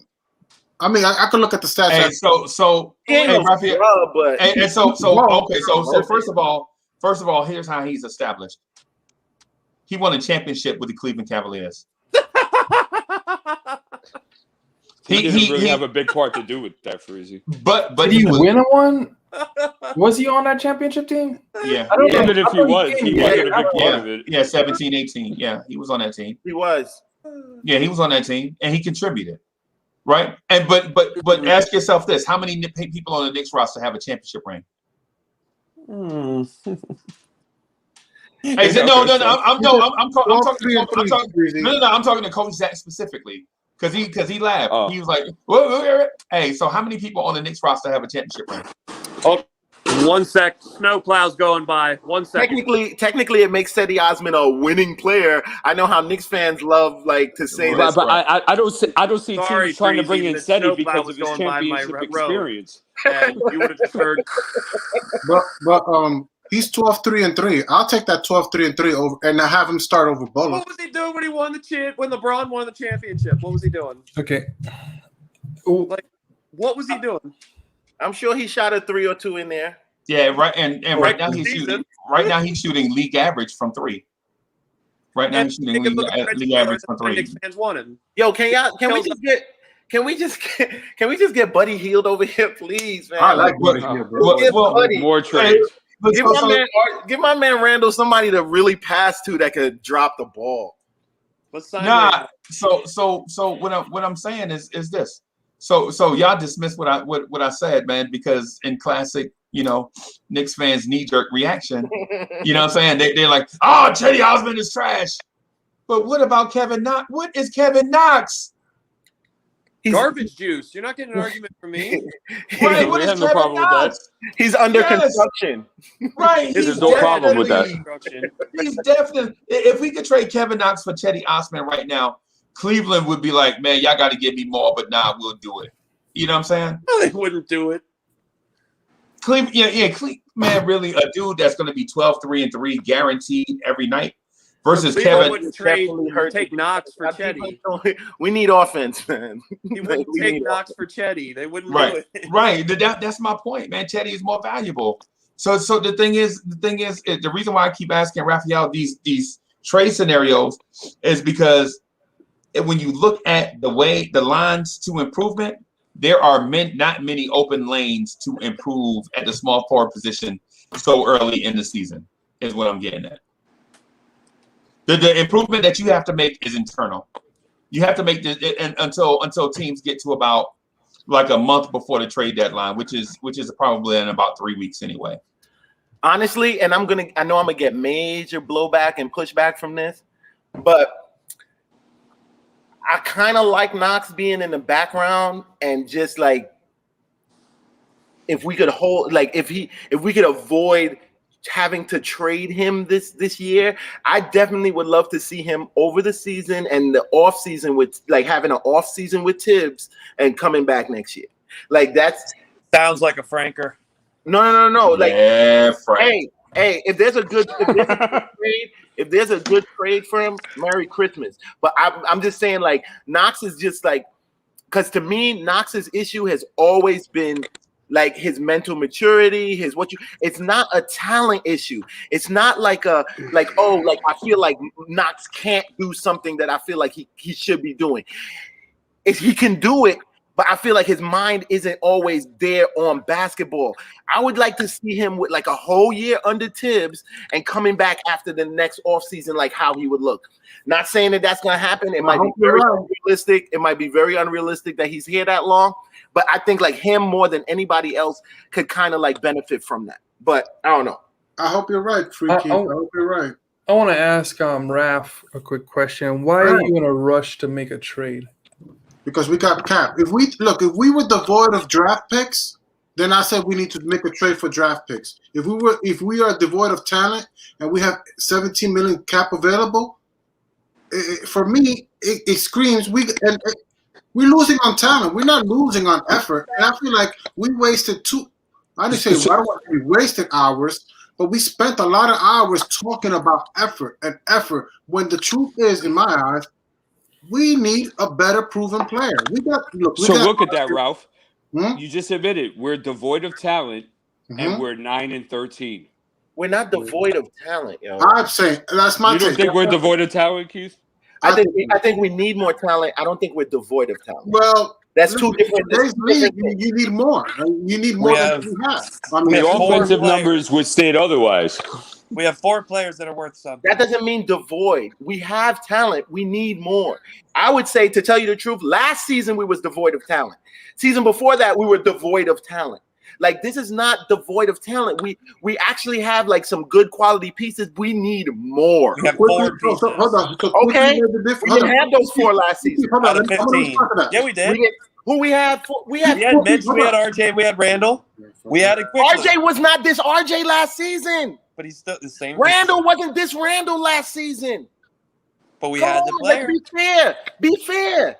So, Keith, if Randall was on a playoff team, right, where would he be in the pecking order of that? I don't know. Team? It depends on the playoff team. But okay, so let's just say Denver. Like, okay, for scenario, who's the 4? Denver. Who's the 4 in Portland? Okay, so you have Dame, CJ McCollum. No, who's the 4? Covington, Melo. Yeah, right. The guy that was with the Heat last year, the high five, Derek Jones Jr. So you put Zach Randall, Collins, but he's injured. You put Randall right now on Portland, that'd be a serious problem. But But my question was that where is he? Is it right? That was my question. My question was where would he be in the pecking order? He would be a 3rd or 4th option. Yeah, I like Covington. Why not? Let's go. It depends. And again, I say that only because, like, I feel like he could go to I feel like he could go to a team like Denver and be the 2nd option. What? Over Jamal Murray? You're crazy. Just because he's over Jamal Murray. That's because he's a facilitator. And when I say 2nd option, I don't mean like, oh, there's a huge drop off in between like the 2nd and the 3rd. I'm talking about like because of his facilitation, he can make Murray look better. Already have actually as the facilitator. But who's the 4? Like I'm talking about the 4. Paul Millsap and Michael Porter Jr. At the 4 position, he'd be way more dynamic than both of them. But that's not the argument. The argument is where would he be in the pecking order? And you stated that he would be, and you said he would be over Jamal Murray. That's what you're saying. I believe 2nd or 3rd. On that team, he would probably no. You said that he would be over Jamal Murray. Yes. That would make him 2nd. That's crazy. No, that's crazy, but see when you, I'm not even talking about like see how I'm looking at how Randall is playing. Like see as fans, we talk about like, oh, this person's a 1st option, they're a 2nd option, this, that, and the other. But I'm watching Randall play, and game to game, like this dude defers to the hot hand. Like he's just like I'm really appreciating that more. Like look at how even last game we were losing. I mean, we lost or whatever. But like like quickly is hot. Randall was intentionally finding ways to get Quickley the ball. Like it's like. that kind of person, you take that out of the realm of like, oh, second, third, fourth option. Like he's helping all the other options get going. Like that makes him a second or third option on a good team. Still defer. If that's the case, if that's your argument, then Draymond Green is the second option. Okay, I give you But that. he's not. But see, the person who facilitates all the other options, like you have to put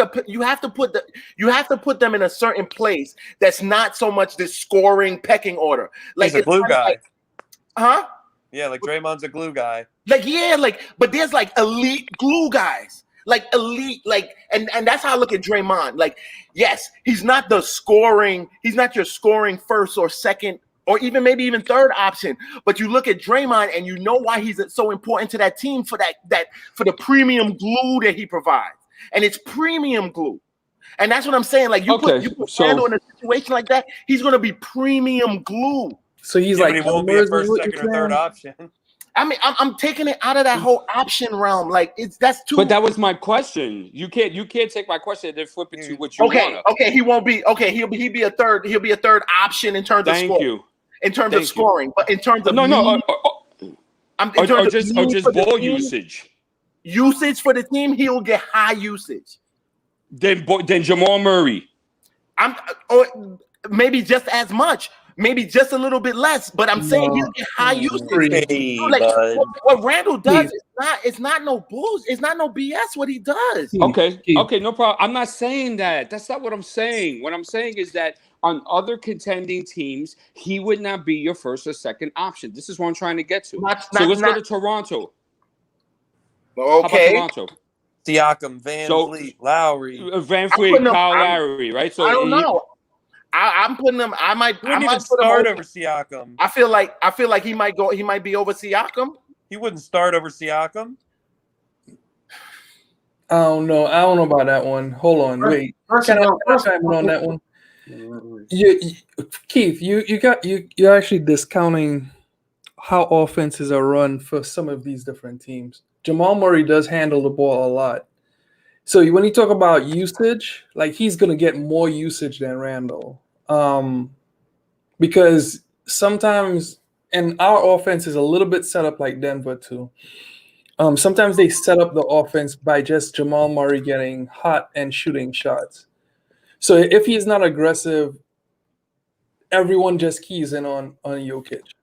So the idea of pairing Jokic and Randle, two bigs that are facilitators, that's difficult. I'm not saying that Jokic could step outside and shoot, and that could help Randle. Mm-hmm. But Randle is not going to flip the switch and go outside while Jokic is working inside. Because it's going to be net negative. It's not reversible. But Nick, we're not talking about fit, though. We're not talking about fit because, of course, that would be a problem if Randle was on the roster. We're just saying that if he was to appear on that roster, what would Randle's pecking order be? Well, fit does play a role in pecking order because, okay, Jesus right now, the Raptors, he'll fit better with the Raptors. But at the same time, like, is he starting over Siakam? No. Well, I mean, so he'll be a million years. He's performing better than Siakam by the numbers technically this year. So I don't know, but go ahead. No, but at the same time, Randle for that team would have to be the center.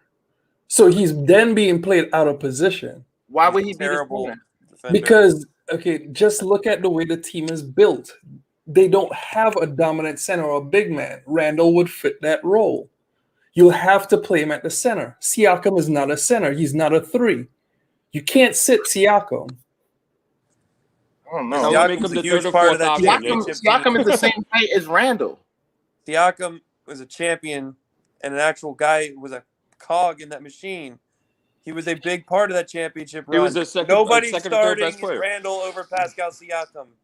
As much as I love Randle, he's not better than Pascal I feel Siakam. you, but the tail of that's fine. The tail of the numbers, he's definitely he's doing a lot better than Pascal Siakam so far. Okay, so now let's go to the Clippers. That's all I'm saying. Let's go to the Clippers. Would Randle not be a third or fourth option on the Clippers? Of course. Come on. Good. You What playing about with the Paul Lakers? George. You playing with Paul George and Kawhi. Okay, good. I'm not calling Randall one of the top 3 players in the NBA. Like that's. Well, the concept was that are we devoid of talent, right? That was the concept that we were talking about. So what I was trying to illustrate was that if we put Randall on these contending teams like Boston, right? Boston's another team. You mentioned Portland, Philadelphia, right? He would not be the number one. Boston, I think he would rock in Boston. Oh, so wait, hold on. So Randall would be above the pecking order over Jason Tatum and Jaylen Brown and Kemba Walker. Kemba Walker. I actually think over Kemba. Yeah. Okay, so he's still the 3rd or 4th option. Scoring wise, yeah, but I think between him and Brown too, he might be able to beat out Brown. No, not this season. No, there's no way in hell. Look at his numbers this season. What in the world are y'all doing to my man Free Keith? Y'all bugging. Y'all are like, yo, what if Randall goes to the Denver Nuggets? He comes to save the day. Y'all killing my man Free Keith. Free Keith, I'm gonna take the screen for a little bit because this was flat out. What they did to Free Keith right now was what we call back in the day jumping somebody, right? They legit just said, hey, I'm gonna pick out one of the best teams in the NBA, somebody with 2 stars, and put Randall on that team just to diminish Randall's value, right? And so he used scenarios like, what about the Denver Nuggets? What about the LA Clippers? What about the Toronto Raptors? Hey, man, what about Randall on the Charlotte Hornets? Would Randall be the number 1 option? How about we have some weight to the argument, man? Some disbursement on this argument. What about Randall on the Washington Wizards with another star? What would Randall look like? Okay, what about Randall on the San Antonio Spurs with a legendary head coach and some aging veterans? What would Randall look like? You know what I'm saying? What about Randall on the Houston Rockets? Right? We just legit said, what if you put Randall in a situation with Jokic and Jamal Murray? Would he be the number 2 option? Come on, dog. The setup had ill content from the start. You know what I'm saying? You just set Keith up, you know what I'm saying, for the okie doke. And Keith, who's a fighter, by the way, fell for the okie doke, not because he didn't see the okie doke coming, but because he's a fighter. So he fell for the okie. So because they come at Keith, he gonna come at him back. You know what I'm saying? How about some context? You know what I'm saying? I mean, that was what about Randall on Oklahoma City? Would he be the number 3 option on Oklahoma City? Would he be the number 3 option on the Charlotte Hornets? Would he be the number 3 option on, man? Okay, I'm gonna get out of the way and let these dudes come. Freezy. We said good teams. Wait a second. Wait a minute. We said good teams. Y'all was playing my man Randall for Siakam on a team that's worse than us, and he's worse than Randall with the numbers. Y'all bugging out. Exactly. I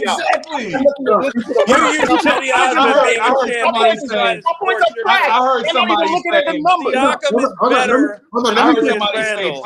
Siakam is better. Siakam is better. Siakam is better on a team. Siakam is better on a team that's doing worse than us. You bugging out. And he's not. And look at Siakam's numbers. Now that you Freezy backed you up, now you want to talk about it. No, that's what I was going into before he took us all out. That's what I was going to. You saw me on the fucking line. Yeah, hold on. Why are we talking about moving Julius? Julius shouldn't be in the. We're not talking about moving Julius. But why we on a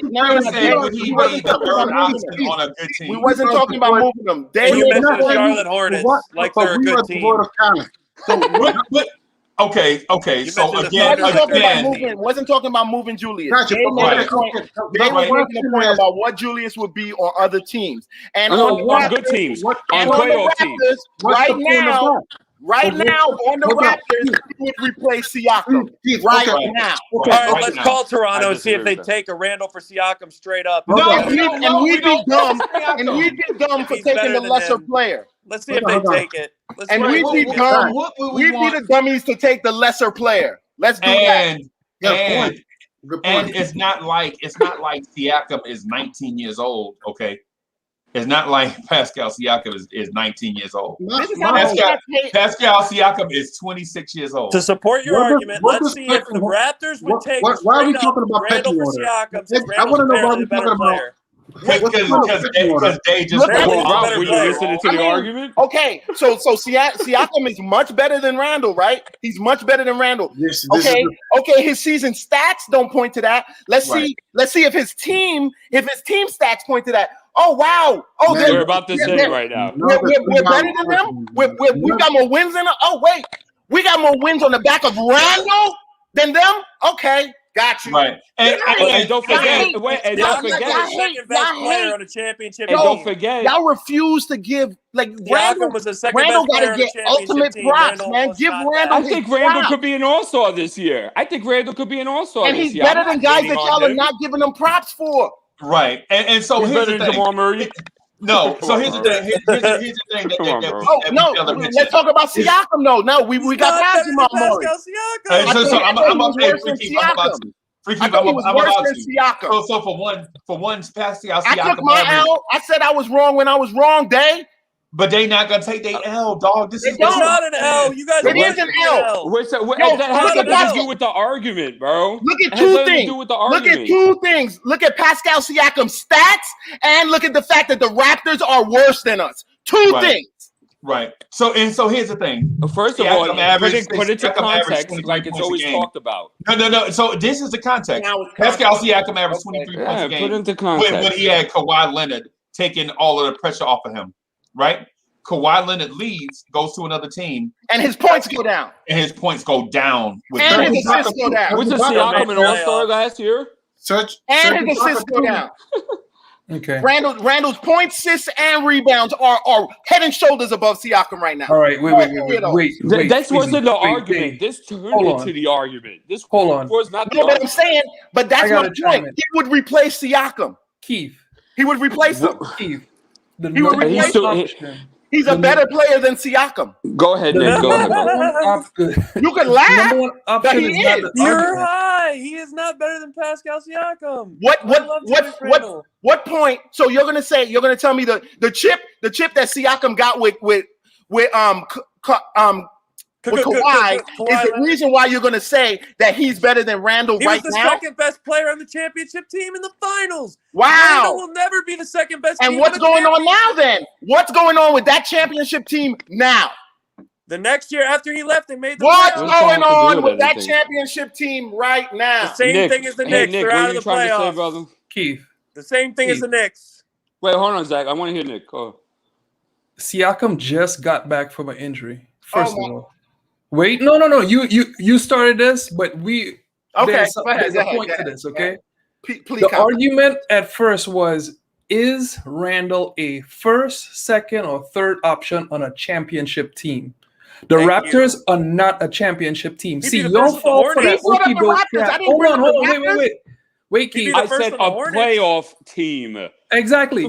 The argument was about playoff teams. Don't let Freezy make y'all lose the argument, because the argument was strictly about a playoff team. That okie doke crap.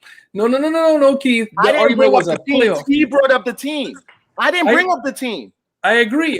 But what I'm saying is, like, Siakam, even on the team that he's on right now, is still a third option behind Van Fleet and also behind Kyle Lowry. Right. So that goes to the argument. Add Randall to it, whether Randall is added to the team or Siakam is taken off the team, he still will be in the pecking order of the way they run that team, third option.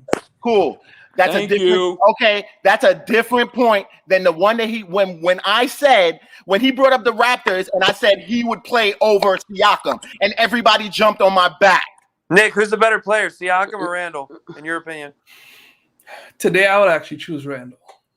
Today. Okay, no problem. But the argument was, would Randall be a 1 or 2 option on these teams? That was the argument. And we were going fine with that.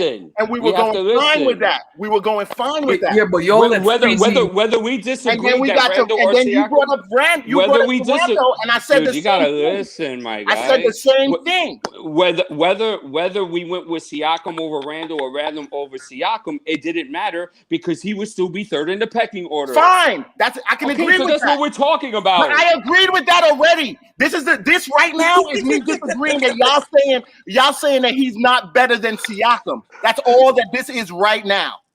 I don't care about that. That's not what I was talking about. Okay, got you. Because that's not what I was talking about.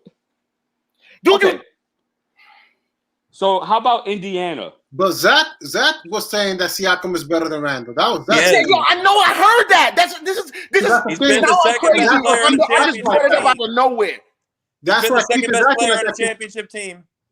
And no, Randall will never be that. Argue with Zach. Randall will never be the second best player on a championship team. Never. And much as I love him, he never will be. That was not the argument. They made a statement and asked Freaky a question. It was not an argument. Y'all are saying y'all took a declarative statement and a question that was asked to Freaky and turned it on me and Freaky and said it was the argument. We never argued for that. We never It rooted in an argument, Freezy. It rooted in an argument, Freezy. Yes, it did because we were asking. Yes, it did. Yes, it did. You made a statement. Wait, hold on a second. Because Freezy, this is where it rooted. The rooted was I said we were devoid of talent, and Keith said we weren't. So therefore, I what I did was I took our number one player right now, which is Julius Randle, right, and I begged the question, and I said if we were to put him on these playoff caliber teams, would he be the number 1 or 2 option? That's showing that our number 1 is a number 3 on any other team. Right. Everybody turned into everything else. He could be a 1, 2, or 3 on many teams. My whole thing is, I heard the question, but I don't know. He couldn't be number 1 on a playoff team. I don't understand the point of the question, though. Dave. Me either. I didn't. I don't understand the point of the question. Listen, like, we're devoid of talent because our best player. That we're devoid of talent. That's the point. We don't have a number 1 player like other good teams do. He said devoid of talent. He said devoid of talent, and I said we are not devoid of talent. That we need 75% that we need more talent. Garbage. I think we need somebody better than Reggie. I don't know what he took that to mean. I don't know what he took that to mean, but I said it because I don't think that we are empty of talent. I feel like we don't have enough talent. I agree with that. That's what I said, and that's when he. Did I say something differently? Hold on. What I took it to mean was that you had an opposite stance to me saying that we are devoid of talent. Yeah, because you said no, that ain't right. I was correcting your statement when you was. I didn't feel like we were empty of talent, which is what devoid means. I know what devoid means. I don't think we were empty of talent. I feel like we don't have enough talent. I agree. I know. Right. But I said that. Cool. That's what I said. But what are we arguing? That's no, what I'm saying. I said that. I said we were devoid of talent. And I said we weren't devoid. We That's didn't what have I just said. talent. You're not listening, guy. That we didn't have no talent. What? I'm saying what you're saying. Right. If you're saying what I'm saying, then we wouldn't have been talking. Then what are you talking about for this? Oh my, you can't, dude. It's just following the argument. Words. It's just following the conversation. It's just the word. I think the word. Nah, man. So the thing is they said it in a way that we didn't agree with, even though I understood where he was coming from, right? And he said devoid of talent. I didn't take it as him saying that talent was absolutely barren. Right, but he did use the word devoid. Devoid means barren. Right. Hold on, Freezy. So, and Freezy. But Freezy, I did mean it that way because I know what devoid means. I understand the concept. That's why I highlighted our best player, right, which is Julius Randle on this roster, right? And I stated that on playoff teams or playoff caliber teams, right? Would he be a number 1 or 2 option like he is on this New York Knicks team right now? Right. So let me ask you. So let me ask you this. So do you believe Julius Randle is talented? Say that again. Do you believe Julius Randle is talented? You're breaking up. I can't hear you. Do you believe Julius Randle is talented? Yes, I do. Well, you can't say the team is devoid of talent if Julius Randle is on the roster. No, what I'm saying is that on most a playoff complete. Do you believe RJ Barrett? He would not be a number one option like he is on the New York Knicks. Being devoid of talent and not having a number one option on a playoff team. Let me clarify for him. We're devoid of top tier talent. That's a whole different statement. That's a whole different statement. That's a whole different statement. That's what he's trying to say. Let him say that. Let him say that because that's a different statement. That's a different statement, Zach. Stop it, man. That's totally different. Now you backpedaling trying to clear something up. That's a different statement altogether. Hey, so Freaky. So now starting in lane 6 of the backstroke, Day and Coach Zach. Now starting in lane 6 of the backstroke. All that for nothing. We didn't all work for nothing. I proved my point that he would not start. He would not be a number 1 or 2 option on these teams. You proved that he wasn't a number 1 talent. Great. We never said he was a number one option. All I said is that we have. He is on this team. All I said is we have talent. That we are not devoid of talent. We're not. We need more talent, but we're not devoid of it. Because I feel like Quickley is talented. I feel like yes, RJ is talented. Quickley is talented. RJ is talented. I feel like Julius Randle is talented. Right. So I don't feel like we don't have talent. We need more. We need more talent. And I've been saying, Breezy, since I got on the show, I've been saying the same thing. We lost to the Chicago Bulls because we lack more. Nah, we could have beat them. I don't think that they're a better team than us. No, but Raphael's point was we need more talent. That was Raphael's point. So Raphael, you jumping in this on our side then, basically. You agree with me and Free Keith. I know you don't want to because you have an alliance with Day. It's hard. I know. Yeah, what do you mean? You're over here saying we can't clarify. You literally took everybody off the screen to clarify for Free Keith. So what is it wrong when I do it when you can do it for Keith? Dog, what are you talking about, Zach? What are you talking about? I don't get it. You took the whole screen off. Hold on. They okey doked my guy. He was joking and No, I took everybody off the screen because everybody was talking at the same time, and I clarified that. I took everybody off the screen because everybody was talking at the same time. And you also took the argument somewhere where it wasn't going. Right. Well, that may be true, but I also gave the person that was on the screen with me, the opportunity to state their point. Hey, Raphael, did I not do that? Did I not ask you 2 or 3 times? Would you have when you were on the screen with me and Ron Cleveland? No, I'm talking about 5 minutes ago when you took everybody off but you to help Keith. You said we were getting out of more. He was joking. He was hyping it up. What are you talking about? Yeah, Zach. And he succeeded because he hyped you up. Yeah, Keith. This is what he does. Like, are we not paying attention? So the thing is I feel like not only does Nick G have the best looking door in the neighborhood, but the Knicks are not devoid of talent. The Knicks are not devoid of talent. I just disagree with the way Day said it. I understand where he was going. I just think we're not talentless. You know what I'm saying? Because if you feel like Randall has talent and RJ has talent and Quickley has talent and Mitch has talent, that means that we're not devoid of talent. That we may need a talent infusion in certain areas, but it's not that we have an absence of talent, which is void. So actually, This has been the most talent. I feel like this is the most talent that we've had on the squad for like several years. Right. Okay, so if that's the case, right? Not championship level talent. Relax, Day. Relax. I'm not saying. I didn't say anything. I'm not even talking about what you're talking about. So what I would say is that I will retract with this. You are right. We are not devoid of talent. Emmanuel Quickley, Randall has stepped up his game, and RJ has improved this year. So I will retract. We are not devoid of talent, but we are lacking elite talent. Can we go along with that? I agree. I definitely agree with you there. No argument there. Yeah. But now it still doesn't. It still holds weight to the fact that if Randall was on these other teams, he would not be the number 1 option as he is on this New York team today.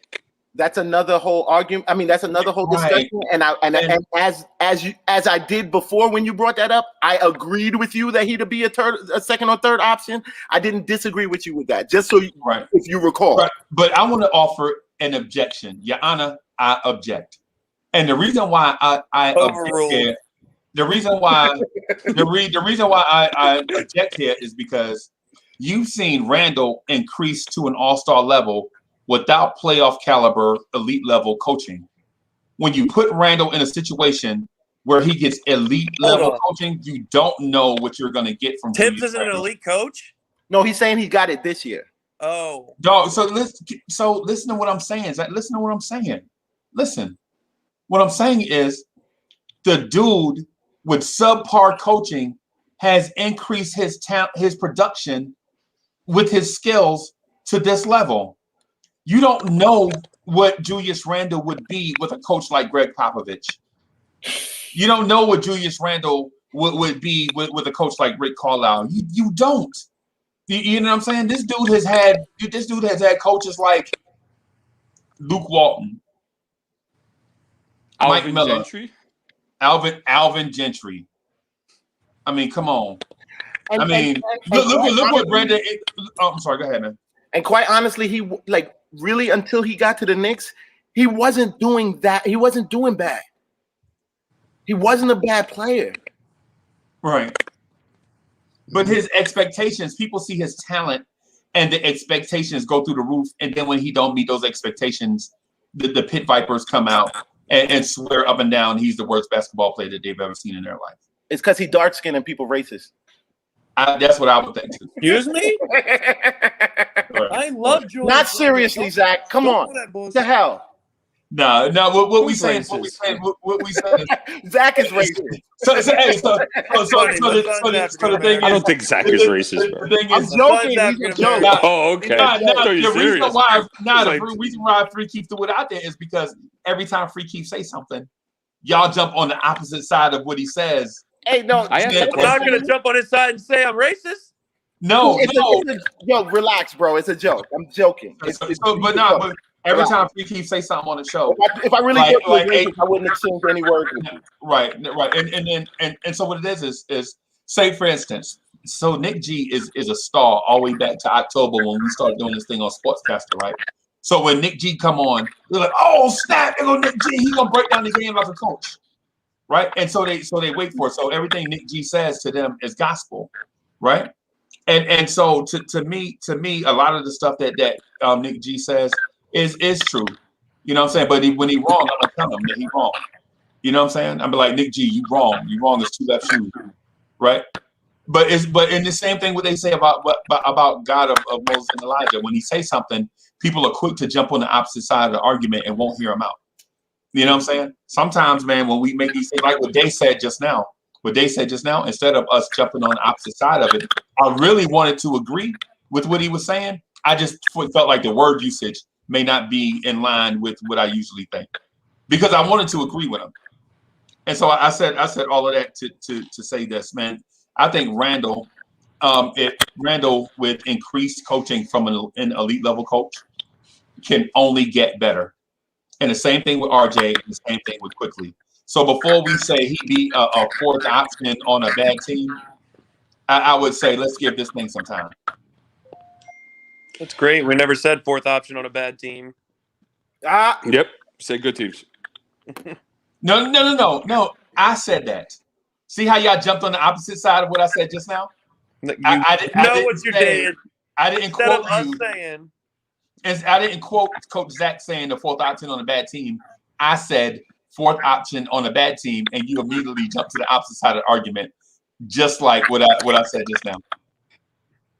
Since October, Freezy has been doing this okey doke crap. No, he don't. Hey, it's called being smart, bro. It's called being smart. He's an instigator. Yeah, he's the hype man behind the That hype doesn't mean man. it's always smart. All I'm saying is sometimes Raphael will say something that'll go over Coach Zach's head, and Coach Zach will want to jump at Raphael without listening to what he's saying. See what he's So I trying to listened do to what is he's saying. I went over his head one time, and it was because he wanted a first rounder for Derrick Rose, and we spoke to that. That's why I went over He his head. I said agree what? with him. What he Off said, air, bro? ask Ralph. We have agreed on a lot of stuff when it comes to looking for talent. No, what Players he we say? agree on. Zach, what did he say? Tell me again what he asked for, because I swear up now I thought you were joking. He wanted a first rounder for Derrick Rose. He said Yo, he gave up a first round pick for Yo, Derrick Rose. is That's it when really I almost jumped 3 him. o'clock? Get out of here, man. All respect to Ralph. That's when I jumped him. Hey, That's the only time. But listen. The other time was the first rounder for I both mean, guys. look. I wanted a point guard. Look, I wanted a point guard since the offseason. So, look, I'm trying to work with whoever's available. I'm willing to make a move. So, Derrick Rose, though. Whoever's available. That's Dude, Derrick Rose. you giving up a 2021 I see what you tried to I do there, mean, though. it could be a second round pick. We got 2 first Say I rounders. don't listen. Second. So if it's a second rounder and Kevin Knox or Reggie Bullock, And y'all great, forget, man. Day and I are coaches too. We see I'll things give from a coach's perspective. 2 seconds. I give 70 seconds in a player for Rose. My whole thing is if I could give second round for Malcolm Brogdon, I'll do that too. So it's not like Second round, you ain't getting Malcolm Brogdon. Yeah, you guys like give that up. That'd be a robbery. Ron Somebody took a nap, get came fired. back, and we're still on. I Morning drive. I didn't exercise, man, and got my eat on everything, man. And y'all, Ron, I wanted to actually talk with you, have a conversation with you, Ron. I'm going to be honest with you. Yo, it's for real. Almost 3 Okay. o'clock. Yeah, Yeah, man. y'all serious about this thing, man. I had to look again. I said, is that a replay? I said, oh, the boys on. Let me get on here, man. Hey, Dave, so for the record, man, this stomach flu must be giving me stamina or something. Y'all wildin'. Because I'm sitting in this chair every few minutes. I have to jump up and run to the back. Well, I ain't gonna get in that part. Every I have to get off the camera. I have to get off the camera. You know what I'm saying? But I'm legit sitting in this chair with my toes curled up. You know what I'm saying? Freezy, let me back in, Freezy. Yeah. Hey. Oh, he was. Hey, so yeah, He was in. Yeah, I think he said he it was choppy. He was trying to refresh himself. Oh. It is. You saw in the chat. So, Ron, is it okay to talk, guys, or you guys? Oh yeah, not finished. If you're not, Hey, Raphael, listen. Hey, can we have a lot of Raphael in this next hour as opposed to Next hour? Yeah. Let Raph have it. Next hour? Yes. Hey, get your stamina up, man. I got my stamina. This stomach flu thing I got, man, is giving me some kind of weird stamina. The same link for the Knicks at night. Right. It may have been that blizzard. It may have been the blizzard. So Ron, you made a point, right? Mm-hmm. You made a point that Mitchell Robinson is being held back by Tom Thibodeau. Is that correct? Yeah, I stand by that. And you stand by that, cool? Because I don't want to have this conversation something that you're not standing by from. My whole thing is, right, in Chicago, you never seen Tom Thibodeau get in the way with Joakim Noah on his contract, and actually was an MVP candidate because he's not even as ugly as his jump shot is, and he has a notoriety with his jump shot. Tibbs never got in his way of shooting that ball. I hear you. So what do you think about that? Also, so then he goes to Minnesota. Karl Anthony Towns, one of the best offensive centers that's in the game right now. Arguably might be better than Nikola Jokic. Might be better than him. Oh no! If you want to debate, there are those who would debate you that Karl Anthony Towns might be better than Jokic, right? What? No, that's not much of a debate, but fine. That's fine. Anyway, yes, you could argue it. Right. So my whole thing is, you can argue it, but you'd be wrong. Right. So my whole thing is, why would all of a sudden Tom Thibodeau be this person who would want to be getting on Mitchell Robinson's way when throughout his career, centers for the most part flourish with him? Because Joakim Noah actually was a way better defender than Mitch. He was sound on the defensive end. Mitch is not as sound as him. He was a better playmaker, better passer, better rebounder, better passer. He was better in all aspects of the game than Mitch Robinson. So he's going to let him try to expand his game because he was already fundamentally sound on everything else. Mitch is not. I mean. Okay, so you asked me the question, right, Ralph? I'm gonna give you my answer. Right. I ain't know my name was Zach, but let me give you my answer. When I made that comment, I'm adding up all the factors, man. When you look at the fact that, okay, with Mitchell Robinson, we've seen all the work that he's done the last 2 years in the offseason, right? Albeit he's not doing the traditional big man stuff, posting up and all that.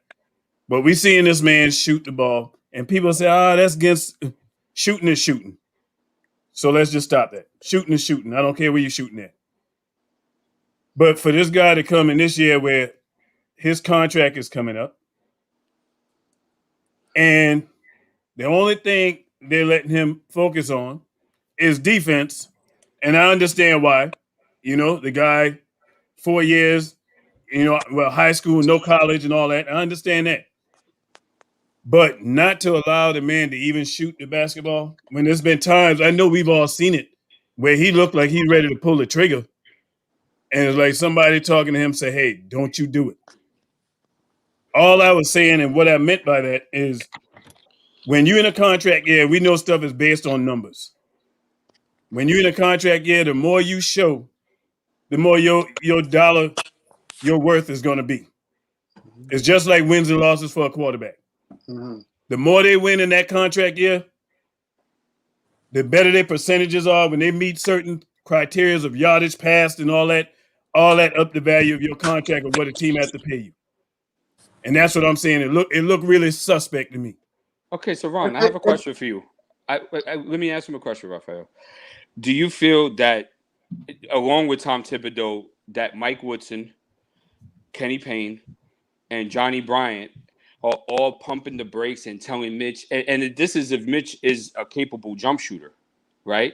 Really telling him, do not shoot jump shots, Mitch. I don't care if you can make them. That's not a part of our offensive scheme, and this is where we want you. Do you think that they're really doing that? Hey, stranger things have happened in sports, man. I don't put nothing when it comes to dollars and cents and maneuverability and being able to make certain moves. I don't put it past, especially when I saw an article of Mitch's high school coach said Mitch can shoot. And to even hear your coach say Mitch, y'all ain't seen nothing yet. And look at his high school footage. The guy was shooting.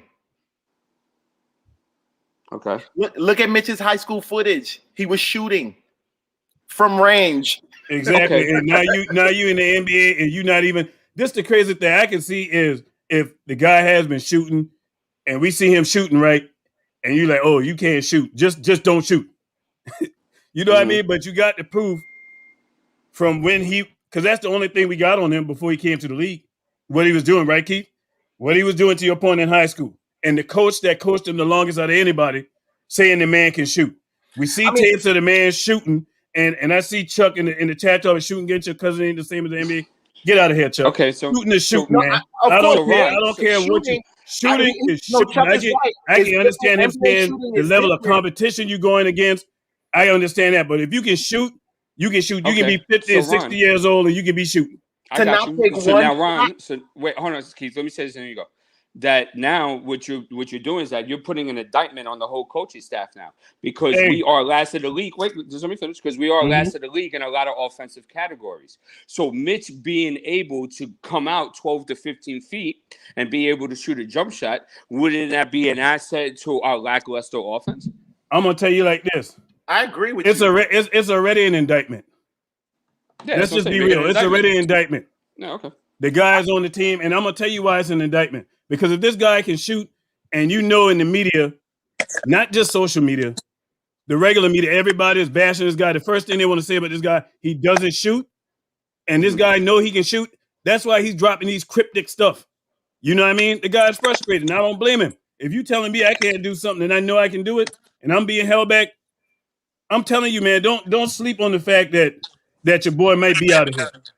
I heard Tibbs call like Tibbs call Mitch the center of our defense. Like he is the base of our defense, and he was very excited about that. Like I'm talking about after one of these recent games. Like so. In my mind, when I'm thinking he's holding him back offensively, I'm thinking that might be the reason. Like, I really feel like he wants him to focus. Like, he's too important defensively for him to get lost in the offense. Exactly, like, and I was getting ready to say that too because of the fact that if Mitch is not around that basket to try to protect, we are in trouble. Everybody will be coming down there. Like it's open season. Like we've been seeing when they pull him off the floor. That was one of the biggest reasons we lost this last game too, because of Mitch being sloppy. Good point. And speaking of that, let's throw out Mitch's number in this last game.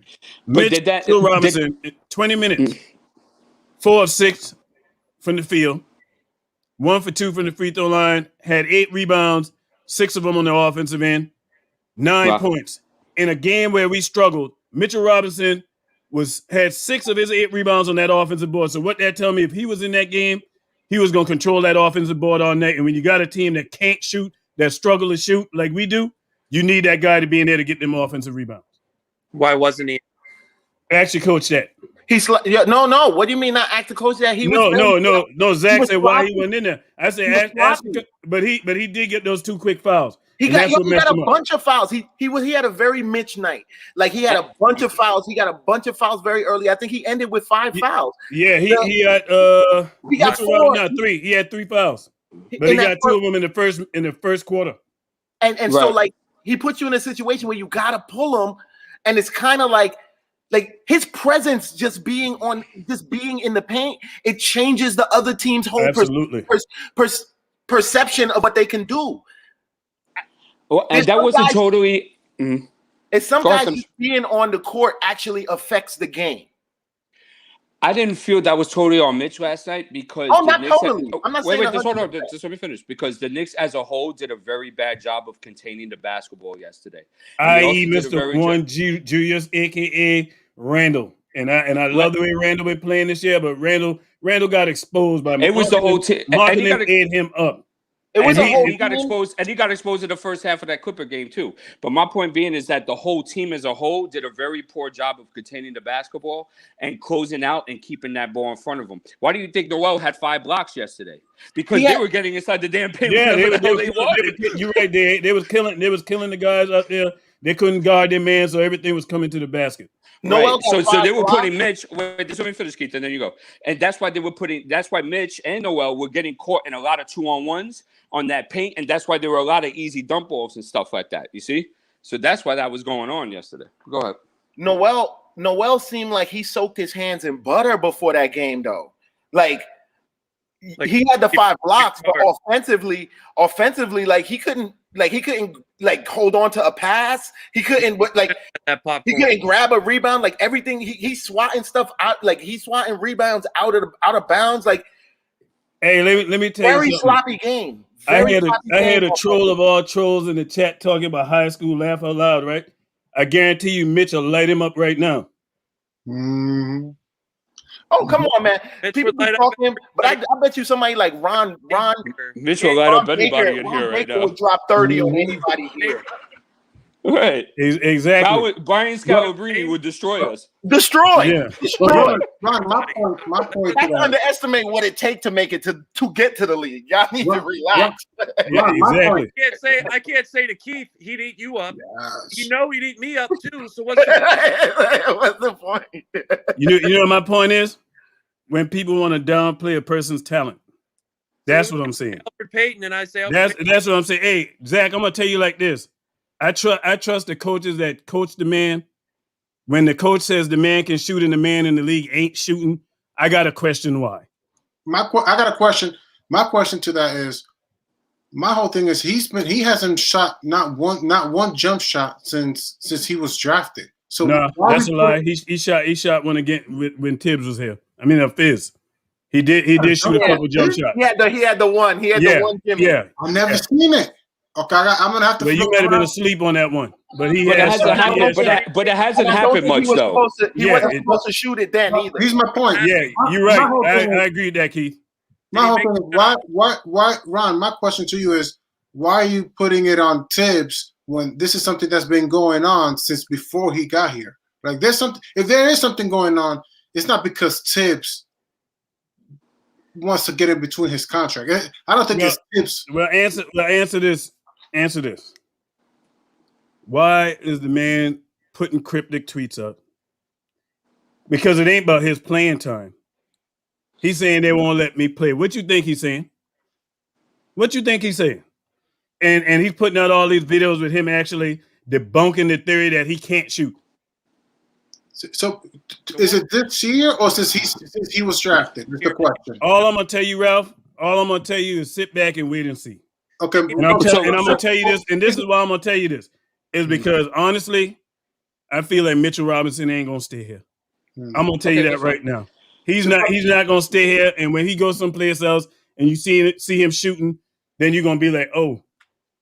Ron, but you have to put this into perspective, though. Right. Through 3 coaches, right, of Fizdale and Mike Miller, Mitch hasn't really shown us anything outside of him being able to run, grab offensive rebounds, catch alleys, and dunk the basketball. So I'm saying I hear what you're saying, but with this team, I think it's the key point. I think is what they're asking him to do. They're not wanting him to shoot. Well, I just find it weird. Like, look, I've been on the sideline developing assistant coaching and head coaching, and if I have a player, right, that's able to post up, right, and say he has a good right-handed hook shot, or he's good in the mid post, or I could play pick and pop with him, I'm going to utilize what I have on the roster, especially that we all agreed that this team is lacking athletic talent. Elite talent. So why would I not? That's 3 coaches now. Why would I not use that? Well, you ask your coach this just like I said earlier. When you look at that game yesterday, I'm gonna go back to it. When we looked at that game yesterday and we struggling shooting, nobody can hit the backside of a barn with a shotgun with buckshots, and you got Kevin Knox. Albeit Kevin Knox been struggling, the one thing he does is shoot the ball. You don't even bring him out there and let him shoot. It's stuff like that make me question stuff when I see stuff. Because this coach, let's be real, this coach ain't been doing smart stuff neither. Putting people on ice when they're on fire. Not the other team. He has done that a couple of times this season. I agree. People on ice. Yeah. So anything is not beyond the rim of a possibility comprehension with this team. Because a lot of stuff goes on that make you scratch your head and like, why did he do this? Austin Rivers on fire. You let him sit on the bench. You know what I mean? You pull RJ out, you let RJ sit in 2 games, and then bringing him back with like 4 minutes in the game. Come on, man. It's too much of this kind of stuff going on. So when I see inconsistencies, man, I can question you. If you're consistent in doing what you're doing, then I have no question. So you're saying because of those inconsistencies, that makes you beg the question that Mitch could be being held back as well. Yeah, okay, it makes me wonder. Let me make a point. And I'll say this, Dave, before I let you go, Ralph. Also, Taj mentioned that. Hey, that's what I'm saying. Before I come to you, this is all I'm saying. The last thing I'm gonna say about this, and I'm gonna let you talk. No. When you see all these inconsistencies, right? In a perfect world, I know the game of basketball, and I know if you got deficiencies, you should let players play if they can play. If they can shoot, you let them shoot. But when I see stuff going on, and I'm seeing videotapes, and then I'm hearing the coach the guy said the guy can shoot, and he's not being allowed to do that, and then he's dropping these cryptic tweets. Come on, man, that's just it's just too much smoke, man. And where there's smoke, there's fire. Good point. That's a good point. My whole thing is this. You said Taj mentioned that, Keith? Hold on, but you already spoke, Ron. Here's the whole thing, because he's not the first person who was drafted in the 2nd round who has had this problem. And I've seen that with the Miami Heat when they had Hassan Whiteside. He's another one that was complaining, yo, man, I can actually shoot the 3. I can actually shoot an excellent shot. And the team, Pat Riley, maybe it's Pat Riley that was telling him, don't shoot, we don't want you to be shooting. And so you do got a point. And now we drafted Mitchell Robinson, and before Tibbs got there, he never shot a jump shot. Well, he shot 1, 2, but long story short, so there is truth to that, but I don't think it was Tom Thibodeau. But Bam shoots jump shots. But we talk about Hassan Whiteside, who was but he's just talking about an example because I heard Hassan Whiteside, and Hassan was mad about that. Like he acted that was part of his annoyance. That was part of his annoyance with the team. But I'm gonna say this: Taj even mentioned it last season after a game where Mitch wilded out. Like we won, and Mitch was the star player of that game, let's say. And in the interview, Taj was like, "Yo, like Mitch got a bag y'all ain't see yet." Like Mitch got stuff that you guys have not even seen yet. And Keith, you know what it might be? Alluded to. It's been alluded to. Yeah, and you know what it might be?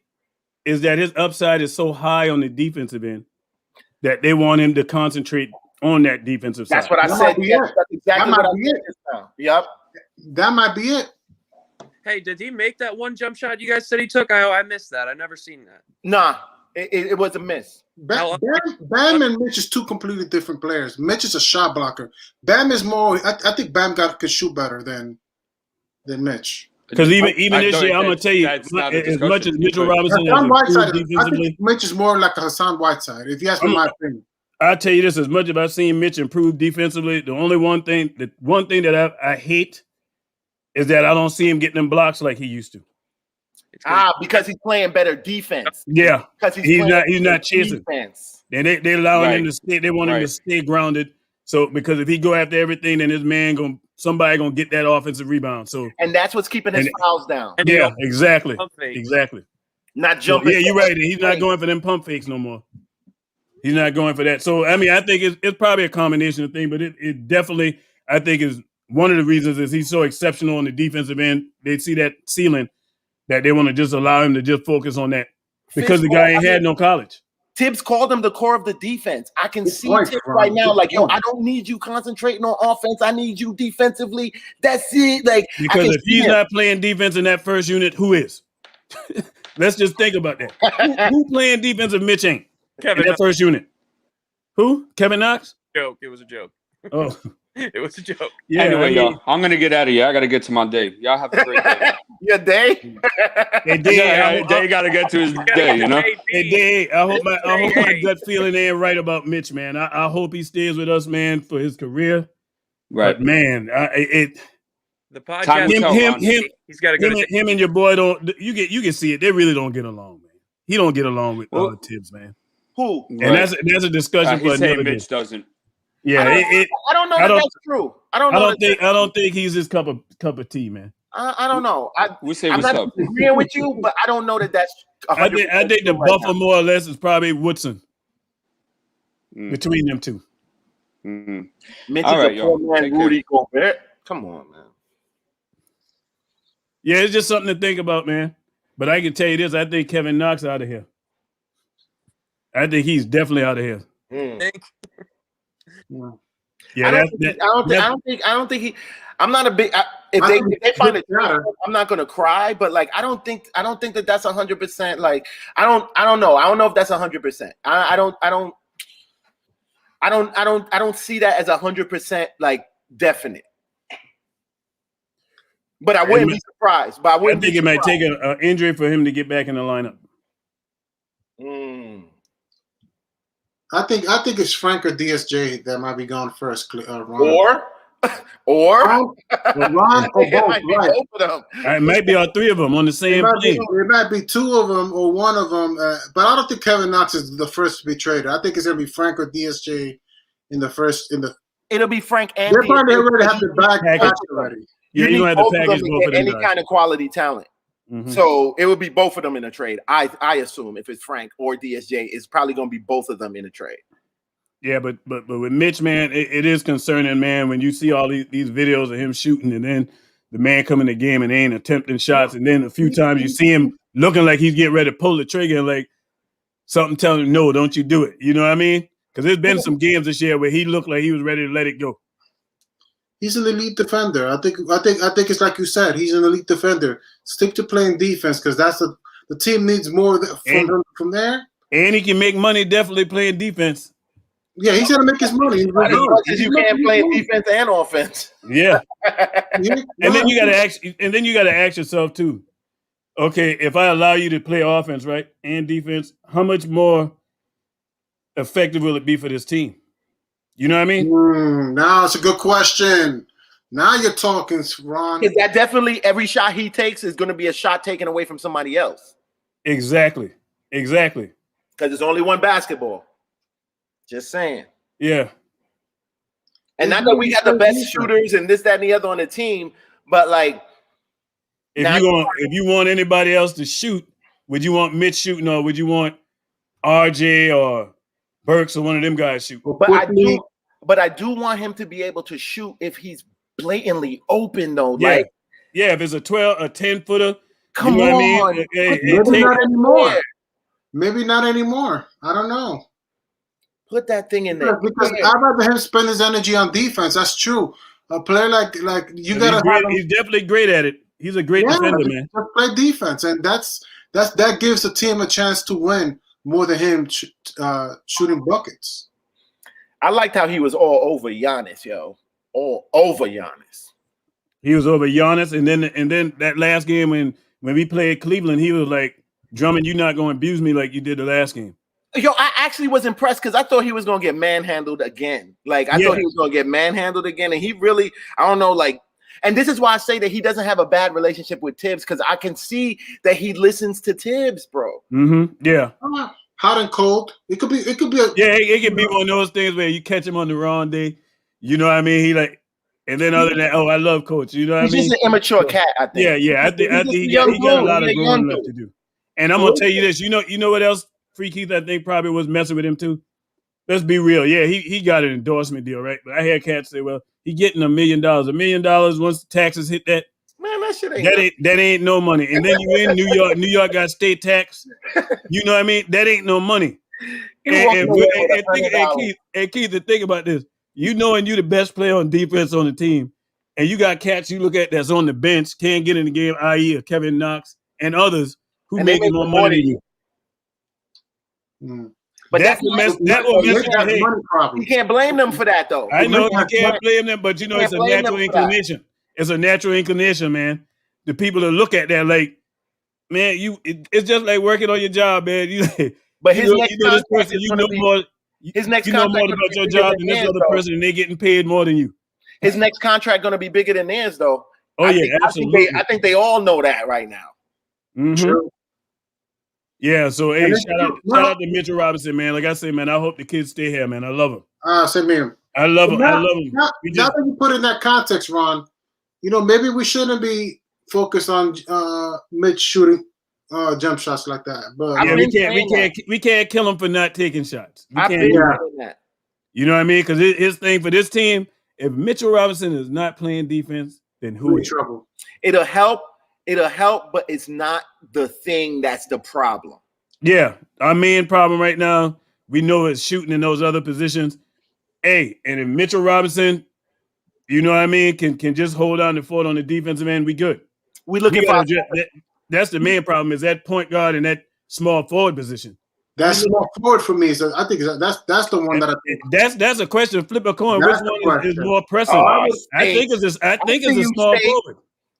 Keith, I think it's a small forward, man. We got 3 guys coming that small forward position, dude, and it's totally the small forward position, and I that's where I focus most of my eye. Like, yo, these are the cats that are supposed to be carrying the offense. Mm-hmm. These are the cats like we sitting here talking about like a center who we hope who start shooting, but that's a secondary, tertiary even responsibility for him. The guys whose primary responsibility is not consistent. Yeah, today's NBA, a center that shoot is like gravy. It's gravy on the rice. You know what I mean? That's extra. But them guys like shooting guards, they're supposed to shoot. You supposed and to that small forward supposed to be able to score. Mm-hmm. The league is being carried by dynamic wings. Yeah, absolutely. And the Knicks don't really necessarily have that. And I don't see us getting one in the draft. I would take these 2 first-round picks this year and trade them for a proven guy. Let's give Chuck a chance. This year? 2 this year? Wait. Raphael, listen. I would take these 2 first-round picks and maybe something else and give it to New Orleans for Brandon Ingram. I'm gonna tell you, I wanted him when he was an unrestricted free agent. I was like, they need to throw the kitchen sink at him, and hopefully they don't match him and get him over here. Right. That dude is legit. If we had him on this team right now, next to Randall, we have something. And RJ, Hey, right. That wing position is our deficit right now. Yeah, that's our major problem. I think I like Brandon Ingram's attitude. And I like his absolutely, attitude. absolutely. Yes. He ain't afraid, man. He ain't afraid. Right. So I think my man would thrive in New York. You know what I'm saying? Because he fits in, and so he has what I like to call the New York state of mind. You got grit. Yeah. Another reason why I like Mook. Right, and so I know Raphael's is like, yo, man, Uncle Freezy taking my 2 draft picks and my Dallas pick from 2023 and giving it away. Man, I want to take a shot at Scotty Barnes and Jonathan Kuminga. What I'm saying is, those dudes are 19. They'll be 19 when they get here, and I don't want to wait 2 years to see what I got. And then I would rather. It's still improving at the end of the day. Right. Everybody be looking good at college when you playing against. But hey, once you get in the league, it's a whole different game. Some people the light don't turn on. So I know State of the Knicks podcast is gonna say, I wanna keep drafting around these guys and build something sustainable. Man, bro, Brandon Ingram is 24. Right? Since when does being 24 make you an old man? In Knicks land, new age basketball. In Knicks Can I say something? All right, Ron, you just said something about somebody in college when they get to the NBA, they light don't turn on, right? Mm-hmm. Or earlier you said something about Mitch doing all this shooting in high school. Mm-hmm. Now, what make you think? Now you done skip college, so he did all the shooting in high school. So what make you think the light turns on for him in the NBA from high school? Now, I've seen Cauley Stein pre-draft making all kind of threes in a row in the empty gym. That's the same as Mitch playing with his cousins, 6'1" and 6'2", and making shots. It don't necessarily transfer, and you need confidence to transfer, right? So playing in high school where you're the biggest guy on the court,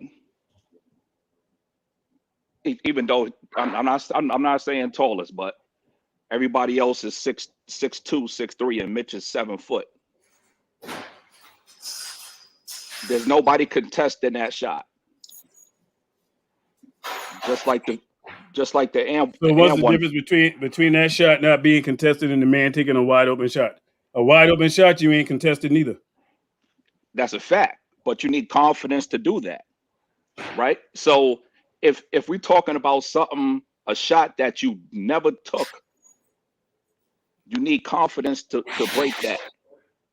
So Chuck, you making my point. You making my point in a way. Because no, I'm not. No, I'm not. Yes, you are. Let me tell you why. You said you need confidence, right? And you said, okay. So the thing is, if your coach ain't allowing you to, and they're telling you all I want you to do is concentrate on defense, right? You know you can shoot. How that's gonna make you feel as a player? All right. For one, if your coach know you can shoot, there's no way he's gonna tell you not to shoot, because I need you to be ready to block a shot that might be attempted 3 minutes from now. On a team that's devoid of defense, I can see it happening, especially when the guy's an elite defender. We ain't talking about no poo-poo defender that can go out here and maybe guard somebody. This man is an elite defender, and everybody will tell you he's an elite defender. All right, I don't know who that and everybody ain't even is. reached his seat, and ain't even reached his ceiling yet. Chuck, you the same guy who loved Dennis Smith Jr. No, I don't. Yes, you did. No, I don't. We done been on record together, and I've heard you talk about Dennis Smith Jr. glowingly over all our point guards. Don't backpedal. Go ahead. And I'm doing it for Peyton now, because I do that garbage. For the scapegoat. And he's garbage too. No, because I do that for and people he's garbage too. He is garbage. You don't like Quickley. Oh God, no, Quickley's. You don't like Quickley. Why are you trying to change the subject? No, because I'm talking about your track record, man. Your track record. Keep going. Keep going. Keep going. Keep going. I ain't changing. I didn't say what I said about Mitch. I do feel like they're holding him back, and for more than just basketball reasons. I think monetarily too. Keep talking. Keep going. Oh, okay. So every coach Mitch had has told him, look, we know you can shoot, but we don't want you doing it. We don't have a post presence. We don't have a big man that can shoot, but we don't want it to be you, even though we know you could do it. Hey, have you listened to the New York Post article with your coach? What your coach had to say about Mitchell Robinson? Huh? Yeah. It ain't a funny question. It's a question. Have you listened to the coach what he had to say about Mitchell Robinson? Keith just told you what Taj had to say about the man. Offensively, you the same guy that said Quickley ain't a point guard when Clyde told you he's bona fide. When Clyde tell you he's bona fide, you told me out your own mouth that you just don't like the way he plays. You told me that. I don't like the way, but that don't. But that don't make him not a point guard. So you ain't always right, Chuck. That's what I'm just trying to tell you, man. Just because you think you always right, you ain't always right, man. I'm not. I can't be right if you interrupt me every time. You always think you like God gift to debates or whatever, and I ain't even had a debate. That ain't my thing. So you can save all that debating, man. I done told you that. Don't come at me like that. I don't play that debate stuff. At the end of the day, I say what I gotta say, and I'm done with it. I'm not debating with you. I'm giving you my opinion. You trying to bait me into keep talking with you? No. That's a debate. I'm trying to get you to stop talking. That's not a debate. you keep interrupting me. I don't want you to say nothing. I just want you to listen. Thank you.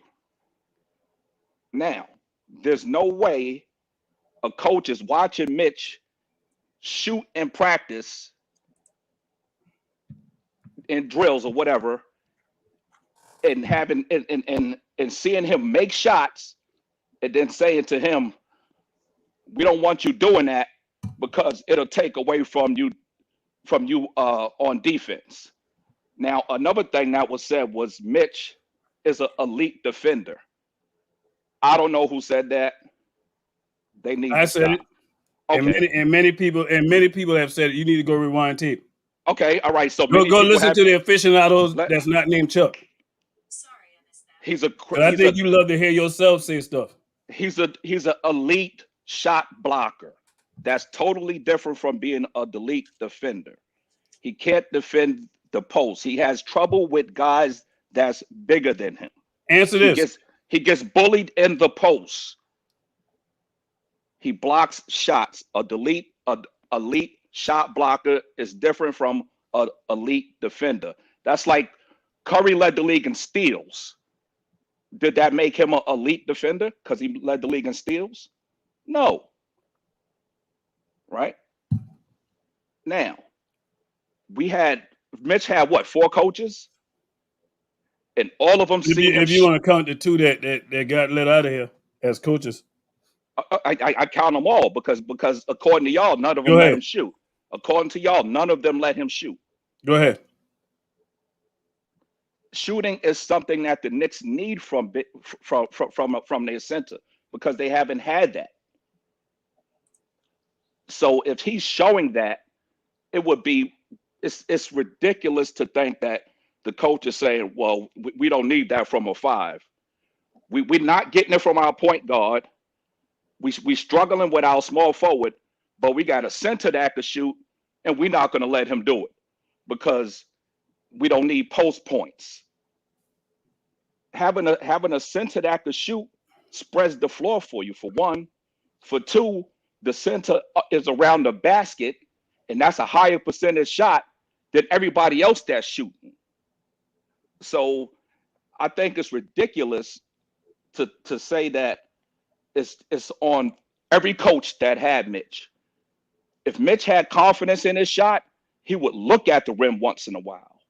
He was under the basket yesterday, 3 feet away. It didn't have no shot to go to, and he handed it off to somebody smaller than him that was right next to him. So you saying they not letting him shoot 3-footers either? He can't shoot in the paint? That's ridiculous. Chuck, I'm telling you my opinion.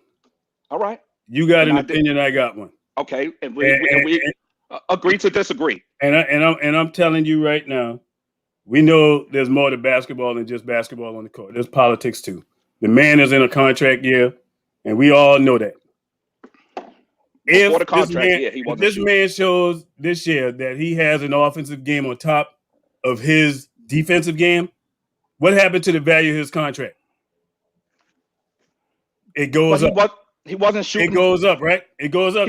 Does it He not? wasn't shooting his rookie year either. But regardless, Chuck, if he comes out this year and shows that this man has an offensive game in a contract year, the value to this guy's contract is going to go up, right or wrong? Yes. Simple question, Chuck.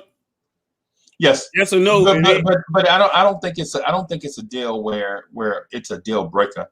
I think it might go up from maybe 10 to 15. I say that to say this, Freezy. If his contract value goes up, you got other suitors than just the Knicks to try to come after him. Right, but Ron, you wouldn't pay him? Hey, that ain't what I'm saying. No, I'm asking. What I'm saying is you got more. Oh, absolutely. I'll keep Mitchell Robinson. All right, so that's the point. I'm getting it. Okay. I want to keep him. So Tibbs don't want him to shoot because he don't want his value to go up and him to cost the Knicks more money. So Tibbs is worrying about Mitch's contract instead of winning games. Good point, Ron. Do you not agree that there's politics in basketball, other than what goes on the floor? Well, we've seen that play out right in the same organization that we all know and love. We've seen the front office politics come into play. Have we not? Have we not? It's a simple yes or no question. Have we seen Noel shoot 10-footers? Have we seen Peyton shoot 24, 25-footers? Yes. So you saying they allow Peyton to shoot 25-footers, Noel to shoot 10-footers, and Mitch not to shoot 5-footers? I'm telling you like this. I'm going off what your coach saying. We want him to concentrate on his defensive game. Right. That's been said. We want him to concentrate on his defensive game to a team that's devoid of defense. If you take Mitchell Robinson away from that basket and got him shooting, what kind of defensive team we got? That's interesting. So he could shoot 5-footers and play defense at the same time. He don't even look confident from the free throw. But my thing is, I'm going off what the coach says. The coach says, not the coach says, not Chuck. Hey, we want you to concentrate on this right now. This is what we got you doing. When the time comes, the coach done said it. He got things that y'all ain't seen nothing yet.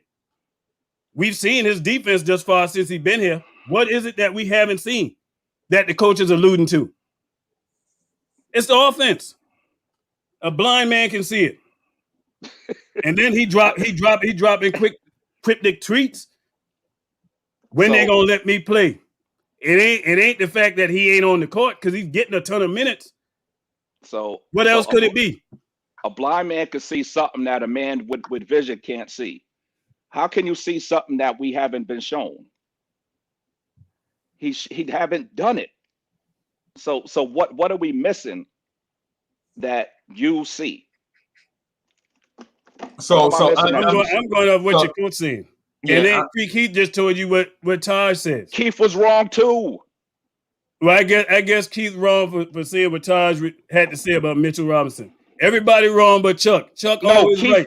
Keith sat here. Right, ain't you? No, I'm right about this. No, you feel like you always right, man. No, you don't even admit when you're wrong. I'm not wrong about this. Tell me this. Answer this. What you said about DSJ? Did you not say that you love DSJ? Hell no, I say I love DSJ. Oh man, get out of here. He said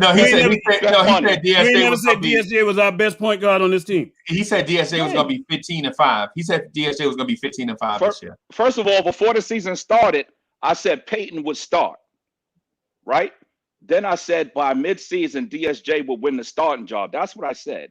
I didn't say I love DSJ. What you said about Quickley? He's a combo guard. But you did say DSJ was 15-5, right? Yeah, I just said that. Right. Okay. But and you did. That's before the season started. Yes. But what I'm saying is, but you did admit that you was wrong because you didn't know that RJ Barrett was going to be shooting like that. So you chose to take DSJ's stats down to maybe like 10-4. No, to 9-4. Once I saw he wasn't really in a rotation like that, so I dropped it all the way down. Okay. Now I don't think he's going to play at all ever again for the Knicks. So you admitting that you're wrong about DSJ? Yeah, of course. Okay. Yes. All right. That's why y'all got that blizzard in New York right now. 100%. No, I've been admitted this. Chuck, man, you don't be admitting when you're wrong, man. Anybody that know when it comes to this debate that you don't admit when you're wrong. I just did. There's a first. There's a first. There's an intervention. Keep going. The blizzard came from y'all saying Mitch got to concentrate on defense, so he can't take a 5-footer. Right. Okay. Okay. How do you say? I'll take that one. Okay. I'll take How do you that. say? I'll take that one. I'll eat them cookies. I'll eat that. So I want to interject something else, man. I think what I wanted to interject real quick in hour number 6 of the Knicks Morning Drive is, I can't believe you still up, boy. Hey, man, I cannot believe it. Man, this stomach thing got me up. It must be some of that medicine I'm taking for my tummy, man. But anyway, what I want to talk about is our crazy expectations for this rookie class that's coming up. Like the fade for Cade and the suck for Suggs. The only player in this draft that I feel like is going to be a bona fide star hands down out the gate is Cade Cunningham. Now, I feel like these other players in the draft have too much to prove for us to take a gamble on them.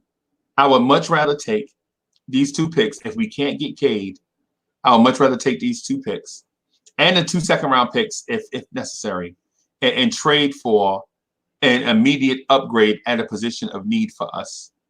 Right? I don't care if it's trade for a Kemba Walker, trade for a Terry Rozier, trade for some point guard that makes us better immediately. And I also feel like we should maybe consider trading for a small forward like Brandon Ingram, as opposed to taking another gamble on a guy and then hoping in 3 years he'll be somebody special. And the reason why I say that is because we did that already. And so with the 8th pick in the NBA draft, the New York Knicks select Frank Ntilikina. And 4 years later, we like, yo, we've been waiting 4 years for this. And 3 years ago, we were like, with the number 9 pick in the NBA draft, the New York Knicks select Kevin Knox. And 3 years later, we're like, yo, we waited 3 years for this. Is this what we've been waiting on? So instead of doing that, I would rather go ahead and get a guy that we know is already good, like Brandon Ingram, and pair him with Julius Randle, RJ, Quickley, and Mitch, and rock out from there to see what we have.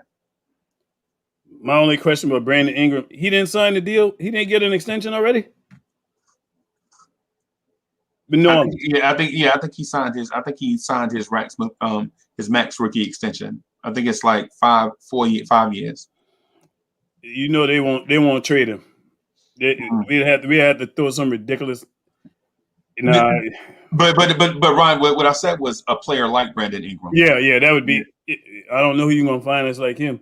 Yeah, I think he the closest thing to Kevin Durant out there. Right. That's who his game is a mirror image of when you look at him. I'm gonna tell you who I want at that draft, and I just started watching a little bit of him. Is the kid, man, that Green kid, man. Jalen Green? That's who I want. He's fearless. Right. I like him too, man. I like him too. And ain't nobody, and I don't think they're really talking about him. Everybody talking about, because Legion was the one who put me on Green. Shout out to Legion. And Legion said something about some dude named Scruggs or something, whatever his name is. These dudes look really good on the college level, on the collegiate level, but we may have to wait 2 to 3 years for them to be fully developed. I just don't want to wait, man. Right now, like the old people say, I got a pot of beans on the stove. Hurry up. You know what I'm saying? That mean hurry up. You know what I'm saying? Or as Joyce would say, wait, sink ship. Shout out to Mama Joyce. For me, I like talking about the draft. It's just too early in the season right now. Like, it has to be at least after 40, 50 games for me to even look, for me to even consider what's going on. I'm gonna tell you what I really hope we do before the draft, man, because we right now we on a roller coaster, and it's a roller coaster because of that point guard position and that doggone small forward position. We got to address that, man. Just do lateral trades. And somebody told me yesterday, said that what's the kid? Said JJ Redick want to come here. Yeah. Sign me up for JJ Redick right now. Sign me up for JJ Redick. Hold up. If Quickley's a point guard, why? I knew you were going there. I knew you was going there. Go ahead. Go ahead. Yeah. I'm gonna answer for you. Go ahead. Yes. Go ahead. I got an answer for Quickley's- you too. I hope you do. If Quickley's Absolutely. a Go point ahead. guard and he's playing more minutes than Peyton, how is point guard a problem? You know why? Because Quickley can't play the whole game. You still need another point guard. Your boy Dennis Smith Jr., part of the Triple Bs, and Frank Ntilikina, another part of the Triple Bs. Both of those point guards are out the door. That's why you still need a point guard. To answer your question. So Ron, and your boy Alfred Payton that you love can't play point guard consistently. I don't love Peyton. Him. You love him. I do. No, I don't. I think he sucks. But what I do is I defend guys. That's the first time I ever heard you say that. Who fans blame? You say he's the best point guard on this roster, and I know he's the only point guard on the roster. He's the only showing you better. No, he's not. He's the only point guard on the roster. Quickly's a combo guard. Chuck, boy, you a piece of work, boy. I tell you, you moonwalk faster than Michael Jackson, man. Come on, keep going. I would say though, to those that do the college scouting, every year, these cats are hyped. Every year, these kids coming into the NBA are super hyped. You know what I'm saying? And some of them pan out, and some of them don't. You know what I'm saying? And my thing is I don't want to wait 2 years to see if we have something. I'm already impatient with Obi Toppin, right? Ooh. Because listen, I think your coach is too. Right. And because I feel like we wait all these bajillion years for dudes to see what we have, and they turn out to have nothing. You know what I'm saying? And then others, we wait. We don't even have to wait. We see the flash from day one, and they're stars, right? But the Knicks franchise is not one that is fortunate enough to draft guys and they become somebody. You know what I mean? Because we saw the Josh Harrelson experiment. We remember Andy Routens. We remember Clee Anthony Early. You know what I'm saying? We remember Frank Ntilikina. You know what I'm saying? We remember Kevin Knox. You know what I'm saying? We draft guys, and for some reason they come here and they don't turn out to be nothing. You know what I'm saying? We remember cats like Landry Fields. You know what I mean? And so what I'm saying is I'm not down on the people that look at the draft. You know what I'm saying? But I'm telling you, I'm tired of being patient, waiting on kids, and then they come here and they wind up being nothing. You want the known over the unknown, is what you're saying. Right, because if you add up all the salaries of the players that are here, like add up all the salaries of the players that are here that are not doing anything, we could have signed a max player. We could have took on Chris Paul's contract. If you add up all the guys that are here making money, right? Plus what we have remaining, the 17 million, plus Knox's salary, plus Frank's salary, plus DSJ's salary, plus Obi's salary, plus Nerlens Noel. Said guys that ain't doing nothing. We could have had a Chris Paul in here. And would this team look different if we had Chris Paul next to Emmanuel Quickley? I tell you what, Quickley would have definitely benefited from it. But you can see what Tom is doing with Quickley. Quickley is starting to fade your boy on out of the lineup. If you notice, the last 2 or 3 games, Quickley been playing more minutes than Alfred Payton. Case in point, the last game, 30 minutes for Quickley, 18 for Alfred Payton. Alfred Payton is slowly getting pushed to the background. And that's why, and if Alfred Payton was such the best point guard on this team, we wouldn't have been trying to go get a Derrick Rose. Chuck, don't run off. Come on back. Hold up. Ron. Because I've too defended Payton. I agree. Let's get that better player. And it's unfortunate that at the moment, right now, at the point, right now, Quickley at least is competing for that spot. So that's good to see. He's pushing it. That's good to see because usually you want somebody who plays offense to start and the guy who plays defense to back him up. That's what I think. That's what I usually look for. So I like the idea of Quickley starting and Elfrid Payton coming off the bench.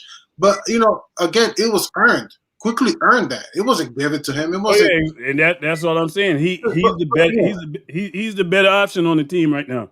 The only problem is that if you put him in the starting lineup right now, Elfrid Payton goes to that second unit. Now your second unit gonna suffer. When he's in the first unit suffer. So I'm saying. That's why we're trying to get Derrick Rose so bad. That's why they linked to him because they're gonna move in them on. I won't be surprised if we cut Elfrid Payton. Elfrid Payton, yep. I won't be surprised if he gets cut.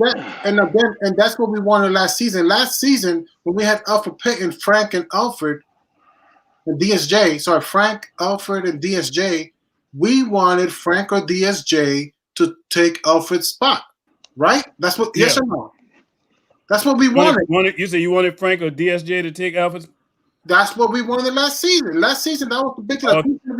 All three of those guys are pretty much. Two of those guys are pretty much the same. Peyton and Frank. Frank is a little bit better shooter. And unfortunately, it seems like Quickley is the man, and he's the better point guard. Whether some people see him as the point guard or not, he's the better point guard. He should be starting. And, and that's why people are saying we got to move away from Frank and DSJ because when they had the opportunity to take that spot, did they really take it? No. I'll tell you this. IQ is the reason why DSJ went down to the G League. Yep. What it got to do with Chuck? If it ain't Quickley, if Quickley wasn't on this team, he might have been still getting some burn. Last season, I'm gonna tell you something. Last season, he wouldn't have got burned. Frank would have been playing over DSJ. No. I said Frank would have been playing over DSJ. Okay, I hear you. Okay, yeah, because before he got hurt, he was playing over DSJ. To your point, exactly. DSJ days is done. So what I was getting at, man, is I believe those guys are gone. DSJ, Frank, Knox, all these cats, because that's a total of about $20 million. Plus that 17 that we already have free, that's $37 million that we have wrapped up in nothing.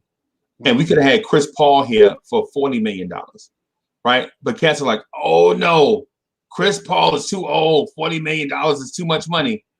But how's $40 million too much money when you got it wrapped up in dudes that ain't giving you nothing no way? Hey, y'all feel me on that? Hey, that's a deep one, Freezy. That's a deep one, man. But I think it's just the money aspect because it definitely wasn't the skill. What he would have brought to this team, man, is what's missing. Right. Like I said the other day, man. When can we ever recall this team having a veteran point guard to help the young point guards? We haven't had that. We haven't had that, man. And when was the last time you had a certified first ballot Hall of Famer on your roster? Like a dude that's a first ballot Hall of Famer. When's the last time the Knicks had that on their roster? Jason Kidd. Jason Kidd was the last one. Right. And you see what the impact of a Jason Kidd can do to a mismatched roster. You know what I'm saying? I mean, it's just, so there are a lot of things, man, that we consider and that we overlook. And so sometimes I think we get enamored with certain things like Elfrid Payton can't shoot. But we don't think about other things like, what if we actually had Chris Paul? You know what I'm saying? What if we, because a smart mind would say, well, you wouldn't have been able to get Chris Paul, you know what I'm saying, because you'd have had to trade away some of that salary. Nah, Oklahoma City didn't want salary back. They wanted assets. They wanted draft picks. So we could have traded away draft picks and had Chris Paul here. Didn't they want Kevin Knox at one point too? And I think they wanted Kevin Knox. And there was reports they wanted Kevin Knox. And we wouldn't include him. And now look at Kevin Knox. Yeah, it was definitely reports, if I can recall, that they wanted Kevin Knox thrown in any deal. How many draft picks they if we were wanted? trying to get How many draft picks they wanted? Oh, I'm not for sure. I don't want to speak to that because I'm uncertain. They still got Sam Presti? Yeah. In the front office? You know he gonna want a couple. Yeah. Yeah, man. Who is it? Minnesota only gave him one. I mean, Phoenix only gave him one pick. I mean, I'll give up a draft pick for Chris Paul. One, if it's one, great. Right. Hey, we had this conversation the other day. I'm gonna tell you what. I love Mitchell Robinson. But you know who I would love to have on this team at the center? Drummond. I like Drummond too. Give me Big Cat. Man. Give me the Cat Man. Cat Man. Right. Give me Cat Man. I looked at Cat Man basketball reference numbers, man. That guy shooting 90+ from the free throw line. He lead the NBA in free throw percentage. But then again, he's out now. I think he's out like 4 more weeks. Right. I think he only played like 6 games.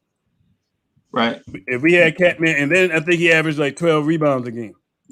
Would you trade RJ to get Catman? No.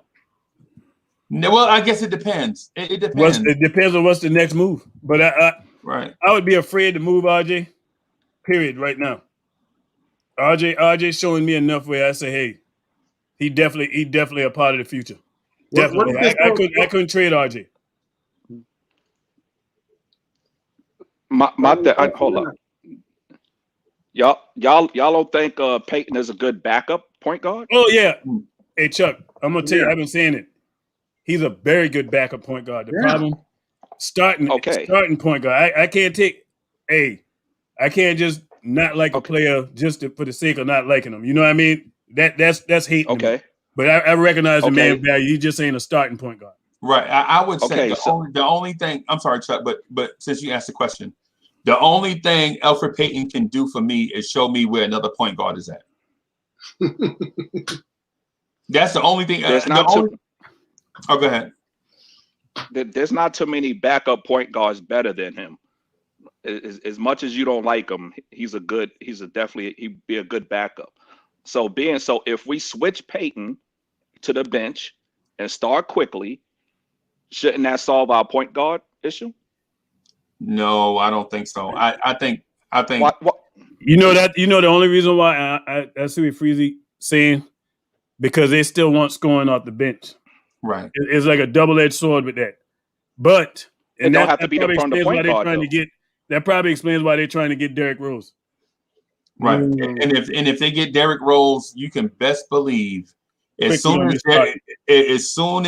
Derrick Rose get here, Elfrid Payton is going to wonder why people are paging him to the office and asking him to bring his playbook and badge. So why do the bench scoring have to come from the point guard? I don't understand that. The bench scoring doesn't have to come from the point guard, man, is what I'm getting at. What I'm saying is, regardless what time Elfrid, no, that's not what I said. I said the only thing Elfrid Payton could do for me is show me where another point guard is at. That's what I said. What I'm saying is regardless when Elfrid is on the floor, if he's a starter or a backup, teams are still not going to be threatened by his outside shot. Therein lies his problem. The shooting and everything else, I ain't got a problem with Elfrid Payton. It's the shooting more than anything. When he shoots, I sit there and I said, well, I know that ain't going in. But attacking the basket, he's great at it. And he averaged double figures. So you can't ask for more than that from a backup point guard, of one that averaged double figures and give you 4 or 5 assists off the bench. That's what you want from a backup. So we're assuming that his numbers will automatically translate to the same numbers if he's given the same amount of minutes, except coming off the bench. Even though his role would be different, because like you just said, we may assume that the scoring only comes from a point guard, and we shouldn't assume that. And his style of play will still be the same. I'll say this about Elfrid Payton because it makes me wonder about him, because he had that little stretch where he had what 2 or 3 games, maybe even 4, where he was well over 12, 14 points a game.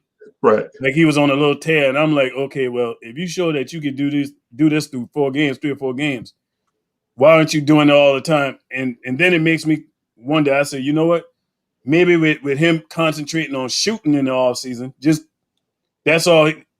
Maybe he can come consistent and score maybe 12 to 15 a game. And if he could put 15 points a game, then he wouldn't have to worry about bouncing around. Yo, our man Joe Madden is in the building. Joe Madden, what's good? Man, hey, we hope you feel better, brother. Yeah, he sounded pretty good last night when he was on last night, talking to him. Okay. Yeah. He told me so that's just the problem. The only thing everybody can say about Alfred Payton is the shooting. That's the main problem. That's the only thing. Everything else he gives you. Right. So that's my issue with him. Regardless if he's starting or coming off the bench, he's still going to have the same issue. You know what I'm saying? It's not like it's a personnel issue where he's playing with somebody and they just don't have good chemistry. That you can sort out, whether it's in practice or in the game, or say by coaching, figuring out a strategy, maybe sets or whatever. But the fact that my man can't shoot and everybody in the league know you can't shoot, and when you get in shooting positions, cats don't close out; they just go to the boards to rebound. That makes me think like, nah, this the only thing Alfred Payton can do for me is show me where another point guard is at. But you know what makes it more glaring with his game though is the fact that not only can't shoot, but you're on a team that don't shoot. You know what I mean? It ain't just him that can't shoot. If we had shooters around Alfred Payton, he wouldn't hurt you as bad. But when you looking for scoring from everybody, it's gonna hurt when you look at him and he can't shoot neither. Right. I'm gonna head out, guys. But I'll say I wouldn't mind Derrick Rose or Jordan Clarkson. I want Lowry out of all of them. Who? That's who I want. He's on an expiring. Get me Kyle Lowry in here fast. Yeah. Okay. Well, listen, I gotta go eat some food, man. You guys have a good one. I'll talk to you later. Chuck, Ron, all right, Ralph. Take it easy, guys. All right. So y'all wouldn't want Rondo then? Oh, I want Rondo. Rondo became a better shooter later in his career. He still ain't a shooter, but you know what I mean? He's better than what he was when he came in the league. So it's obvious if you work on it that you can get better. And Rondo, go ahead. And Rondo actually improves players around him. Alfred Payton don't improve people around him. Reggie Bullock hasn't gotten better because of Rondo. I mean, because of Payton. I mean, Rondo legit takes guys that has deficiencies, move those out of those spots of deficit, puts them in winning positions, and makes them better. And how we know this is Rondo has 2 championship rings, one on the East Coast, one on the West Coast, right? Has a number of playoff appearances, right? Alfred Payton is the complete opposite. Alfred Payton has 0 rings and zero playoff appearances. I give you the one on the East Coast. The one on the West was with LeBron. Come on. He was a young Rondo then, so I can see why you would say that first one. He was a key piece to that thing. Yeah. He was a key piece. Man, those threes Rondo hit the starting point guard. Yeah. He was a starter. He was a starting. I get what Chuck going at that one. But to Freeze's point, he was he was big. He was big in it, but he was on a different role with the Lakers compared to Boston. And if it wasn't totally different, he was part of the big 3 with Boston. Yeah. Oh, he wasn't part of the big 3. He might have been. He was that unexpected piece. Yes, he was. On that team because you had Ray Allen and you had KD and Paul Pierce, but he made it a 4 because they didn't expect that from him. You know what he did, Chuck? He came on the scene like quickly. My bad, 4. You hear what I said? He came on the scene like quickly. Yeah, he did. He did, Chuck. You heard what he said? You heard what he said, Chuck? He said he came on the scene like quickly. He was already on the scene. He was out there. Yeah. He was out there doing triple doubles and he's a miniature LeBron, man. Hey, Rondo was a beast though. His IQ was off the charts. Rondo was a beast. That, you know what? Out of all the point guards we talked about, he would have been perfect with Quickley because Right. Quickley even worked with him in Kentucky, and Right. you can see glimpses of He got like Rondo when you look at Quickley's game. It's like, okay, now I see what they were saying. He's been working with Rondo, but man, if we could have had Rondo here for the whole season with him, it would have been lovely. I would have liked him for even 2 years with Quickley. When you look up floor general, it should be a picture of Rondo. I'm with you on that. We can agree on that one. Definitely. Okay. Him, Chris Paul, generals. Okay, but I'm here to tell you though. But you ain't finding that playoff run last year. That run last year was not all LeBron. Rondo hit huge 3-pointers in the fourth quarter last year. I'll say this: if it wasn't for Rondo made LeBron's job a whole lot easier. Right. And I'm not saying they wouldn't have. I'm not saying they wouldn't have won without him. Pope. Yeah, KCP. Oh man, he was nailing them. Yep. And I never thought he was that great of a shooter until really last year, because they were saying, because the year before he wasn't shooting like that. I was like, why do they keep saying he's such a great shooter? But in that bubble, he was lighting it up. Mm-hmm. Right. Yep. Right. No doubt. I'm not saying that Rondo turned into Ray Allen. But if you look at those threes that Rondo hit in the playoffs last year, he saved the Lakers bacon. So the Lakers probably still would have won the chip, but it definitely wouldn't have been, as easy. Well, it wasn't easy, but it definitely would have been, more difficult without Rondo. Yeah, because Rondo, I'm gonna tell you, in that last game in particular, I mean, he was just killing them going to the basket, shooting. Right. I was like, look at Rondo, look like he done turned back the hands of time. Yep. He looked like the Boston Rondo in that last game. Right. Well, hey y'all, I'm tired. I'm tuck it out. It finally hit you on. I'm tuck it out, man. I can't believe it, Freezy, man. I told you, man, when I looked, I was like, what? I said, Freezy still? I said, nah, they got to be a replay. Nah, man.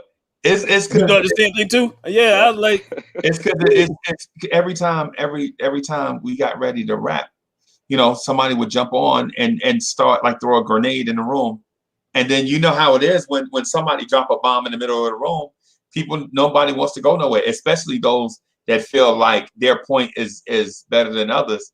They gonna stay, and I don't blame them. So, and that's what we got the platform for. You know what I'm saying?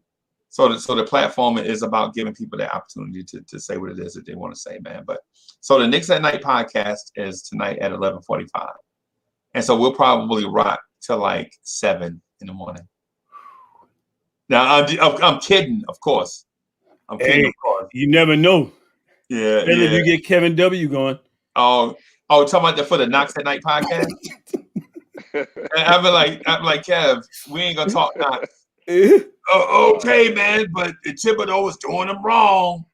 I'm like, oh boy, But anyways, I'm a wrap right here. Ryan, you getting on today? Yeah, man. 5 o'clock, man. Come on, Chuck, man. Come on in the building, man. The door open. You know the door open. You know I'm only I'm no good with more than 4 people. My phone can't handle it, so I drop out. I figured out something about that, man. Because I did some research on StreamYard. They said that them headphones, if you got headphones on, if anybody wearing headphones, to keep all that garbling from coming through the speakers, because it make it seem like everybody trying to talk at once. Right. Yeah, just keep your headphones plugged in, man, and it should help. And keep your phone update. If your phone have any updates, make sure your phone update for bugs. You know what I'm saying? That way that helps too.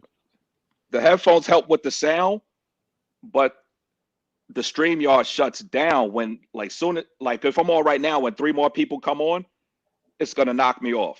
Well, Chuck, I think you onto something too, because I noticed a lot of times, Freezer, you'll see I'm on that elliptical when I check in with you, and if there's a good bit of people on there, it'll stop breaking up. Right. And I got Verizon. You know what I mean? I ain't got no knockoff phones. Yeah, you know what I mean? But it just for some reason I don't know what it is. Yeah, I'm on Verizon too. We ain't got jitterbug. If you got Verizon in South Carolina, you good. Yeah, you can't do nothing but the V, man. You gotta be right with Verizon. Right, because there's a lot of wooded areas around here, and you go to your cousin's house and he live out in the county area, and you got jitterbug. You done. You better not get a flat tire. That's all I'm saying. Verizon got the most towers, man. Yeah. A lot of companies use their towers. Yeah. My ex-wife used to work for them, man, for like 15, 20 years, and that's when I found out all about how good Verizon was, man, with that, with their towers and stuff, man. That's why I was like, okay, well, I know who I need to be rocking with. Yeah, I want to send a diss track to all my ex-wives. All my exes are dyslexic. All my exes are dyslexic. Hey, Freezy, you bet. Hey, don't say that too quickly, man. Seriously, you know what happened to me? You know what happened the other day, man? Somebody made a joke about that, right, on the panel. I ain't calling their name because that's irrelevant. But when I corrected the situation, there was somebody in the chat, and he was like, "Man, I appreciate that because my dad is dyslexic, and he have a hard time." So I was like, when I was telling people, "Hey, you gotta be careful, man. You just don't know who's listening and stuff." You know what I mean? Right. And no shade. And no shade. Yeah, exactly. No shade, y'all know this is all in fun here. Uncle Freezy believe in a strict non-bully policy. You know what I'm saying? And picking on people and all of that. So now what you should have said is all my exes downgraded.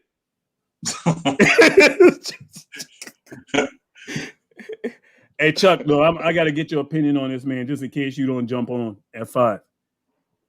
Mm-hmm. What do you think we need to do, man, to get this thing where we can just play straight even basketball, man? Right now, what can we do? Point guard. So you think point guard more than we need to get point guard more than a small forward? Yes, because point guard to help that small forward. Chuck, I think we already got the point guard. I just think we need to give him the keys. But the thing is, like we say, man, we know Alfred Payton is limited. So, and I love Quickley. Don't get me wrong. He got work to do. I mean, I love him as a point guard. I've came around to know that this era of basketball, because I used to hate to watch point guards that shoot a lot. I hated it because I was like that ain't how we saw the game. You know what I mean? Coming up, anybody in that 40s bracket or older, that ain't how you saw a point guard. Right. So I had to come around to it, man. I was like, okay, well, this is the era of basketball we in. A point guard is going to shoot, but in order for us to take that next level, man, for this team, I agree with Chuck, man. We got to get another point guard in here, man. We got to get one, and somebody that Tibbs gonna trust. That's why I'm gonna tell you, Lowry is on that expiring deal. As much as I like Derrick Rose on this team, I would jump at the chance to get Lowry, man, because I don't think Lowry gonna be there next year. I honestly don't think, because they got that kid. They drafted what's the other kid over there? Malachi Flynn. Yeah, so they got 2 point guards. They don't. He's gonna be the odd man out of there. I don't see him coming back to be on the bench in no third wheel. Right. No. No. And he ain't ring chances. He already got a ring.